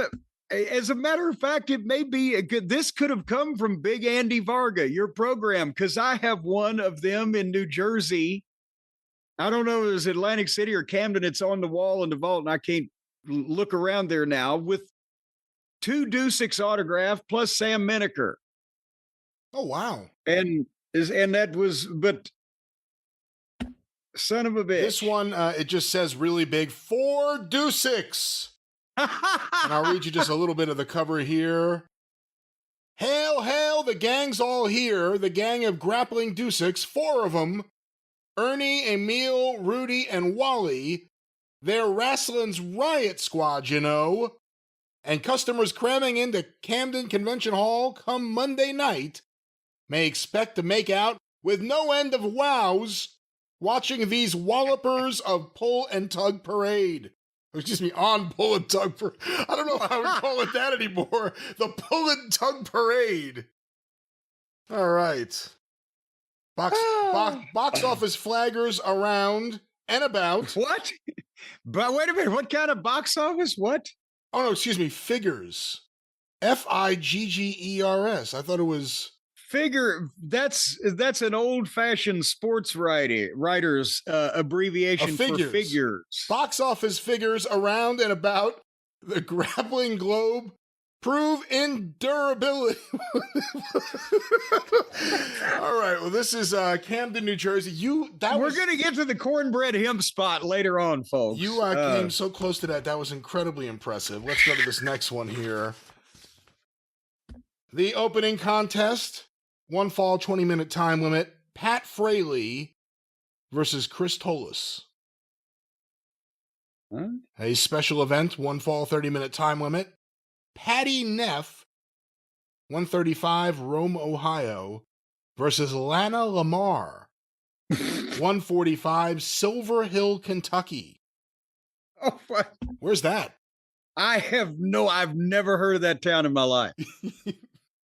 The semi-wind-up, best of 3 falls, 45-minute time limit.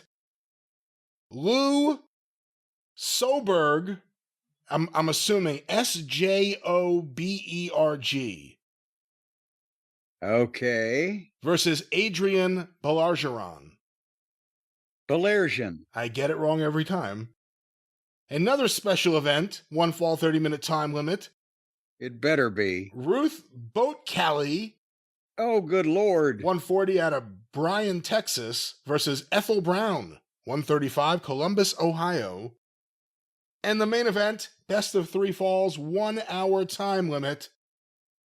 Doug Hepburn versus Fritz von Erich, 250, Milwaukee. Milwaukee? That's what it says here. Fritz von Erich, 250 pounds, Milwaukee.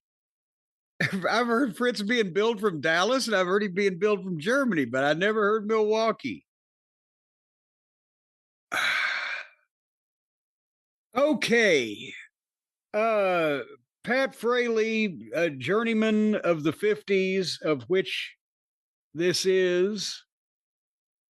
Chris Tolos, the brother of John Tolos. The Tolos brothers were a great tag team before John had to run as a single, and that's some clue as to the location of this, because Tolos, the brothers were based in Ontario at that point. Patty Neff and Lana Turner, Lana that Lamar. had to be 2 local girls, because they've got girls on the show later that you've heard of, but these couldn't have been, from, well, depending on whether it be the Mildred Burke, Billy Wolf, early Moolah contingent, depending on the exact year of this thing. I don't know who Lou Schloberg is, but Adrian Belargeon was a member of the Montreal Belargeon brothers. They were strongmen, wrestlers, weightlifters, etc. And that's another reason why this is going to be somewhere in Ontario and or upstate New York. Ruth Boat-Calley was a name from the early 50s Mildred Burke crew, and so was Ethel Brown. Doug Hepburn was that or was that not? Brian, you can tell me without cheating. Was that Doug Gilbert, as in not Doug Gilbert, the Gilbert family from Tennessee, but Gas House Gilbert? Was that his real name, or am I thinking of something else? You might be right. There's a picture of him here. Seemingly powerlifting. Red head, very powerful upper body chest. And Fritz von Erich. Is Fritz von Erich very early? The question is, could this even be, what year did he actually get the Fritz von Erich gimmick? Because this is late 50s, and if it's either going to be Ontario or the Buffalo, New York metropolitan area, 1958. The card, Saturday, July 2nd, 1955.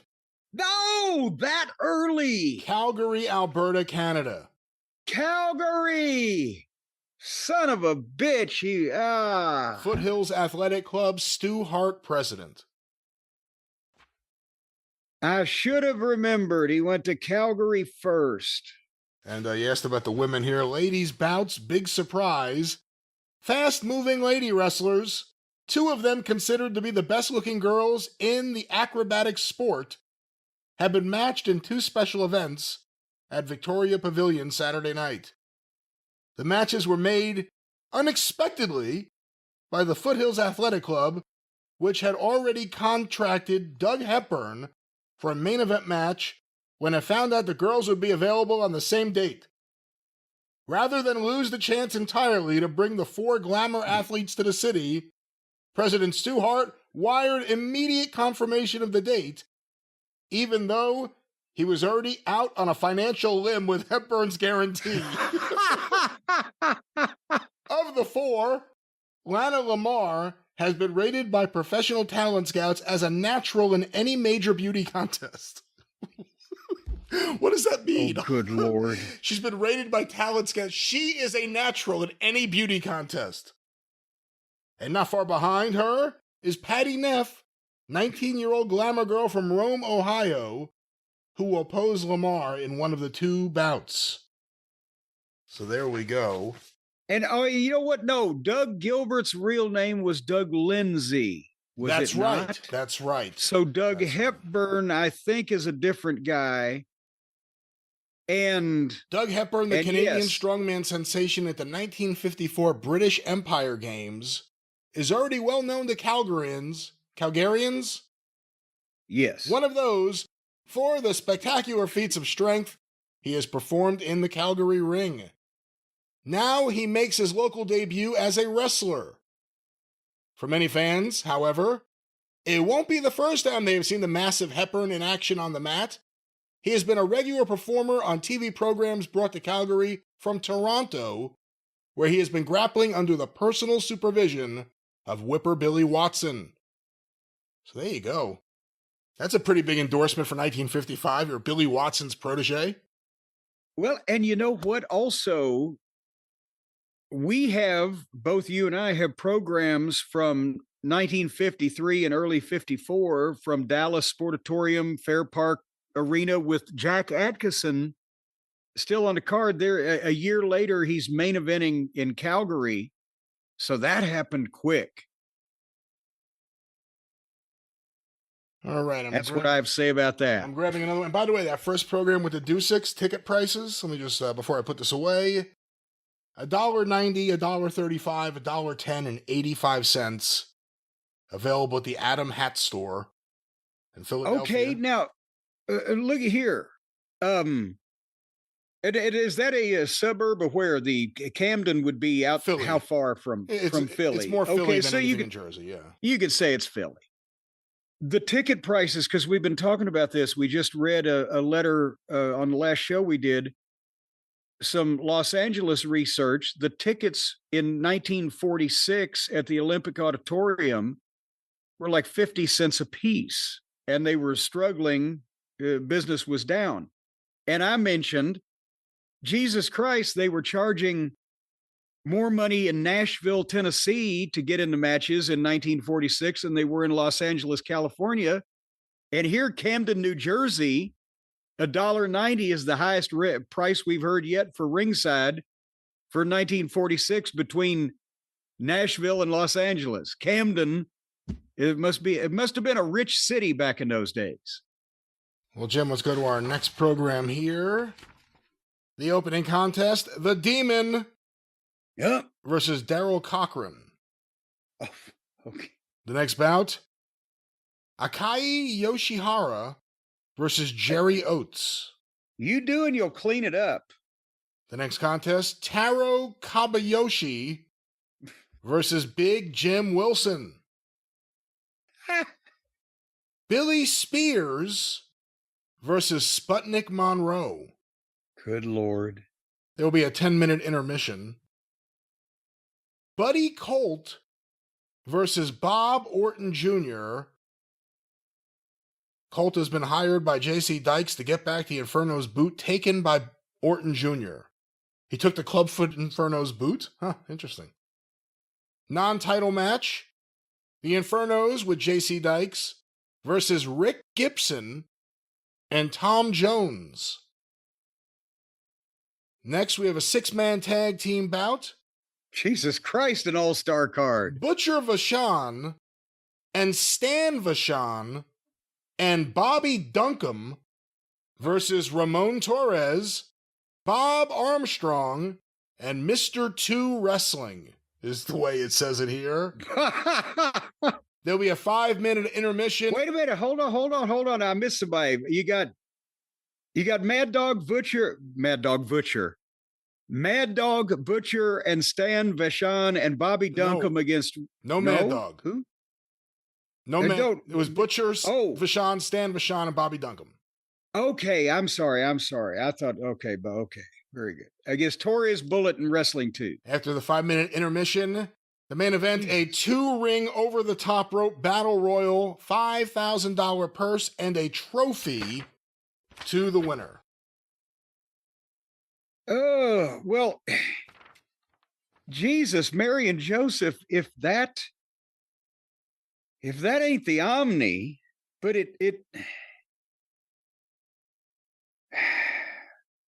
it seems early for the Omni, but maybe not. They open the Omni. So, it's almost, well, first of all, let's go down the cast of characters. Daryl Cochran, he was a longtime Georgia, Alabama talent, but didn't he marry somebody in Fred Ward's family, his daughter? Because Leon Ogle married the other one. He was involved some kind of way, I thought. Jim Wilson obviously is a famous name for all the infamous reasons in the wrestling business. And that's why I was at one point going to lean to the Mobile territory, but this can't be anywhere but Georgia because of these names. But Jim Wilson, that puts the window at really 71 to 74 already. Jerry Oates being on the card, again, indicates more Georgia, unless Fred Ward went out of his mind and opened up a baseball stadium for this show. Billy Spears was the mad magician, bleach blonde guy, and that was his gimmick. He could produce foreign objects from any place, and even if the referee searched him, and he served as a manager for a while. Sputnik Monroe is way famous, everybody knows, as do they know Bob Orton Jr., who was close to being a rookie on this card and was working with Buddy Colt, who was an established heel and one of the top heels in the state of Georgia, or state of Florida, rather. The Infernos, this Clubfoot was Frankie Kane. He had the loaded boot. And it was this, Was this him and Curtis Smith, probably? Or, well, nevertheless, yeah, I don't want you to cheat or anything. Ricky Gibson was Robert Gibson's older brother, and this, I think, would have been his first main event run in Georgia. It almost had to be, because he had really gotten over in Alabama in 71, 72 ish. Tom Jones, babyface. The Vachons had a run in Georgia for quite some time, even in the 60s. Ramon Torres, Bullet Bob Armstrong, Wrestling 2 dates it also. This has got to be in the Omni in 1973. God damn it. The program, Jim, August 24th, 1973. The Atlanta City Auditorium. Oh, son of a bitch. The first annual NWA 2-ring over the top rope battle royal. They put this card in. No wonder they were losing money. They put that card in the city auditorium. That's 1, 2, 3. That's a lot of guys. Well, all right. I got the town and I got the year. I didn't get the building. Here it has the updated 1973 NWA official wrestling rules sanctioned by the NWA. Major rule change. The count on the floor is no longer 20, but has been changed to a 10 count. The rule went into effect August 11th, 1973. No hair pulling, eye gouging, strangleholds, or biting. That is what it says there. No pulling of trunks, masks, or other equipment. No straight punches or kicks with the point of toe. Note, contestants who repeatedly violate any of the above rules will be disqualified. The following violations are automatic disqualifications: throwing opponent over top rope, karate thrust, striking the referee, karate thrust to throat. I was going to try to do them off the top of my head. Okay. Karate thrust to the throat, throwing a man over the top rope. 2. Attacking the referee. It was running the man into a ring post. Were they doing that then there? Hold on. I don't see that one, no. And also the pile driver. The pile driver hold is, once again, automatic disqualification. Failing to break an illegal hold before the referee's 5 count. Well, everybody knows that. Any low blow or any blow administered to opponent with a jump off the top rope. That's in caps. Ah, there you go. Because this was an NWA territory, and until I think they started, in the late 70s, you could come off the top in Georgia, right? But before that, it was like Tennessee, when if you jumped off the top rope and made contact with your opponent, that was an automatic disqualification if the referee saw it, which is why when they brought Snuka to St. Louis, when he was the hottest babyface in the business, people wanted to see the Superfly, so he did it, but they disqualified him for it. He lost the match. Well, the other automatic disqualifications here: the use of any foreign object, any interference with the duties of a referee, you said that, continuing to abuse a defeated opponent, any interference by managers, seconds, or cornermen. And now we go to the tag team save rule. Automatic disqualification when one team member saves another on any shore pinning or submission combination. That's interesting. Wow. A lot of territories, they got that deep in Georgia in the rules, but they didn't necessarily always enforce it that deep. Whereas, like in the Tennessee territory, they didn't even, bother to go that deep to begin with. But a lot of territories would have a one save rule. I think, didn't they do that in the Carolinas for a while, where you were allowed to save once, but if the second save was a disqualification, or then you couldn't save at all. Or one time, Jerry Jarrett, when he thought that, I think Lawler may have been booking it, he had the managers up and, interfering and all the time, and the people got disgusted, tired of it. So he instituted a rule that if a manager got out of the chair, it was an automatic disqualification. He had to sit at a chair in ringside, which severely and maybe the old timers liked it, but it hampered, guys like Jimmy Harderby or whatever to be in that position. But gradually, as they reduced the manager interference and it only happened behind the referee's back, then people forgot about the whole thing and they just kind of let it go. And then they started doing it again. And then nobody cared because they hadn't seen it for a while. So it was just, different areas would have slightly different tweaks on the rules. Intentional striking of referee will result in an automatic disqualification and suspension. The following maneuvers are illegal: judo chops, forearm blows, bolo punches, instep and flat of foot kicks. The use of ropes to gain leverage. Contestants may spring against the ropes, as in tackles and other such maneuvers, providing the contact with the ropes is momentary. It is legal to continue wrestling your opponent until he is clearly entangled in the ropes and referee calls for a break. Wrestlers caution to protect themselves on the break. Championships cannot change hands when the victory is gained by disqualification. In any situation not covered by these rules, the NWA will honor the judgment and discretion of the appointed official. And there are the official NWA rules. Georgia Championship Wrestling with Gordon Soley and Les Thatcher in Atlanta, WTCG 17, Saturday 6 to 7. Augusta, WRDW, Channel 12, from 2 to 3 on Saturday. Savannah, WJCL 22, they're on Saturdays from 2:30 to 3:30, and also in Savannah on WTDC 11, Saturday 11 to midnight. That's in the middle of the wrestling war, so that's all their TV. Well, and that's interesting that they didn't give, because Fred Ward at that time was technically a satellite territory, wasn't Columbus, Georgia, Macon, Georgia, and some of those spot shows. They worked together with the Atlanta office, but Fred Ward owned those towns. So it seemed like they would have enough of a working relationship. They would have plugged Columbus and Macon and Phoenix City or whatever the fuck Fred was doing down there then. But,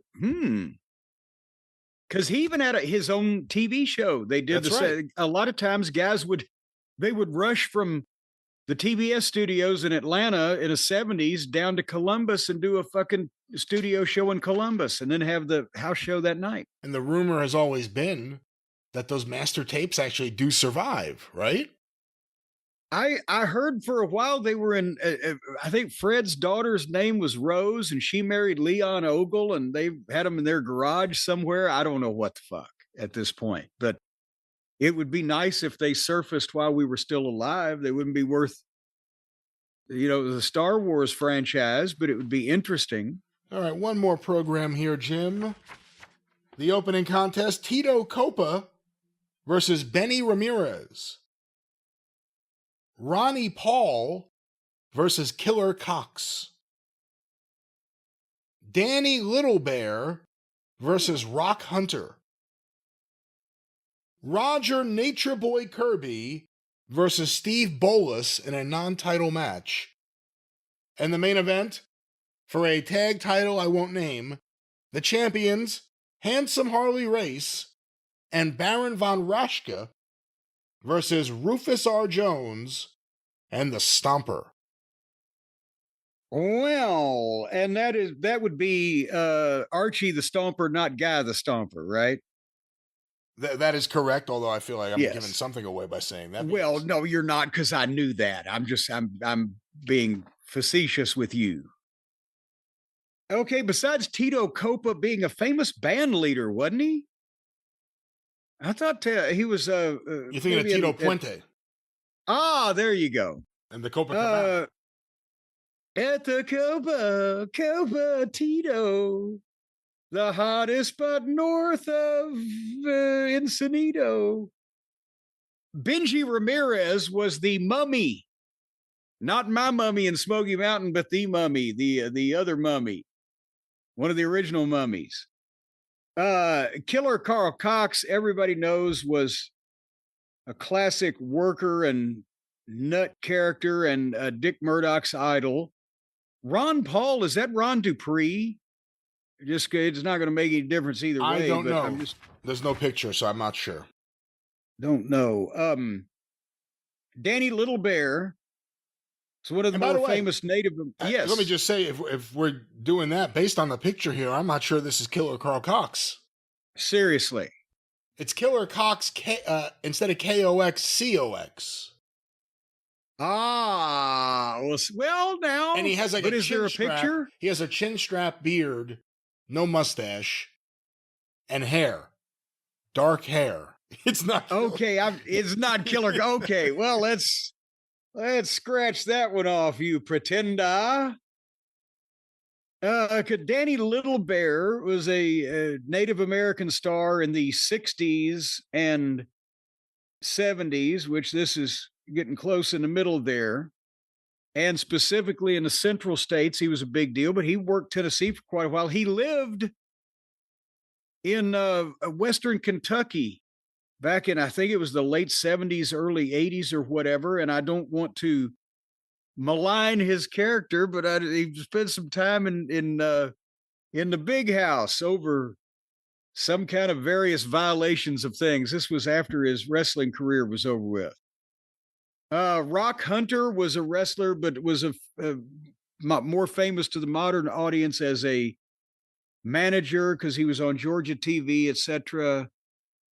Roger Nature Boy Kirby, along with Les Thatcher and Dennis Hall, the Wrestling Cousins group, remember, from the early 70s. And obviously with Rufus R. Jones and the Stomper against Harley Race and Baron von Raschke, this whole card is central states, whether it's Kansas City or, one of the environs. Is it, where else would it be in the central states area with this number of names on the card? It's got to be Kansas City, and it almost has to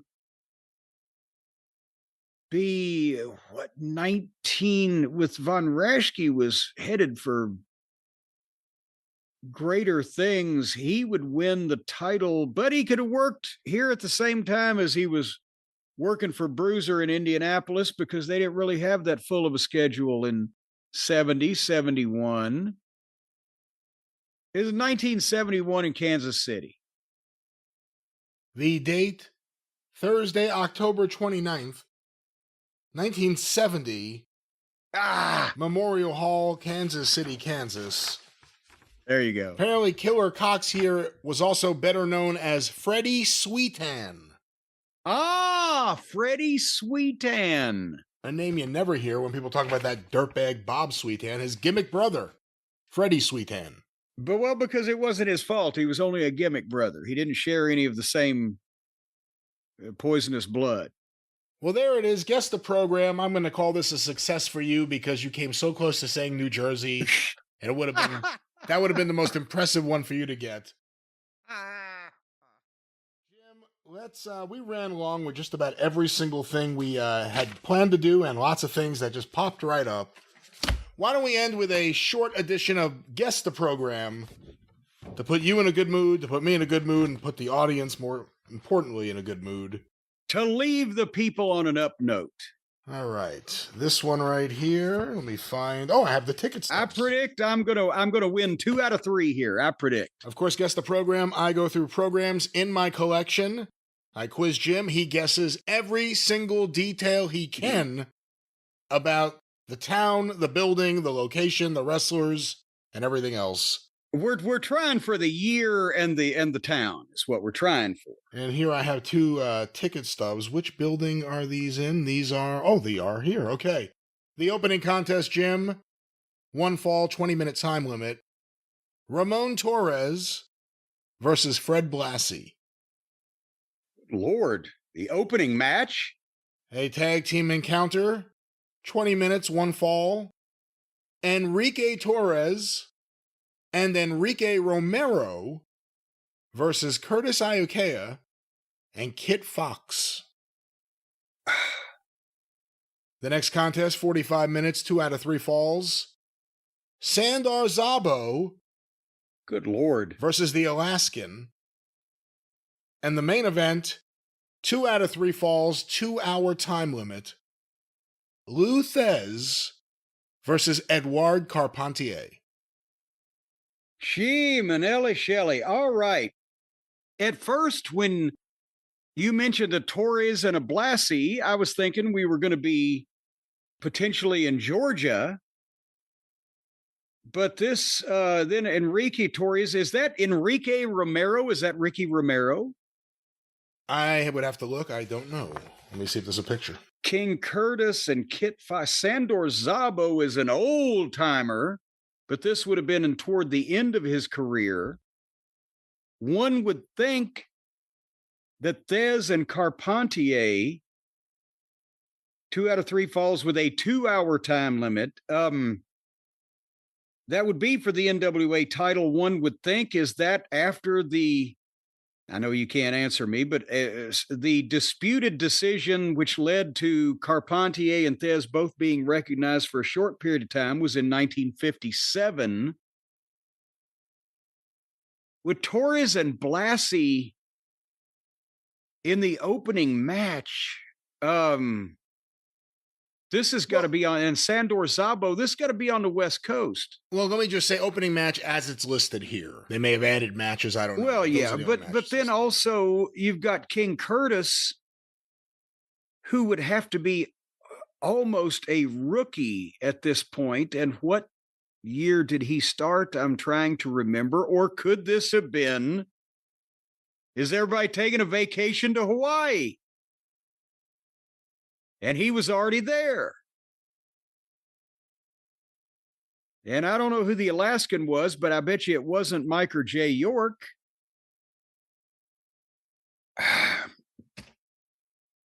This is either California or Hawaii from 1959. Impressive. This is San Francisco Wrestling.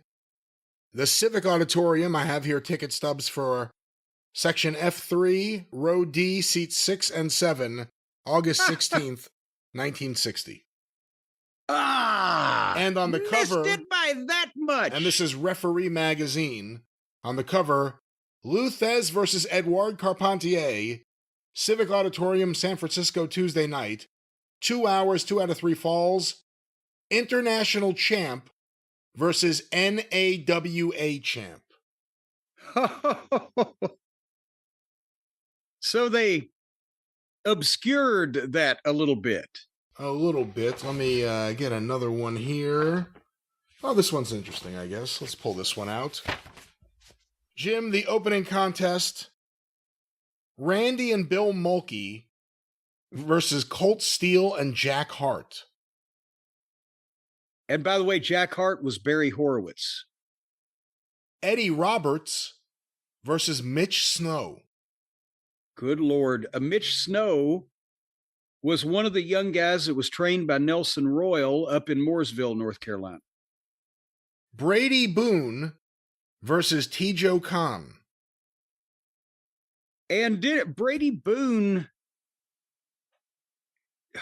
Robbinsdale High School. But they gave him a gimmick in the WWF for a brief period of time. Battle Cat.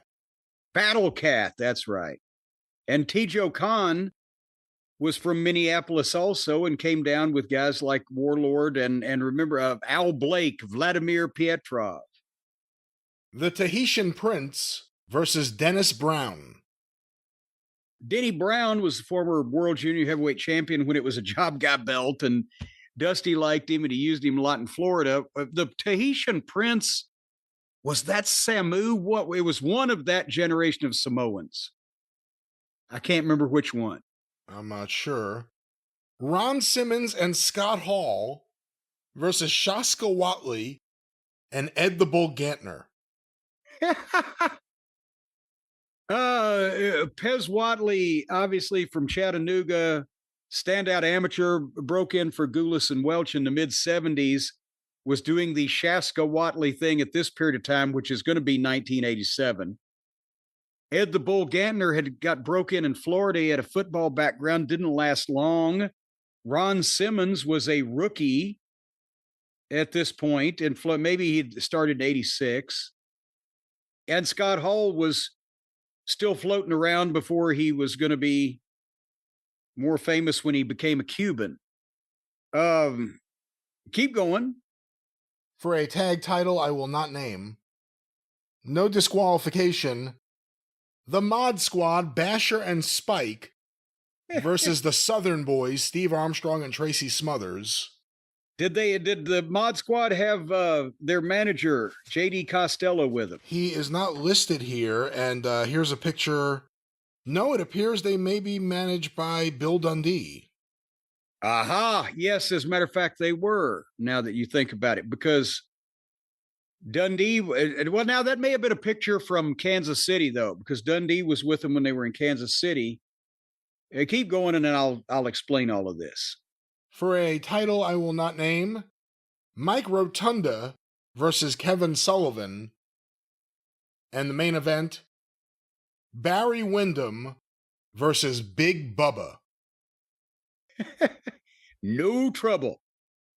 This was in Florida, first of all, and it was after that Crockett Promotions had bought Florida Championship Wrestling, or Championship Wrestling from Florida, whatever the legal title was. They bought the territory. The Mulkeys were there because Dusty wanted to reward Randy and Bill for those memorable TV matches and their dedication and their determination. And he sent them to a territory. And it's that Colt Steele, another guy, the world's biggest calves, was trained by Nelson Royal up in Mooresville. Barry Horowitz at that time had worked Florida before for Dusty. Mitch Snow and Brady Boone, T.J. Khan, Denny Brown, they were all guys that had worked for Crockett underneath and were getting a chance to be more featured.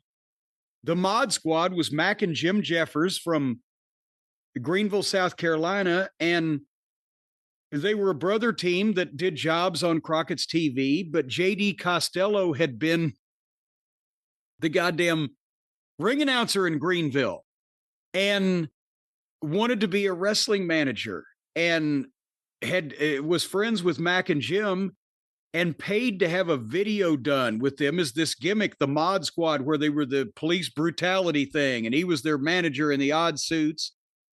And I called Randy Hales and got him booked in Memphis for a little while at one point, and then they came back home, and Dusty wanted to use the Mod Squad gimmick, so he sent them at one point to Kansas City when they bought that, and then at one point to Florida. And Steve Armstrong and Tracy Smothers, the Southern Boys, they had been in Florida when they bought the territory, and that was the first time we got to work with them on a couple of the Crockett TVs in '87, 3 years before they came into the rest of the territory. And Barry Windham, Mike Rotunda, Kevin Sullivan, Florida names, and Bubba in the main event with Barry, because this was during the period of time Dusty had started Bubba in spring of '86, worked the angle with him and Dusty and Bubba through the bashes in '86 in the summer and the fall. And then as '87 started, they'd bought Kansas City. He wanted to send Bubba to Kansas City for a little while. He sent him to Florida, and then he sent him to the UWF when they bought Watts out and put the UWF belt on him, because he was so confident in Bubba. He wanted to make him more than just my bodyguard. He was going to become a top heel. And that's why he was sending him to these different places and putting belts on him, letting him work as a single. Akbar managed him in the UWF, and he was always being pushed in these places, even if he wasn't on the national TV, because the thought was to bring him back to Charlotte and, have him main event Starrcade one day. But things got in the way of that. He got a shitty payoff for Starrcade '87, and Hulk Hogan needed an opponent, and the Big Boss Man was born. But so this was Florida, and I would bet you by the number of matches, even though there wasn't a lot of high-priced talent, this had to be either St. Petersburg at the Bayfront Center, if they were still running that big a building, or Tampa, or potentially Miami Beach. And it was definitely in the later stages of or the mid stages, summertime of 1987. How close am I? You're pretty close. I'll tell you the town because you missed completely on that. Fort Myers, the Lee Civic Center. Fort Myers. All right. Friday, April 17th, 1987. And they were having 8 matches in Fort Myers, which wasn't a major market town, but all these guys were cheap and they all needed experience. Well, let me ask you this, because I have a program. I actually got a bunch of programs from this period of time recently.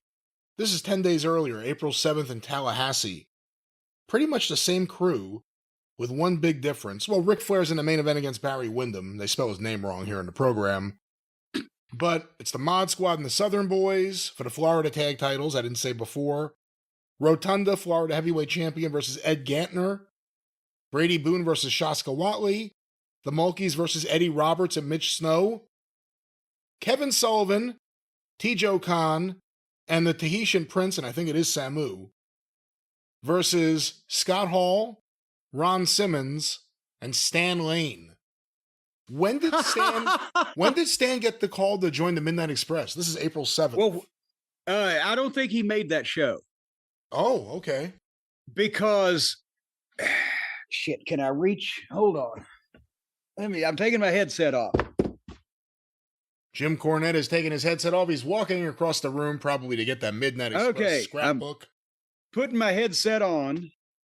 Going to 1987. Trying to find 1987. Because I'm going to say that it was, yes, April 4th at Atlanta TV, and that night in Boston at the Garden was Stan's debut. And then on the 7th, we did TV in Spartanburg, South Carolina. So Stan, but see, those cards would be booked 3 weeks, 4 weeks in advance for the TV advertising. And Dennis didn't disappear until March 25th. So we pretty much, between March 25th and April 4th, looked for Dennis, couldn't find Dennis, determined that Dennis wasn't coming back. Dusty said, we got to do something. I came up with and pitched Tom Pritchard, and Dusty had already said, well, what about Stan Lane? He got him up to the fucking office in Charlotte in time for us to all say yes, and he debuted April 4th. So we were not dicking around. And obviously you wouldn't have been managing Bubba on the 17th against Wyndham. So. No, he was down there by himself. On the 17th, I was in Macon, Georgia with the Midnight Express against Ron and Jimmy Garvey. But now, you know what? Having said that, in Athens, Georgia on the 16th, the Midnight, Bubba and myself had an 8-man tag with Wahoo, Wyndham, and Ron and Jimmy Garvin. So, and then he went from Athens to goddamn... Against Wyndham. Where was it? Fort Myers. Yeah. Against Barry Windham.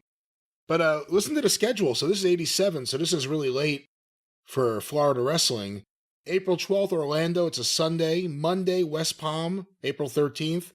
Tuesday to 14th, Tampa. Wednesday to 15th, Jacksonville. Thursday to 16th, Port Richey at the Southland Roller Palace. Friday, April 17th, Fort Myers. Saturday, April 18th, Lakeland. Back to Orlando, Sunday, April 19th, a week later. Melbourne, April 21st. April 22nd, Wednesday, Miami. April 24th, Friday, Arcadia. And Sarasota on the 25th on a Saturday. So, you know, even though the promotion was dying to the point where Crockett took it over, and, you know, that didn't help it save it or anything, they still had a full schedule of events. Oh, yeah. Well, in those days, you had those buildings booked months and months in advance. And, you know, when business went down, you were still running the towns. You had to run the towns. You didn't cancel towns in those days because then the regular fans in each... Louisville ran every week for 20-something years at the Louisville Gardens. I don't remember a show ever being canceled, except for the ice storm that delayed the Jerry Lawler Coyote Calhoun match for a week. The DJ from Louisville, Coyote, the fucking local people sold the building out. I've told this story, but the wrestlers couldn't get here from Nashville because of the ice So they brought the same card back the next week. But in all those years, you didn't cancel shows low advance. Don't pay the fucking boys. But you didn't cancel shows otherwise. So up until the end, they ran the schedule that they had to run. And then they just, well, we can't do this anymore. All right, Jim, one more program. This has been fun here today. This one, just reading what it says on the cover here. The opener, one fall 15-minute time limit at 8:30 p.m. Jolting Joe Blanchard versus Bronco Lubitsch. Oh, good Lord. Preliminary, one fall 20 minutes. George Scott versus Johnny Walker. The semifinal, a terrific six-man tag team match, star-studded teams. This team, Tim Woods, Mr. Wrestling, Thunderbolt Patterson, Joltin' Joe Blanchard, total team weight 746 pounds, versus this team, Bronco Lubitsch, Chris Markoff, Toru Tanaka, total weight 746 pounds. The Europeans' manager, George Harris, will be in charge of this trio. 2 out of 3 falls, 45-minute time limit. The first main event, Kowalski answers Wahoo's challenge and accepts. Indian strap match, Chief Wahoo McDaniel versus Waldek, whatever you want to call it, Killer Kowalski. Wladek. It's Polish, and yeah, there's a variety of pronunciations. Both gladiators asked the promoter to make it one fall to a finish and to allow it under brass knuckles rules so everything goes. And the second main event, Coliseum fans in a frenzy demand this match. Let me go back to the cover and read what it says here. Primitive maniacal action on tap tonight. This is definitely a championship match. Rugged Johnny Valentine, Texas champion. Well, I gave that away. Fuck. Rugged Johnny Valentine versus formidable challenger Pepper Gomez. Psychological intervention of ring announcer Florentino Sheldon, who will second Pepper. See story inside program. Well, we'll see that story in a minute. I know it's Houston already. Okay, so you didn't really give too much away. With Blanchard and Lubitsch being, it's a Texas gimmick. The Blanchard, Lubitsch in a single and then coming back in a 6-man. It's a captain's match. They stretched the card without having to pay extra guys back then. They did the same thing in Dallas. One time, Dennis Condrey, the minimum was $50 and the spot show was the shits, but he worked twice, so he got $63. They gave him a $13 extra payoff for wrestling twice. Like they shaved that fucking right down to the nub. It's as much as we can give you. But Blanchard and Lubitsch, obviously Texas names. Joe would later promote San Antonio and Sire Tully. Bronco was a great guy, became a referee later on. George Scott, brother of Sandy Scott, my least favorite booker ever in history, George Scott. Boy, two brothers couldn't be more different. Well, Bruce and Tom. Johnny Walker would later on be Mr. Wrestling number 2. Tim Woods would be Mr. Wrestling number 1. Thunderbolt Patterson would be Thunderbolt. Chris Markoff and Professor Tanaka. George Harris, George 2-Ton Harris, George Bunk Harris, the baby blimp, was from Tennessee and was a childhood friend of the Welch families and got into business that way and ended up working a ring crew and maintenance for Crockett Promotions in the late 80s. And Killer Kowalski and Wahoo and Johnny Valentine and Pepper Gomez, that's what gave it away. Wahoo, Valentine, and Gomez were huge in Houston. And goddamn, by some of these names, I want to...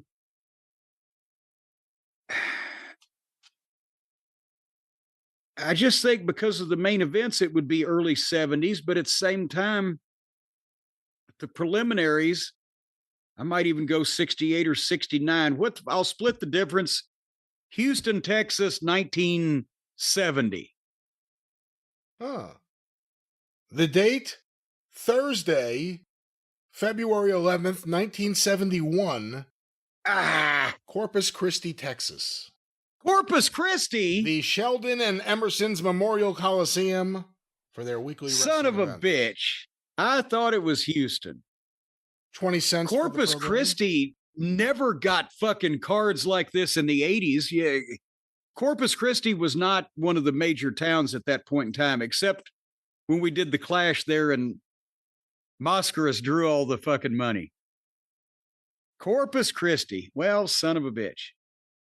Loved the Holiday Inn's room service there by the Holiday Inn in Corpus Christi in the late 80s, early 90s, mid 90s. Wonderful room service right there on the water. Prices this week: ringside $4, dress circle $3, balcony $2, all children under 10, $1 balcony when accompanied by an adult, admission. And wrestling's on Channel 3, KIII, if that's what this is. Saturday, 10:30 p.m. in color. It is in color. So there we go. That is this. Now, what was the story on this fucking weird? Yeah, what it said situation they had going on? Psychological intervention of ring announcer Florentino Sheldon, who will second Pepper. Pandemonium to engulf Coliseum as Valentine risks belt opposite fiery Pepper Gomez and Wahoo Tess Kowalski. Let me see specifically about this Florentino. Here we go. It was because of this match that our good friend, ring announcer Florentino Sheldon Jr., became the victim of a pulverizing Johnny Valentine right to the jaw that saw the rotund official catapult to the canvas in agonizing pain. Our good friend, the rotund Sheldon. Sheldon told this writer that all he said to the champion was that the match was over, and that unexpectedly, Johnny approached him, and before he knew it, he felt the impact of what he thought was a cannonball on the side of his face, and the lights seemed to dim, and the whole Coliseum was whirling, and momentarily, his eyes closed in involuntary slumber. It was an experience, he says. Sheldon, who has been a good friend of Gomez for many years, will be Pepper's second in this match. He says that he has seen Valentine so many times that he knows his moves to the letter, and that he will avenge Johnny's brutal attack by signaling Pepper the champ's next move. It is a psychological impulse more than anything else, Sheldon says, and that he strongly believes it will prove effective. We told him we would have a stretcher ready for him just in case, and he gave us a faint smile, very faint. And there it is. You think Paul Bosch wrote that? He's using a lot of big words. I don't know. I mean, this is obviously a Houston town. These are Houston wrestlers. I don't know. We'll see what we can find. I have a whole bunch of these from Corpus Christi, so we'll see. Not that I could use them now in this game. So we'll see what we can find. There it is, Jim. Another Guest the Program Omnibus Volume 3. There will be a Volume 4, and probably many more after that. A very popular feature here on the show. Any final thoughts?